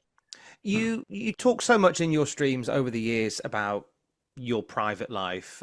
You introduced us to your partner, your wife. Now you've got married on stream. You've introduced us to your cat, and you told us all about your. You've been very open about a lot of your financial issues as well, and that's kind of been told through there. So, out of interest, why, when you've been so open about so many things, why is, as to quote yourself, Phil, a stupid mobile game? Why is that so sacred? Yeah, it's a good question. Because he's a junkie son of a bitch. That's the reason why. Because he's a junkie. Because he's an addict. Because he lives and dies by the fucking validation that game gives him, and he can't stop even if he fucking wanted to. That's the reason why. That's the reason why that shit's so sacred. I really feel like what has happened with my detractors over the years is don't bring that up. He asked you why was it sacred to you. Don't throw detractors in there to deflect. Answer the question. they'll hyperfixate on one thing, right? And when I can basically say this is bullshit, don't listen to them, then they move on to the next thing, and then they move on to the next thing. In this particular case, this was one that like I didn't think was a big deal, but honestly, yeah, let's be honest. If I was telling my audience, oh yeah, by the way, I'm spending money on a mobile game, people might be pissy, right? They might be like, wow. They might get pissy. You asking them for money for groceries, asking for money to save the house, asking money for taxes, and your response to that is, oh, well, they might get pissy. Okay, that's telling. Why are you spending your money on something stupid like that, something frivolous? You should be spending money on something more important. And now maybe I don't want to watch you anymore. Maybe I don't want to support you. He doesn't have anything important in his life. That's the reason why he stayed with it for as long as he did. And you know what? To be honest, now looking back, I should have been more trusting and more honest with my audience and realized that most people weren't going to care. But I was afraid. I was afraid that if they found out that I had this shortcoming, this spending habit on mobile games. You're a junkie. You're a gambling habit. You got a spending addiction. Yeah. That they were going to abandon me, essentially. And this is what I've been trying to tell y'all for the last couple of years, that DSP has abandonment issues. I've been saying that. DSP has abandonment issues. Because everybody in his life that he treats like garbage ends up leaving him sooner than later. Which is telling, to be honest. You know what? Give me just a second. Oh, man. That automated screenshot thing is crazy. I love that shit. This is my job. This is not just a hobby for me. This is my living. This is how I support my family. So when you're not supporting WWE champions or Scopey and WWE champions. Not have this or have a lot of people tap out on me because they don't like me anymore because I play a mobile game was very a scary thing for me. It wasn't the fact that I was playing this particular game or that it was a wrestling game. Never did that ever really factor in. It was just the fact that I was afraid. And Now that I fessed up to it, I feel so much better, but I regret. I should have just done it right away. I should have just admitted it up front, and then it would have all been nothing. But that's what happens in life. When you start telling lies, they become... But that's not the truth, though. If he had fessed up, let's say that he had fessed up in 2020 during Vest Streak, right? That he was playing this mobile game on the side or whatever.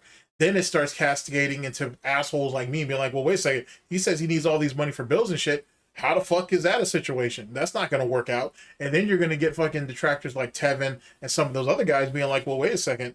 How long has he been playing it? And if he's been playing it for so long, and he was saying that during this time period that he really needed the money to save his house, to pay taxes, and do all this other shit, and he's actually spending it on the mobile game or whatever, then who's to say what's what? How does he decide what he needs for bills and what's being spent? And so on and so forth. And saying he needs money for his taxes. Well, now we know why he can't pay his taxes. No, it's so much deeper than that. Him trying to minimize it and everything is silly as fuck because it's so much deeper than that when you think about it. Like his whole narrative falls apart if you really put it into perspective. A big web, and next thing you know, you kind of talk yourself into the corner, and now what do? And that's the situation I found myself in. Were there times where you nearly did fess up, where the lie just got too heavy? No. No, not at all. Not at all. No, not at all. This sick monkey would have thrown his mother to the wolves and whatnot, to the dogs, before he ever fessed up to that shit. Ever. He would watch his parents burn in their house before he admitted that bullshit. Hell no. He would have never admitted to that shit. Not at all. Yeah, I would say a couple times, actually. There was one time, just so you know, I know you probably don't know this, I purposefully left my phone on my desk here and filmed a video with WWE champions on the screen. And I wanted to see how the internet was going to react. I try to tell people he did that shit on purpose. Because I honestly think he did. I think at that point, the jig was up and it was like, whatever the fuck. You know what I'm saying? And just see what's popping. He already knew the detractors were going to be on his neck about it anyway. But if a dent doesn't give a shit, then who gives a shit? You know what I'm saying? That's the way he looks at it. So I always felt like he did that shit on purpose. That wasn't a mistake. He did that on purpose. That was straight bait. You remember how careful DSP was with his fucking phones at that time? Not randomly just letting that shit sit up there and whatnot. Like, did Jasper kind of blow up his spot? Yeah, let's be honest. Let's give Jasper the Claude, first of his name, you know what I'm saying? Forever clawless in his domain and shit, because this is God of Thrones. You know, I love that shit. Yeah, for sure, Jasper ain't blowing up his spot, but let's be honest, DSP definitely did that shit on purpose. React to it. Now, it didn't have my account, but it showed the game, and I did it on purpose. And it basically was kind of what I thought. Like, my detractors went crazy for it, saying, this is evidence definitively he's playing the game. And then some of my fans were like, well, it's evidence he's playing it, but it's not really that big of a deal. And then some people were like, yeah, maybe it is a big deal. So I kind of tried testing the waters a few times over the years with things like that. But I knew eventually it was going to come to a head. I knew people were going to do enough research. They were going to find out stuff about accounts or whatever and how the game works. Yeah, BT 94 and TJ Gamebox. Yeah, for sure. Big ups to them. I always had planned that eventually I was going to have to fess up to it. It was no, that was never going to happen. But all right. But yeah, I never really like planned it out definitively until I heard this big documentary was coming out, and I know that this guy June the King does his research. He was going to have evidence that this was my account. I was like, this is the time. Let's just do it. Let's get the hell out of the way. Stop with this stupid lie. And so then you ain't lied to. So you ain't sat there and lied to Craig and side scrollers for what exactly? I want you to think about that. Give me a second. I want the screenshot. All right, we're back. So you lied to Stuttering Craig and Adam, on side scrollers for literally no reason. No reason whatsoever. It was the June the King documentary that decided, oh, I should probably fess up. While simultaneously, ladies and gentlemen, walk with me on this. While simultaneously trying to convince June to do a hit piece on his detractors, trolls, haters, and critics. Keep that in mind. And keep in mind, think about his reasoning behind why he lied to side scrolls in the first place. Oh, I gave you guys an interview because you guys needed it. So I gave you one. It is what it is. And you promised me a seat on your show every other week or whatever. So, you know what I'm saying? You promised me something. I made the deal. I came through on the deal. You guys still owe me. So it was okay to lie to Craig for to Side Scrolls for 5+ fucking hours. But he can come clean with everybody else. And yet he's still mad at Craig. He still thinks he still believes he has the right to be pissed off at Craig. Think about that. If that's not mental illness, I don't know what is. You got to be a sick fucking person to think that's even remotely reasonable. Just move on. It's interesting because there's been so many other documentaries and streams, and you know, as somebody, I've consumed you a lot through your channel, but I've also consumed you a lot through Detractor streams as well. You know, hand on heart and in all honesty, and the detail about your WWE Champions game and your spending on the Champions game, I feel has been out there for a while. But from see, I'm glad Tom picked up on that, because DSP's trying to put it all on, oh, June the King cracked the case. You know what I'm saying? June the King was in his Nancy Drew bag and shit like that, Hardy Boys type shit, and he ain't figured it all out. And he's the one who brought it all to light. Fuck you.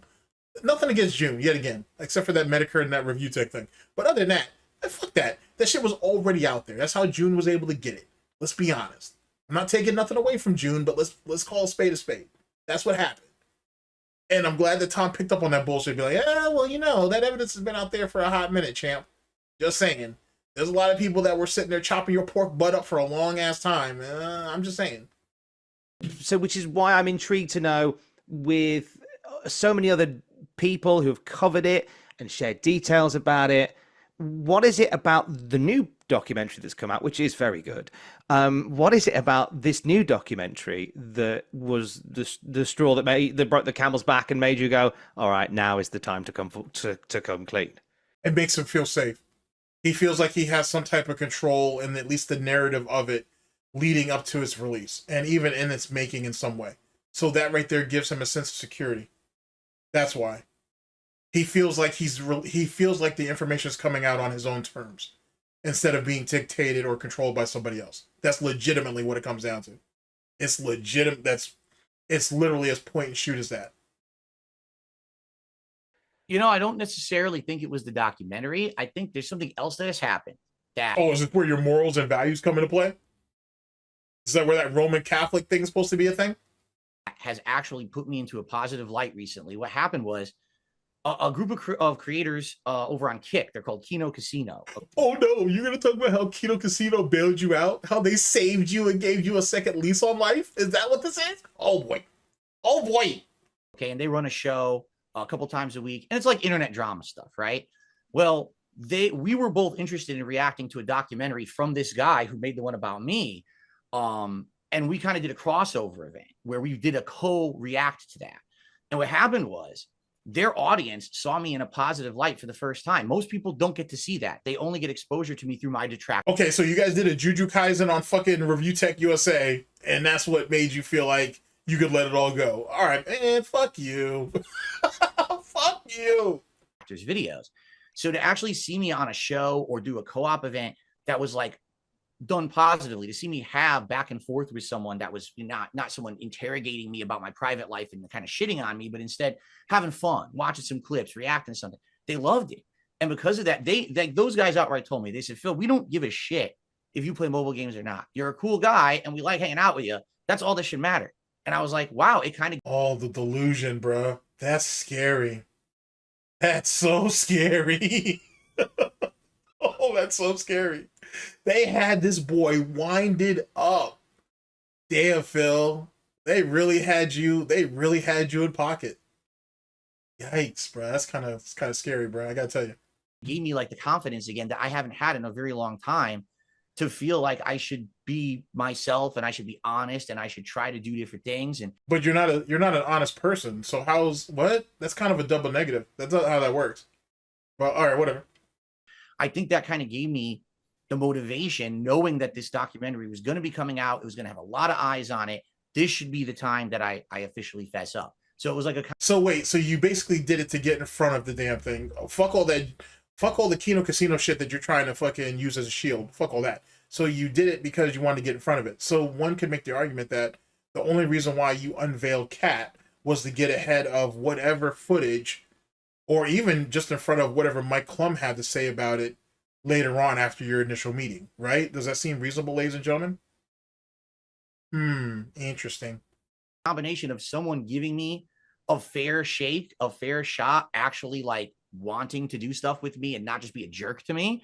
And then, wow, you know how sad that is, being 43 years old and saying, oh, I only felt the need to come out and be honest because people wants to actually spend time with me? Jesus Christ, bro. So you couldn't do it for your own self-worth. You couldn't do it so maybe your wife can get back online and actually, you know, maybe have something else for her to do outside of work and handling your ass day in, day out. You had to let two other men basically give you the confidence to do something. If that's not gay, I don't know what is. also knowing that this big documentary that everyone was going to be watching was coming out was kind of like a twofold thing that came to fruition at the same time. Obviously the way, as you said, like, which is what a lot of supporters have said, the way you spend your money is your business, but with so much detail out there about the spending, how accurate is some of the things that we've heard in terms of how much you spend? And again, this isn't me going, it's bad, that's good. It's just out of interest. How accurate is some of the reporting based on how much that you have spent on this game? Well, Tom, that's actually a fantastic question, being that, side scrollers had asked him that same question. He said it was under 1,000, for sure under 1,000, despite all the years that he played it. But then when Wings, I believe, brought that up to him, Wings said something along the lines like, did you really spend a sports car's worth in on this game? And he said, oh, no. And then he talked about all this bullshit about, you know, if you purchase points this way or you purchase currency this way, it's cheaper, it's like half off, this, that, and the third. And basically DSP is locked in on about 50,000, which is funny that he would use that number because it's appeasing. It's enough to be like, wow, you're a fucking retard for spending that much money on a game over, DSP says, 8 or 9 years or whatever it was. And yet he thinks it'll just stop there in the public, public opinion. Obviously everybody knows he spent a ridiculous amount of money. I'll say 50,000 ish or whatever, and then let it go, when obviously the number is way higher than that. You know, some people are speculating in the 150s to 200,000s. But it's easier just to go ahead and sit on this little ass number, and that's it. And a sports car these days is more than 100,000, Phil. So I don't even think you're smart enough to realize what you actually condone to. It's a lot. A sports car is way more expensive than $100,000. That's not even entry level for most sports cars these days. We'll delve on that further when we get into the Wings of Redemption when the Wings of Redemption interview. All I'm going to say is I'm not going to give specifics. Yes, I've spent thousands of dollars on this game, and I think everyone knows that. Right? Thanks for lying to Craig and Adam. That's good on them. Actually, I want another screenshot. Give me a sec. Silly as hell, boy. Right? Everyone knows that. But the thing is with my detractors, all right? Everybody knows I spent thousands and thousands of dollars, right, on this mobile game. The thing is, it's my detractor's fault. He's got nothing. He's legitimately got nothing. If you took detractors, trolls, haters, and critics away from him, he has nothing. I promise you. He has nothing. There is no success. It will always be constant failure, but he'll have no one to blame. You know what I'm saying? Yeah, he can blame the game companies and studios and developers all he wants, but that's just going to fall on deaf ears, and the people are just going to abandon him, because if he doesn't have any opposition that he can point to and say, it's these guys' fault, but it's these guys right here that are always constantly making me look bad, it doesn't matter. It falls flat. So even his detractors, trolls, haters, and critics have become a fucking crutch. You know what I'm saying? And at this point, one could argue, and I don't fuck with Duty, but you know what I'm saying, it is what it is. It's very possible to say that DSP needs someone like a Duty. He needs him. He can't beat the rest of us. So, maybe Duty's probably the best thing for him. You know what I'm saying? And, Duty makes his money. Good on him for that.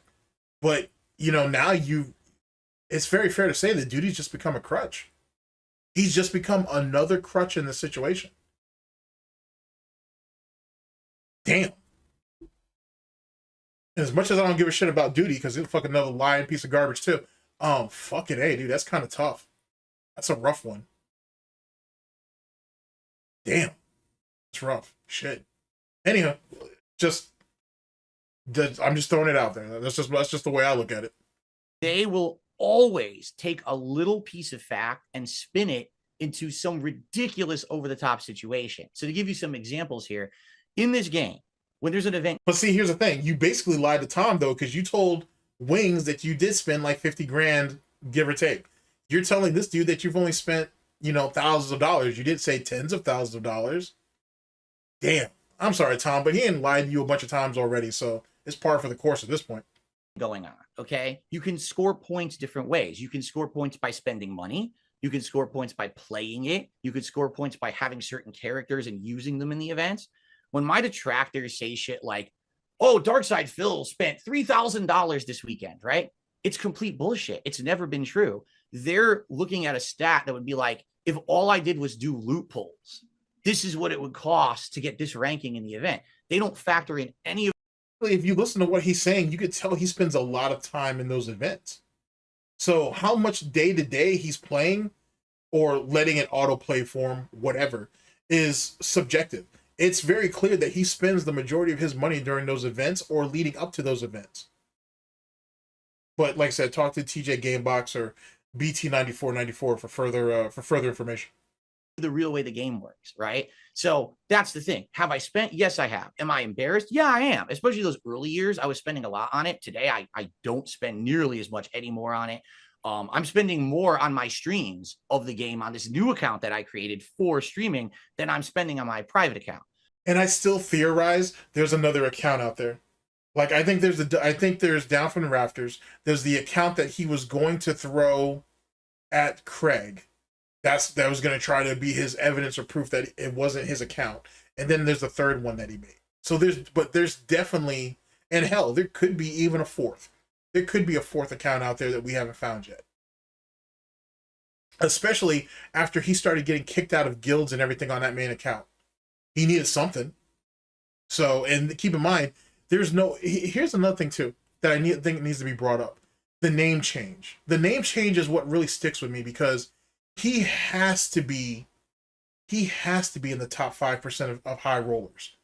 I'll even go as far as saying top 10. I could say just the top 4% if I wanted to be an asshole about it. But the point being is he has to be in the top 5%, top 10% of high rollers on that game for the name change. And then for the length of the name, like the amount of letters in it, which allegedly exceeds its what normally is provided. He has to be a high roller. He has to be. For the given so many perks and all that bullshit. And that's why it probably wasn't hard for him to find another guild that will pick his ass up because he spends so goddamn much. So anyway. But yeah, they always lie to basically make it the most big over dramatic situation possible. Oh boy. And it can easily be disproved. Anyone who knows the game can look at it and say, yeah, he could easily have had this character and he got all these bonus points and he did this. There's no way that those are what ifs. That's not definitive. That's not how that works, Phil. That's why you're not good at arguing. You can prove that he spent thousands of dollars this weekend. It's ludicrous what people are saying. And if what he's saying is true, then just go ahead and tell us what your account is and let us see your roster. That would right there dispel it. But he won't do that. And he won't because that's the tail of the tape. So you can't sit there and call other people liars when if you allegedly have the evidence to exonerate yourself and you won't present it. But they don't care. These detractors, they're only making content for their audience that wants to consume drama. So they know if they say the over-the-top exaggeration, the people will just believe it and they make money doing it. So. Oh, it's not like any of your detractors, trolls, haters, or critics produce evidence, produce proof, find other people who have actually done the research that can present the evidence of proof. None of that exists, right? Phil, all your lying and shit is making me want. I mean, what is fucking is Officer Sanders over there? Because I swear to God, man, every time I step into this shit, shit's starting to remind me of a strip club. And every time I come around this motherfucker, I gotta get my dick sucked. What the fuck are you doing? Like you know what I'm saying? The fact that you're sitting here lying like this when you've already been caught. And you said, oh, I need to come clean, and I feel like I'm getting a second chance, and yet you're still lying. Still lying. Damn, Phil. It's scary. It's scary that someone like this exists. But I gotta tell you, man, being a lol cow must have been a fucking joke that God put into his master plan that none of us really knew about until the internet happened. Even though theoretically lol cows have existed before that, but whatever, you know what I mean. Yeah, I fessed up. I have spent money. I do spend money. What did you fess up to if supposedly it's all a lie in the first place? Womp womp. But it's nothing like what these people have reported. They're out of their minds with some of this. And you can tell, look how beat down he is. I thought you were liberated, Phil. I thought you were exonerated because you've come clean. But why do you still look so beat down and tired? The more that they're talking about this, the more beat down he looks. So, and I love that for him, because the physical effects, the physical manifestation, if you will, of his lies and the weight of it, he never really let it go. Because remember, we can't give a detractor, troll, hater a critical win. If we're out here defending pedophiles, Derek or Derek, you really think he's going to fess up to $150,000, $200,000 worth of gambling? And God knows how much he's spending on alcohol each and every week, but we do know he's going to Total Wine every week. Boy, tip of the iceberg. And then who knows what he spends on all those other games, and he's admitted to spending money on other mobile games. Tip of the iceberg, ladies and gentlemen. I'll say, keep your boot on his motherfucking neck and keep the pressure on it all night and keep applying. Because it ain't over. It ain't over. Ridiculous things they're saying. It doesn't even factually make sense how I could be having that many funds to be spending. You did do a stream where you did sort of own up to a lot of the lies that you'd made about the game. And I said, I've watched you for a long time, and I've watched those streams where people have said, people have asked you about a username or a name in the game, and you've gaslit an entire room. What do you say to people who have supported for so long, knowing that in that moment, as you were carrying the weight of this lie, you were gaslighting a lot of people about what you were doing with WWE champions because you were ashamed to show it? Yeah, all I can say, I've already said it in my own content, but for the purposes of this show, all I can say to the audience is, I'm sorry. It was a huge mistake. I absolutely shouldn't have done it. It's something that is a shortcoming of mine, with these people on my ass all the time about everything I do. So then how can anybody ever trust you? Like, see, that's the stupidity of fessing up to this shit. No one's ever really going to be able to trust you, ever. You'll never actually get people to give you an honest chance because you're prone to lying. It's what you do. And you'll never fix it or try to correct it or anything. This actually proves it. You're only willing to fess up once your fucking baby backs are on the grill and you can't get off.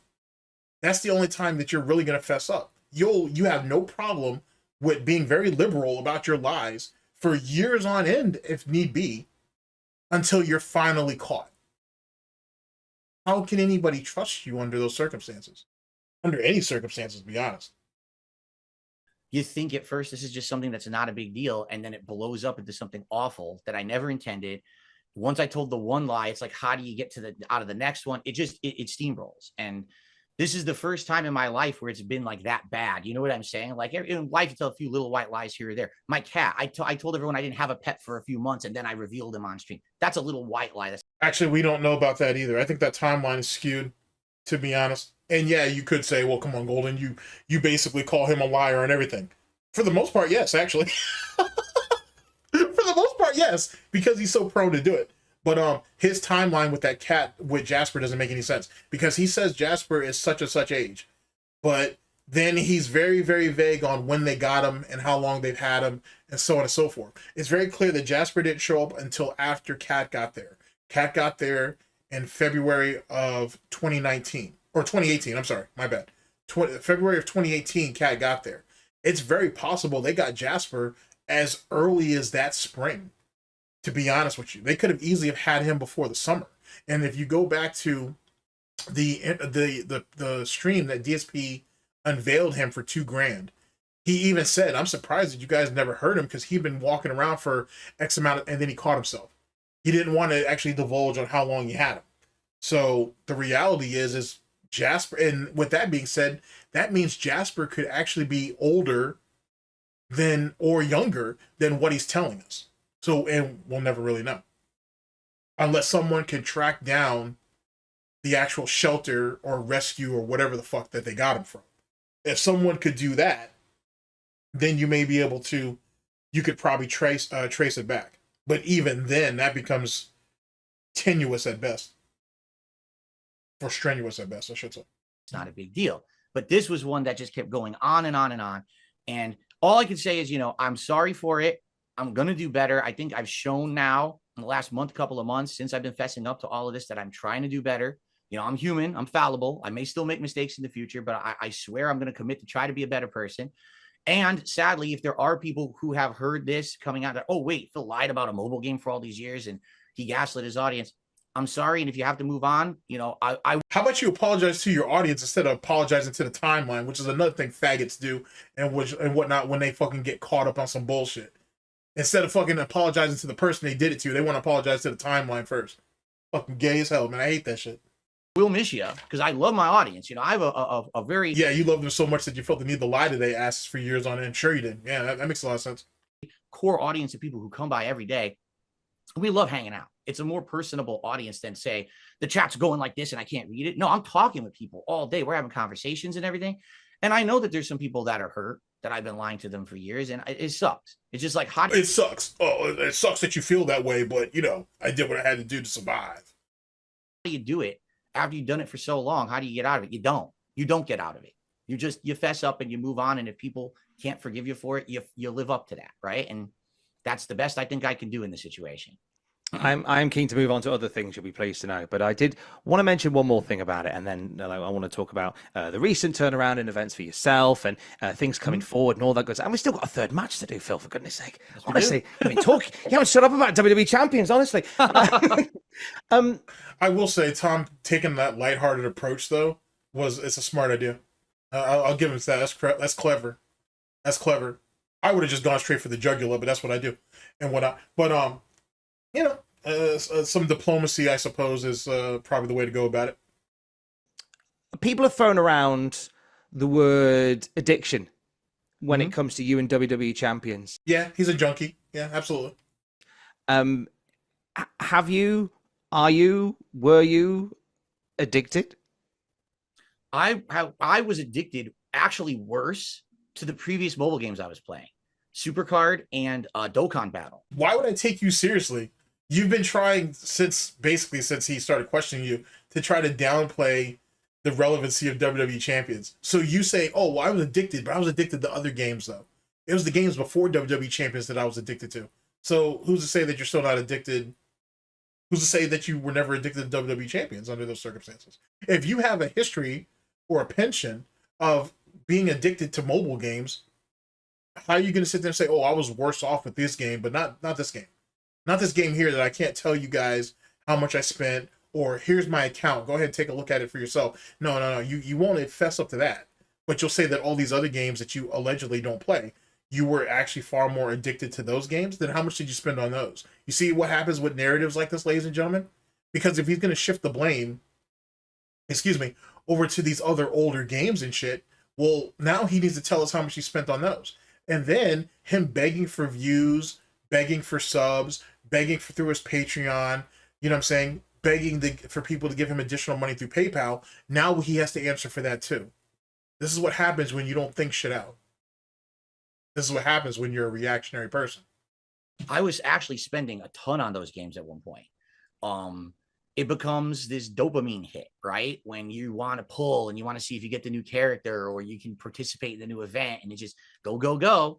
With this game, it actually hasn't been as bad. I mean, yeah, I spent a lot at first, but basically after I went through this big financial problem that I had, I couldn't do it as much anymore. And I did scale back. And that's kind of where the lie just kept getting worse. I should have just fessed up at that point. But no, you're right. Is it addiction? It's a feeling of like you just want to keep going. I think they call it the sunken cost fallacy, where you spend so much on something that you feel like it's better to just keep going and spending more than just quitting, because you think you're eventually going to get there. You're going to get something out of it, right? That's why with my streams of this game that I'm doing now, I am trying to 100% express that to my audience. This is dangerous. So wait. So now you're going to say that all that time you were playing WWE champions on streams was supposed to be a cautionary tale of gambling addiction. This is the do's and the don'ts of doing this. When literally, within the first stream, within the first couple of minutes, we were already talking about spending. Like he probably doesn't know how to play the game without spending. Are you fucking serious? That's like Boss Man Jack. You know what I'm saying? Finally getting clean, which is never gonna happen. But that's like Boss Man Jack getting clean and shit, saying, you know, hey guys, I'm doing this gambling stream sponsored by whoever the fuck and whatnot. But I'm doing this as a cautionary tale because I don't want you guys to fall down the same fucking rabbit hole that I fell down. Knowing damn well that if Boss Man Jack is really going to jail, boy, he's gonna rack up so much prison debt because all them cats doing there is gamble and work out. So you know what I'm saying? Like, you know how quickly it's not gonna take long. A card game, chess, craps, it's not gonna take long for him to get caught the fuck up and whatnot. And them boys in there will let you run the debt up. You know what I'm saying? $12 out here and $12 in there, to my understanding, is way different. Prison economy is way different of a situation, bro. You know what I'm saying? And the last thing you want is owing anybody anything in there. That's fucking A, bro. So now we stream WWE Champions as a cautionary tale to my audience, the same audience that I lied to for years on end and told them it wasn't a big deal. Okay. Okay. This is not something that you should be doing and spending tons of money on. You know, there was a night the other night. Now, my audience was amazing. I raised a ton of money on this stream. So they said, will you do some pulls? Of course. I just raised a ton of money. That's kind of goes hand in hand. Let me do some for you guys. Which is kind of fucked up too, right? Because didn't he create a guild? And didn't he have some people who, like, joined that guild? So people basically made time to make accounts and spend money to be part of Phil's guild, and Phil just completely abandoned it. Unless DSP is still playing it, he's just not telling nobody. He's still playing that account, I should say. And he's just not telling anybody. Something to think about. And we did one mega pull. And I got like one good thing. And they're like, well, will you do another one? I said, guys, I don't think it's a good idea. I'll tell you right now. Because I know where the slippery slope goes. You can't stop, right? You just keep going. And they said, just do one more. I said, here's what we're going to do. We're going to do one more. And that is it. And I'm going to show you guys why you don't do this. I had raised hundreds of dollars on the stream. So, you know, I'm paying for it with the stream. I do the second pull. We get nothing, right? It's all duplicates. I'm like, now you guys see, you have it in definitive video form. Don't do this to yourself. Don't go down the road that I've gone down. Don't get addicted to this shit because you will just keep going and going. And next thing you know, you're screwed. You know, where'd your money go? Where'd your credit go? Because you're stupid. Because you racked it all up because you're a dummy. You know, so I'm hoping that through me expressing this stuff now in the current day with my content, I can take bad experiences that I had in the past and turn them into positive ones and teaching moments for others. It's interesting because it's striking a balance, because I hear what you're saying about it's almost like what you're saying is, hey, look, you know, don't sink all your money into this. It's a ludicrous game, but at the same time, the thumbnails will be, get in a 6-star wrestler on the first go. Yeah, is Tom British, or is he like an Aussie? Or not that it matters, but I'm just wanting to make sure I get the accent right. Doesn't really matter. It's just I'm just wondering. Oh, so you can see where there may be, by bringing this thing that was very much private, that you very much confessed to and you very much opened up about, which is commendable, bringing it to the fore, you can see where there might be the risk of of the message not quite getting the message that you want to send, not quite landing. Fair enough. And, you know, and that's part of the YouTube game. You got to do the catchy thumbnail. You got to do the catchy title. I would hope that the people who are watching it are watching more than 5 seconds of it. But then again, you don't know, because that's the YouTube game too. You get people who see the clickbait. They click, oh, okay, then they're out of there, right? But yeah, no, that is a good message. I'm glad that you brought that up. I'm going to be sure moving forward as I'm playing this game that I'm emphasizing this with the audience more, that they know that this is not the road to go down with your life, with your money. This is something that I now have learned from and I've improved on, and other people should learn from my mistakes. Fair enough. I don't know. No, I just don't know whether it's like over here we've got bookmakers or bookies or gambling houses in the UK where okay, so you're from the UK, yeah, hell yeah, they got bookies over there. Bookies don't play no games either, bro. There's a little over there. Bookies don't play no games with that bullshit.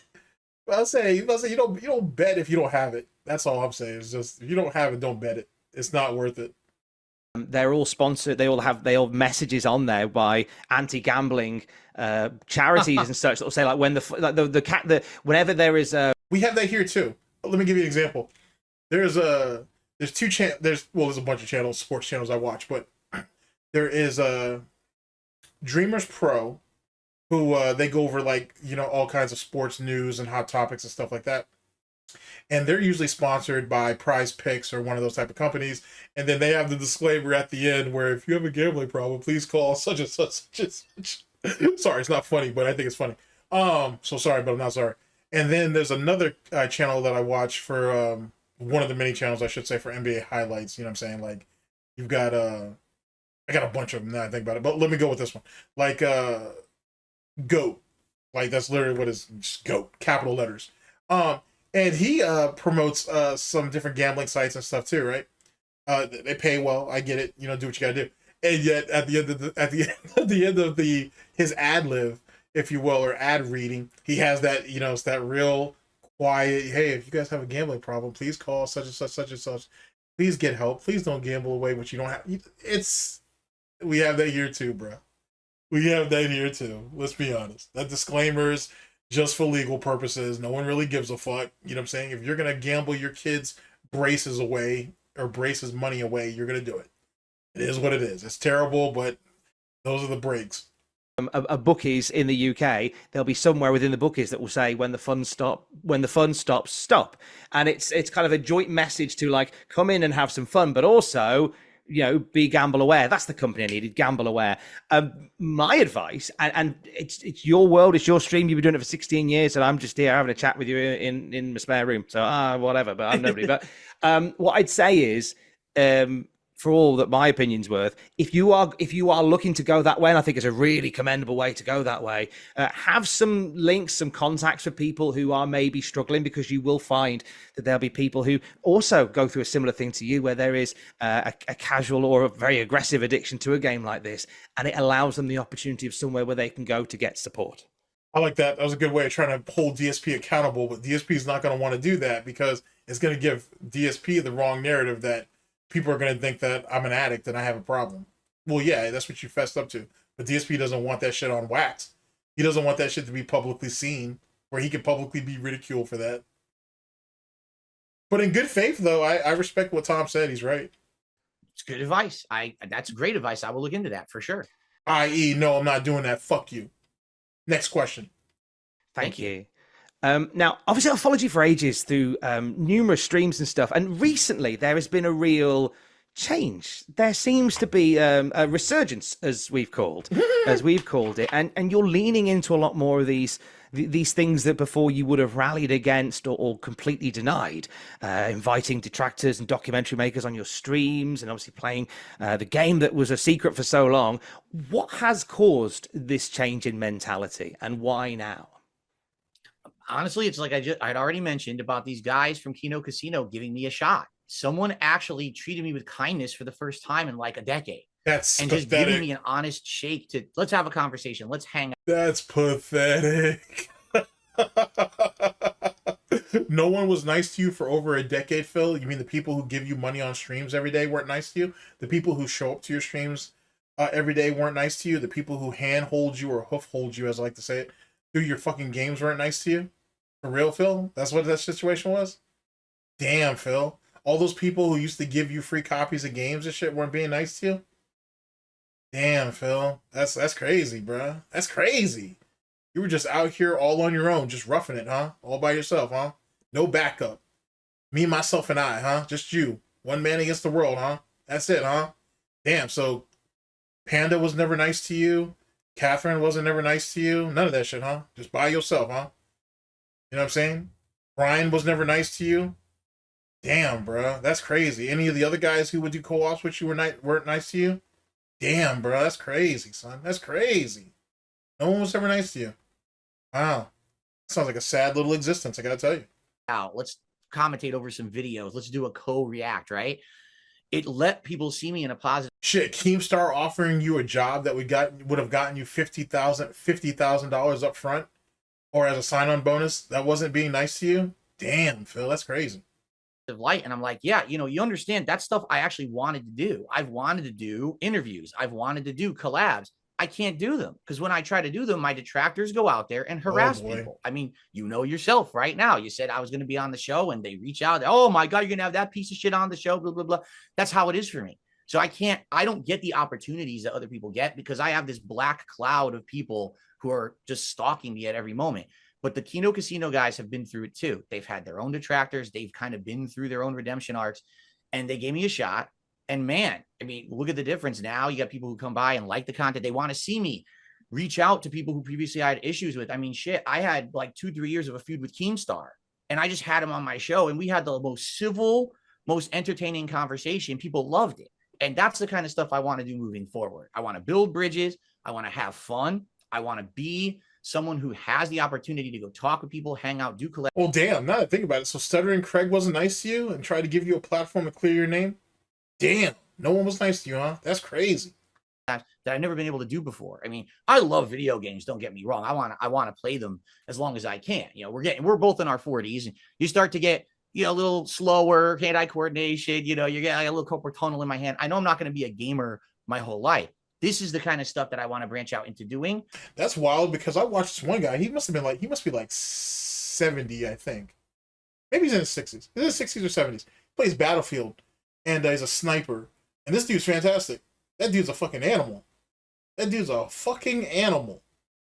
And he don't bitch and complain about carpal tunnel or any other fucking lame ass shit. Imagine that. Imagine being 40 and being less capable than someone who's in their 60s or 70s. Wow. Well, you see what pigs can do. And this was like a great opportunity. And all it simply took was an active. Actually, he may be in like his 50s or 60s now that I think about it. He might be in like his mid-late 60s now that I think about it. He's up there, that's all I'm saying. The old boy is up there and he's still getting shit done. So it is what it is on that. Kindness towards me, someone giving me a chance to show who I really am. And now this stuff has been turning around in the last couple of months. And I'm really appreciative of those guys.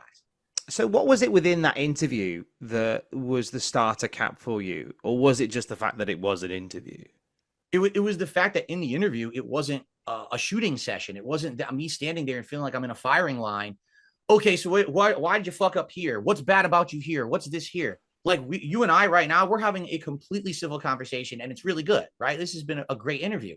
People wouldn't give me this chance previously. It would be, we want you on just so we can just talk shit about you for 2 straight hours, right? And it's like, I don't see what the meaning of that is, right? And these guys had me on, and yes, we talked a little bit about the drama stuff, but then we were watching clips together, laughing, and just. So you didn't mind it being a shooting gallery on somebody else, as long as it wasn't you. Okay, that sounds like the earmarks of a coward, so sure. Given that chance to shine and show my personality through worked. And people were like, oh shit, Phil's not the devil? No, like you could have come by my stream and checked it out, but most people, their only exposure to me is my detractors content. They don't see the real stream or the real me, so they don't get to see the entertainment value there. They just believe everything the detractors have said for 10 years. Okay. And that's sad, and that's really them giving me that shot that appearance on their show. That led into us doing the co-op commentary. That led into us playing the game together. And then I did an interview with the guy who runs Kiwi Farms, a website that infamously has been posting up awful things about me and my family members. So it just keeps rolling. It's like, wow, what? I'm going to go over that soon too. Because I really want to hear you. I really want you guys to hear how he tried to convince Josh to take down his thread. That shit was fucking hilarious. And he tried to pull out all the stops. And it's very clear that he tried to make certain points and he thought Kino Casino was going to back him up and they didn't. Because PvP and Andy, respectfully, they both have a thread on each. They both have a thread out. They both individually have a thread, plus the Kino Casino has a thread. They haven't asked for their shit to get taken down. So why do you think that Josh would do that for you? I mean, Jesus Christ. Josh alleges, I don't see why he'd have a reason to lie about this, but Josh said that someone offered him like $100,000+ to have his thread taken down. And Josh said, nah, I'm not willing to do that. Just to take his thread down. And now to think about it, someone else, if I remember correctly, with Liz Fawn Jones, or Fawn Dong, or whatever they call her, or they call them, whatever. Liz Fawn Jones. With that situation, Liz Fawn Jones doesn't even want their thread taken down. They want an aspect of the thread to be taken down. If I remember correctly, it's the rape accusation. Well, I don't know if it's an accusation. Actually, I think there's actual proof behind that. But anyway, the section about the rape, they want that removed and whatnot, and they don't seem to care much else about the rest of the thread. And Josh is like, no, we're not doing that. So look at all that shit. That boy ain't sat there and gone to war over not even the thread, just something that was in the thread that he could have removed, and he still chose to stand on business with that shit.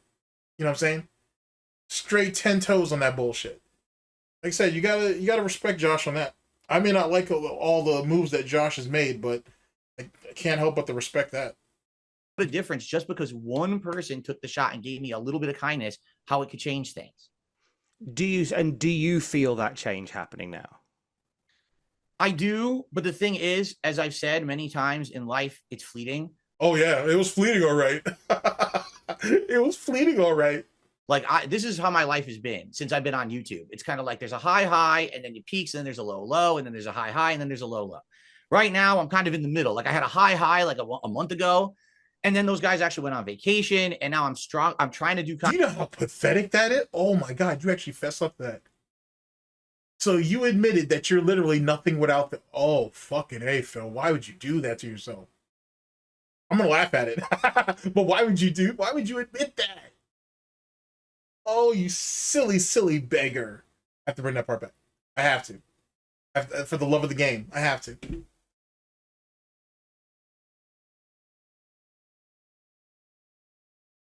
Just a second. It might be too far, but we'll see where we're at.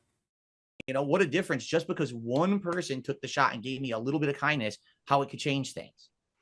Do you feel that change happening now? I do, but the thing is, as I've said many times in life, it's fleeting. Like this is how my life has been since I've been on YouTube. It's kind of like there's a high, and then you peaks, and then there's a low, and then there's a high, and then there's a low.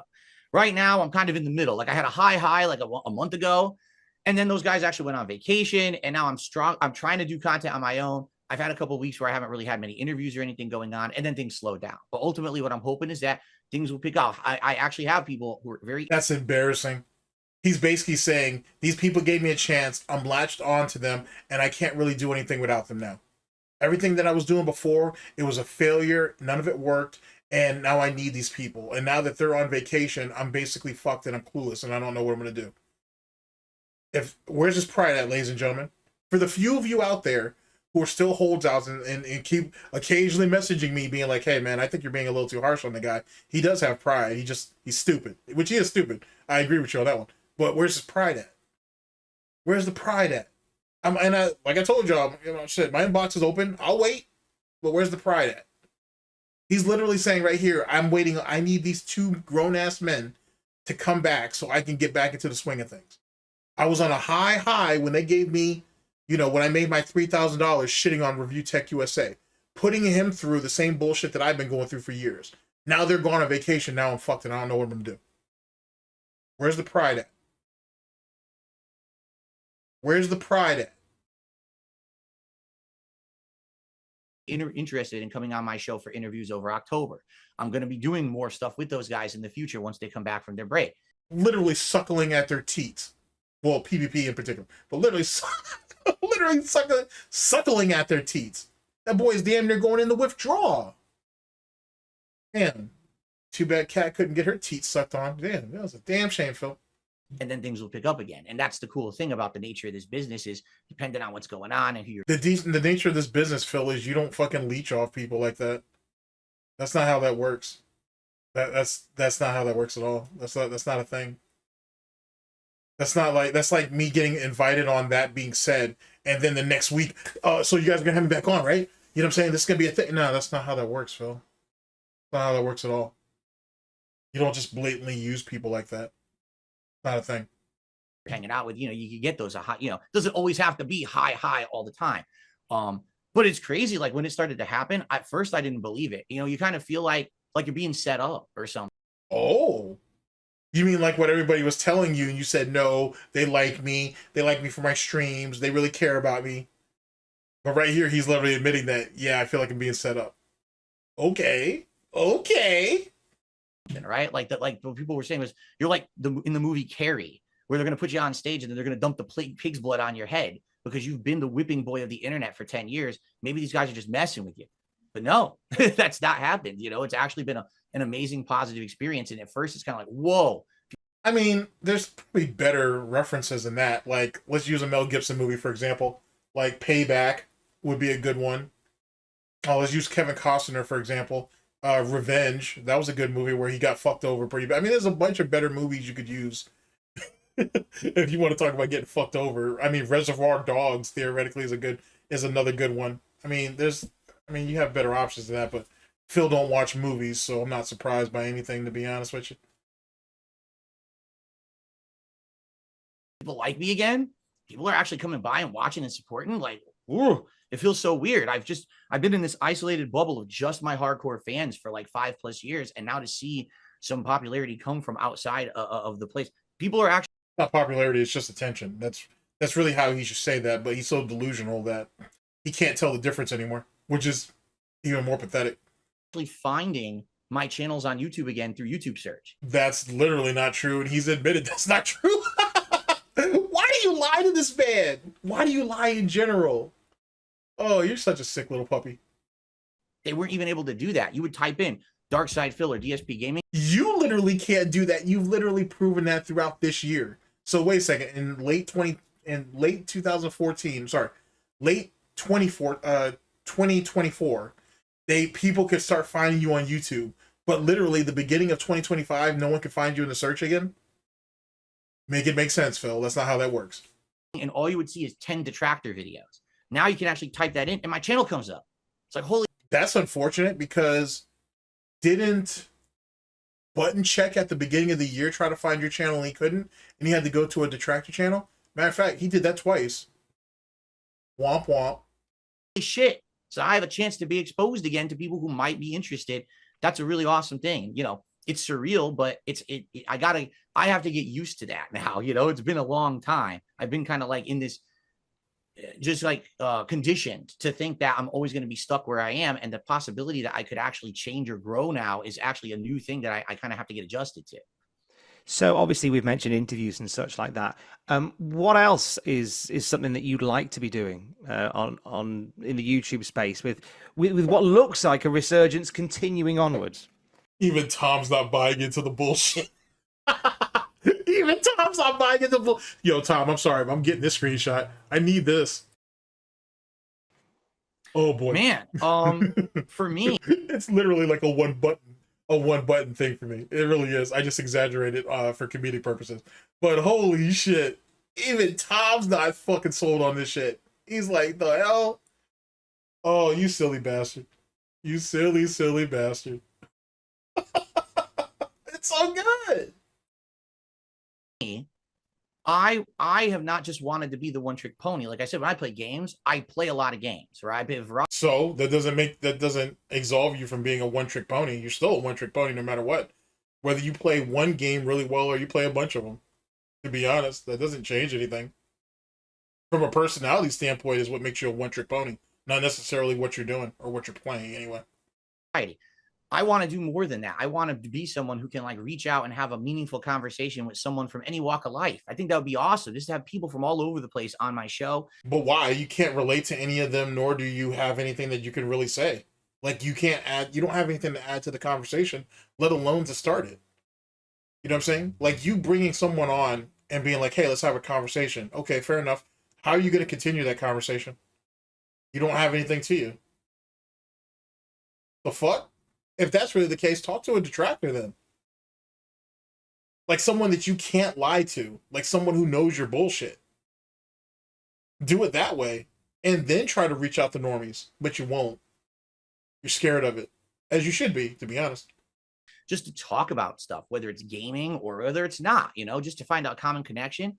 I've always wanted to do that, but people wouldn't touch me with a 10-foot pole because of the, the negativity and the detractors. So hopefully now with this change, I'll be able to branch out and do more stuff like that.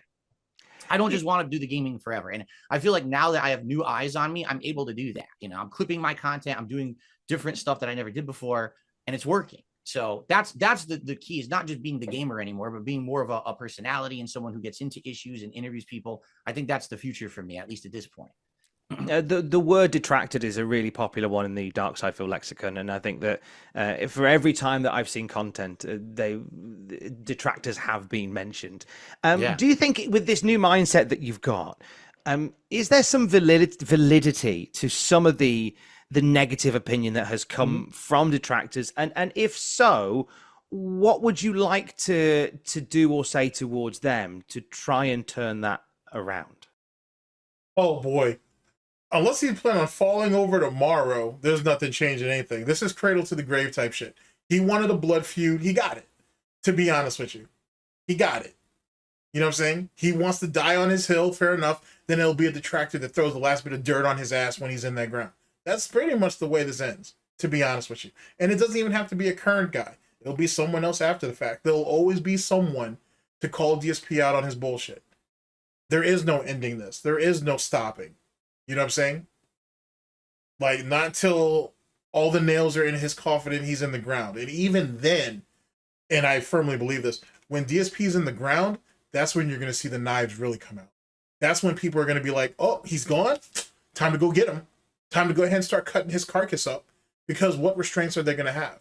A lot of people want to hold their tongues right now, troll remorse, sense of decency. They're actual human beings and shit, and have like have empathy and all that good shit. That's all well and good. I don't have any of that. So the reality is that there's going to be a demographic that's going to think similar to myself and be like, yo, once he's in the ground, now we can really go ahead and go into whatever little folders that people have and pull out some of DSP's darker, most egregious bullshit, and that's when the videos are going to hit.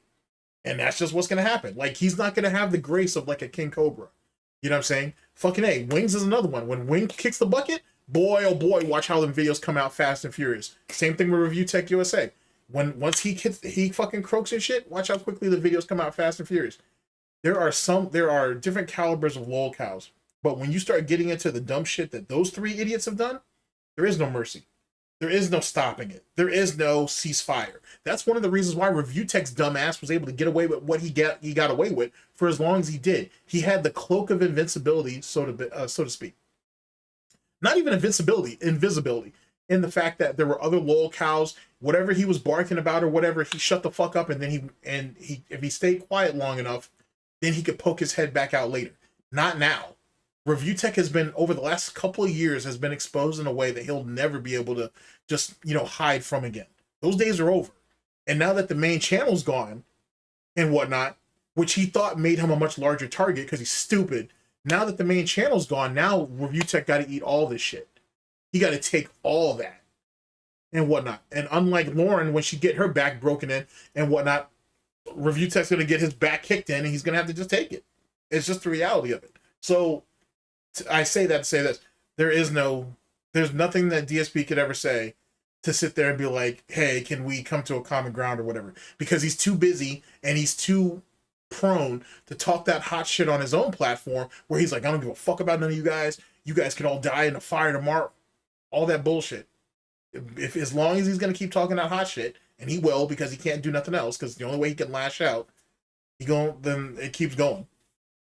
You know what I'm saying? The fight for Goutopia, Gout of Thrones, whatever you want to call it, is going to keep, everything that I call it, it's going to keep raging. It's just the way it is. And with every new soldier that enters the fucking grounds or enters upon the grounds of Goutopia, it's just one more person he got to worry about. And in the exact same way, with Homegirl over there in Girl World, Rachel was her name. When she came in, she looked at the surroundings and she's like, hey, I'm been given an opportunity and I'm willing to do whatever it takes to take advantage of it. And that's why she did what she did. And that's why she all fucked up the way she fucked up now. Now, the headhunt is for the people that were around her. And that's what people really need to be worried about. It's not about Rachel's going to end up taking her hits no matter what. But it's the people around her, the ones who are next on the chopping block. And that's going to be ugly from here on out. Well, here's the thing. Because there's different people out there. And when I say detractors, I want to make this clear. This is not a person who just like wants to laugh at me or make fun of me at a meme or something. That's a normal person. I think that's literally not true, because you said normal people don't participate in detractor content, i.e. making them detractors, and they're all basically pointless pieces of life. What are you talking about, dude? You don't really think you're going to get this past me? Or any other detractor worth their salt, I should say. What the fuck are you talking about? Okay, go ahead. Play nice. Go ahead and play nice and shit on this Tom and Jerry situation that you got going on right here. Nothing against Tom, but I'm just playing off his name. Yeah, go ahead and play your little Tom and Jerry situation for right now. All right, buddy. I got you. Everyone has done that, right? Everyone's seen the incident. Everyone's seen a Darksydephil meme and laughed at me and made fun of me. I don't care about that. When I say detractor, I mean these people who are so hyper-focused on doing every little thing they can to make me look bad so they can benefit. You know, like I said, it just came out recently. One of my detractors was making between $5,000 and $6,000 a month just making negative videos about me on YouTube. That's insane. This guy's making a full-time living out of it. Yeah, you got drama channels to do that too. You got T channels who did that. Fucking Keemstar theoretically built an empire off of it. And you said, oh, you know what, Keem, what you've done, man, it's pretty respectable, man. It's pretty remarkable. I got to give you credit. So you can go ahead and suck Keem's dick, but you don't have, but go ahead and just shit on Duty. And don't be wrong, I don't fuck with Duty, so I'm all about you doing that. But at the same time, though, too, that's a bit dishonest. You know what I'm saying? And I'm going to show a little bit more character than Duty has and say, that's kind of fucked up that you're going to sit there and shit on Duty for the bullshit when Keemstar basically built his career doing the same damn thing. That seems kind of fucking weak. And that's just nuts because when you look at his content, it's all bullshit. It's like he literally lies. In one video, he claims, I freaking incited violence against the CEO of a company. I literally never did that. In the clip, didn't you say something about them getting shot or something, or fucking getting beaten up in the street or some shit? I didn't even do it, but he titled it that way. So everyone goes clickbait and the guy makes a ton of money on the video. So those are the... Didn't you admit to clickbaiting on your gambling videos? I didn't make that up, right? That's something that he did admit to doing, right? So what's the difference? That's the reason why Tom wanted you to put the disclaimer for the gambling's anonymous and all that other stuff, right? So, huh?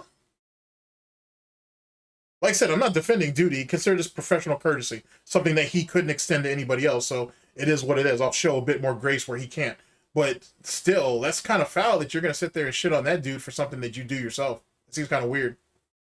Detractors, all right? And the truth is, I don't think those people are ever going to go away. I think now they've realized that DSP is the gravy train for them. First off, this shit has happened before Duty and it'll happen after him. So no, money isn't the motivation, like the end all be all motivation of it. And it's really retarded that you're trying to push that narrative, which falls flat. Hence the reason why it don't work. And a normie like Tom is going to see right through that, like anybody else. Sorry, Phil. People don't harass you because there's money in it. Sorry, champ. Especially when you could go to Wings, you could go to the LTG community. There's other places where you can pull money. You know what I'm saying? Where you can pull a bag. You know what I'm saying? Shit. There's a legendary individual from the fucking LTG community, or low tier guy community, who made 120,000 keeping his boot on fucking LTG's neck. Like, what detractor do you know is pulling 120,000? I mean, it took time to accumulate that. Don't be wrong. I'm sure a lot of people made bank off Phil and whatnot over the years, but still, you get my point. But the difference now is to be able to have the opportunity to have a voice to speak out against it. I've actually gone up against some of these guys in my content and said, here's exactly how they're lying. This shirt, they tried to say that I stole this logo. You did. You literally did steal that logo. You stole the fuck out of that. Screenshot. Oh shit. You know what? I'm not gonna say it because then they'll do it again. But I have a feature in this where I can actually say SS, let's say that. And it'll actually do it for me automatically. That's silly. I gotta be careful though, because if not, it's just gonna keep doing that shit. Anywho, yeah, you can't say that you didn't steal it from that guy because you did. You legitimately stole it from that guy. The fuck are you talking about? From someone that I actually went to a website and just ripped it. No, I have the evidence that someone designed it for me. I paid for the rights for it, and I'm... Where did you pay? What? Who did you pay for the rights for it, though? Huh? Shaggy? When did DSP pay someone for the rights to that? When? Oh, you're full of shit. Oh, you're full of shit. When? When did you pay someone for the right to use that font? You're full. Oh, Dwight, boy. Oh, shit. What the fuck you mean you paid for the rights to that? Oh man, I'm fucking stunned. You getting the shit printed out or put on merch doesn't mean you own the rights to it, Phil. That's not you didn't pay a licensing fee for that. Oh man, he's fucking crazy. He's fucking crazy. To use it on merch, but they lie. They'll literally make shit up to try to get clickbait. And that's the kind of stuff now, because I have a voice, I can fight. Before I would just say it and no one would pay attention, but no one still doesn't pay attention. I mean, except for your detractors, trolls, haters, and critics, of course, but no one still really pays attention. What the fuck? I paid for the rights to use this. When? now people actually pay attention. And Oh, I think that's going to be the difference moving forward. But I'm okay with people making fun of me and laughing at myself. That's part of the fun of everything. And I don't think those people are detractors at all. I think people spin it that way. Say, oh, Phil just thinks everyone who hates him is a detractor. He literally said that. He literally said that. He's literally said that. The fuck? Great screenshot, by the way. Oh, shit. Oh. We may have to turn that feature off. We may need to turn that feature off. No. It's these crazy obsessive people who are literally trying to make a living on my back, lying about me. Those are the detractors that I don't think will go away. But at least now I have the ability to clap back. I think that's been You know how pathetic it is saying that? I have the ability to clap back. All right, bro. You want me to just keep kicking your back in? Fair enough. It is what it is. a big change that I've seen in the way that you've approached things lately is you have laughed at yourself a lot more than I ever remember you doing, because I think a big part of building that negative was the fact that you didn't, and you took yourself very staunchly and very seriously, and it was right. And that probably feeds into that. And what I've seen is somebody who is more often than not, as you say, clapping back and laughing back at yourself and at others as well. And I think that's a big part of it. We're going to do a big plug for what you're doing before we get to the end. But Phil, we haven't done your third match yet. We've still got to do your third match. Forgot about that bit. So to bring it back to the wrestling, to tie a knot and tie a bow in this thing. So it's we've had so far for your three matches. We've had Hulk Hogan and Ultimate Warrior at WrestleMania 6. We had the Iron Man match between Bret Hart and Shawn Michaels. What would you like your third and final match to be, Phil? All right. This one will probably be shocking to a lot of people. This is just pure fun. And this is one that I was thinking hard. What would I want my final match to be? I'm going to go with the Armageddon Hell in a Cell match from 2000, the 6-man Hell in a Cell, where all the big guys at the time were in this. You had The Rock, you had Stone Cold Steve Austin, you had Rikishi, who had just had this giant heel turn, the bad man who had tried to hit Austin with the car and stuff like that. He tried to pin it on The Rock. You had the American Badass version of The Undertaker, which I loved the American Badass Undertaker. I hated when he had the Limp Bizkit theme. I was glad when they finally changed it. And of course, the current defending champion, Kurt Angle. And they're all in this. So it's like everyone big in WWF at the time in this match. And it's like a 40-minute match. And it's just wild. It's like everything at that time you wanted from a high-profile pay-per-view match. You've got good wrestling in the ring, but then you've got brawls breaking out. You've got weapons being used. So we got no WCW. We got no ECW. We got no New Japan. We don't have anything out of Mexico. We don't have like you're just a WWE simp through and through, which is fine, I guess. But I don't know. Like I said earlier, I don't know if I can say that he's a wrestling fan. I mean, you know what I'm saying? If you only care about one particular org, then good on you, man. At the same time, though, too, can you really say that's wrestling? Does WWE really mean the end all be all? You know what I'm saying? Like, you know, like, don't be wrong. They took down everybody in the territory. They outlasted everyone. I get that. I roger that. I roger that. But I've never looked at WWE as the end-all be-all of wrestling. That's just not a thing. Whatever. Guys who are getting cheese grated against the fence back and forth. You got people bleeding. Then Vince comes out. He's trying to interfere in the match. Then you got Mick Foley coming out. He attacks them. Then there's a truck bed that's there for seemingly no reason. Gee, I wonder why that truck bed is there. Like they're not going to use it later, right? Well, the storyline version was that they were going to use it to tear the cell down. Right, because they were afraid that they were going to hurt all the guys who were like assets for the company, and they were all going to get hurt, and Vince didn't want that. Yeah. So, oh yeah, because Vince has never got his guys into risky situations before. Yes, right? Yeah. we've all seen the documentary, but yes. Right. So anyway, the match continues. The door gets ripped off the cell. They're fighting on the outside. They're climbing the cell. There's the spot where Undertaker choke slams Rikishi onto the truck bed. It's amazing at that time. You know, the only other spot you'd seen like that was the Mick Foley going off the cell, and to see someone else attempt it, and it's Rikishi, who's this huge guy. You're marking out for that. And I just remember it was so wild. The only thing I don't like, the ending sucked because the camera didn't really catch it. Like they said, you know, one guy does his finisher, the next guy does the finisher, the next guy does the finisher. And then they say, oh, and Kurt pinned him. 1, 2, 3. Wait, what? It, like, you don't even like see it. Like they cut to it real fast. So what happened was Kurt had been hit with a finisher, but he was on the mat and he crawled across and just like put his arm across the rock and wins. But you don't really get that feeling of like, oh, he did it. Like if the cameraman had been there and saw him crawling slowly and then did it, I think it would have been like a perfect ending. But man, that match has everything you want at the time. They're fighting outside. They're power bombing each other on cars and stuff. It's like, this is wild. That was that era, right? That was the epitome of like Attitude Era, to see everything go into this one giant. How would you know? You never saw the Attitude Era. See, give his ass enough rope and he'll hang himself. Match, and it still resonates today. I still think about the crazy spots of that match as that time when I was jumping all around so excited for pro wrestling. I think of all the people to take the bump off the top of the cell, Rikishi was the last person I expected to do it. Exactly. It's just so, whoa, no way. I thought Rikishi was going to toss Taker off the cell, and then it was the other way around. Holy crap. And we've never seen a 6-man Hell in a Cell since. Right? Yeah, no, right? It's appeared in the video games. Like you can play an Armageddon Hell in a Cell, and it's been the case for ages now, but they've never actually done another one for some reason. Right. Livid, quite frankly, livid. It was a different time. It was a different time, and this has been a time, Phil. And I want to just thank you very much for being so open.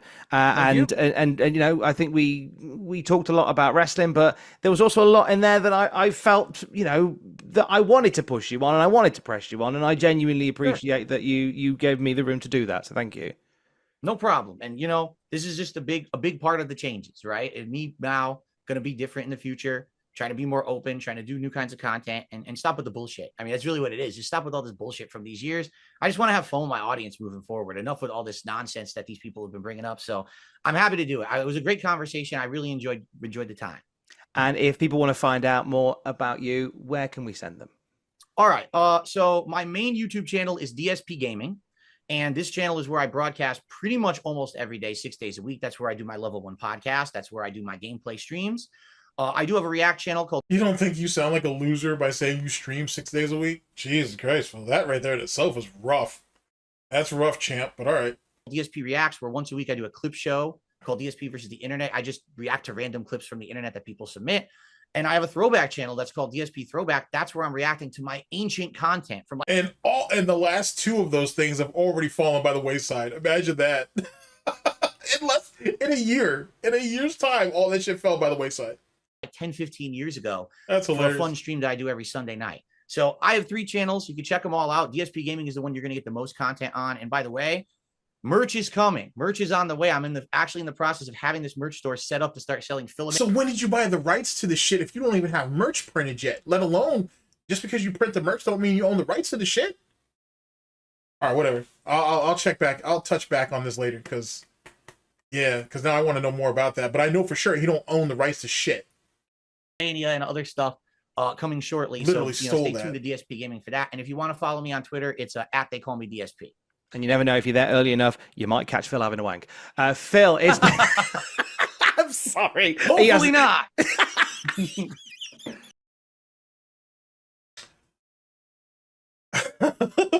Okay. All right. Fair enough. All right. Fair enough. All right. Big ups to Dwight. Big ups to Agent Proper. And big ups to Tom Campbell. Or Tim. No, I'm right. Tom Campbell. It was actually rather enjoyable. I gotta say, DSP lied his motherfucking ass off, but, you know, fish gotta swim, right? A pig's gotta snort. So it is what it is on that. Lied his ass off. Lied his motherfucking ass off. Nothing changed. He's still the same scummy piece of trash that he was before he went up there. So it is what it is. All right, final thoughts, and then let me let y'all go. Cause holy shit, we going into marathon status on this shit. Like, I'm trying to get my long form title belt back. I've got some stuff to look into. I got some additional stuff to look into. This is definitely I'll be looking back into 2024, and there's apparently some things I've missed. So let me go back there and get on my shit. As it pertains to the interview itself, I think Tom played it smart. I think he played it smart. I think he played it safe in that he played to DSP's ego, and he just progressively got into harder and harder questions. He didn't push him too hard. He let DSP kind of hang himself. There was a lot of times where I feel like Tom could have hauled him out on some shit, but it's easier just to go ahead and let DSP put his false narrative because he knows the detractors will do the rest of the work. So that's a smart way of Tom just utilizing the resources around him. I think DSP did a irreparable amount of damage to himself. So even if a new audience was wanting to check him out, just the years and years of admitting that he lied and his lack of real justification and or even real remorse over it kind of screws DSP over. DSP is definitely a poser, so him going for overhyped matches makes sense. It is what it is on that one. Really sad, to be honest with you. Like, I always knew that he was a fraud and a fake as a wrestling fan, but it really proves it. And really not even a wrestling fan, just a WWE, a WWF/WWE fan. And like I said, there ain't nothing wrong with that. I'm being critical because it's DSP and I can do that. But for anybody else, man, go with what you want. But then again, most of y'all probably ain't running around here saying that you're actual wrestling fans, though. Wrestling is bigger than the WWE. But the fact that he was so limited and you know what I'm saying, in some of his choices was kind of crazy to me. Like, fucking A, bro. Like TNA, for example, like there's X Division matches that I would have chosen before they went to the Octagon type ring, when it was the original 4 corners ring and shit. Fucking AJ Styles had some stupid matches during his TNA run. Just absolutely ridiculous matches. Rob Van Dam during his fucking television title run in ECW. I could pick a few matches he had that I thought were just silly as shit. Fucking A, bro. If we're talking about just in WCW, man, WCW had a bunch of crazy ass shit. Had a bunch of crazy ass shit in WCW. Fucking A, bro. I don't know. Whatever. I'll have to think about what my 3 matches were gonna be, but there's a whole world of wrestling out there that this cat ain't missed. It's unfortunate, dude. I'll even go as far as I won't put Orange Cassidy in my top 3 if he has a match that I would think in the top 3. But I feel like Orange Cassidy gets slept on. Like, his early shit is fucking fantastic. It's funny as hell, and it's fairly entertaining. I got to give him credit. The king of sloth style wrestling. Shit, Jordan. I would say what's her name? Jordan something. She was dope too before she got on the juice. I thought she was Jordan Grace, I think her name was.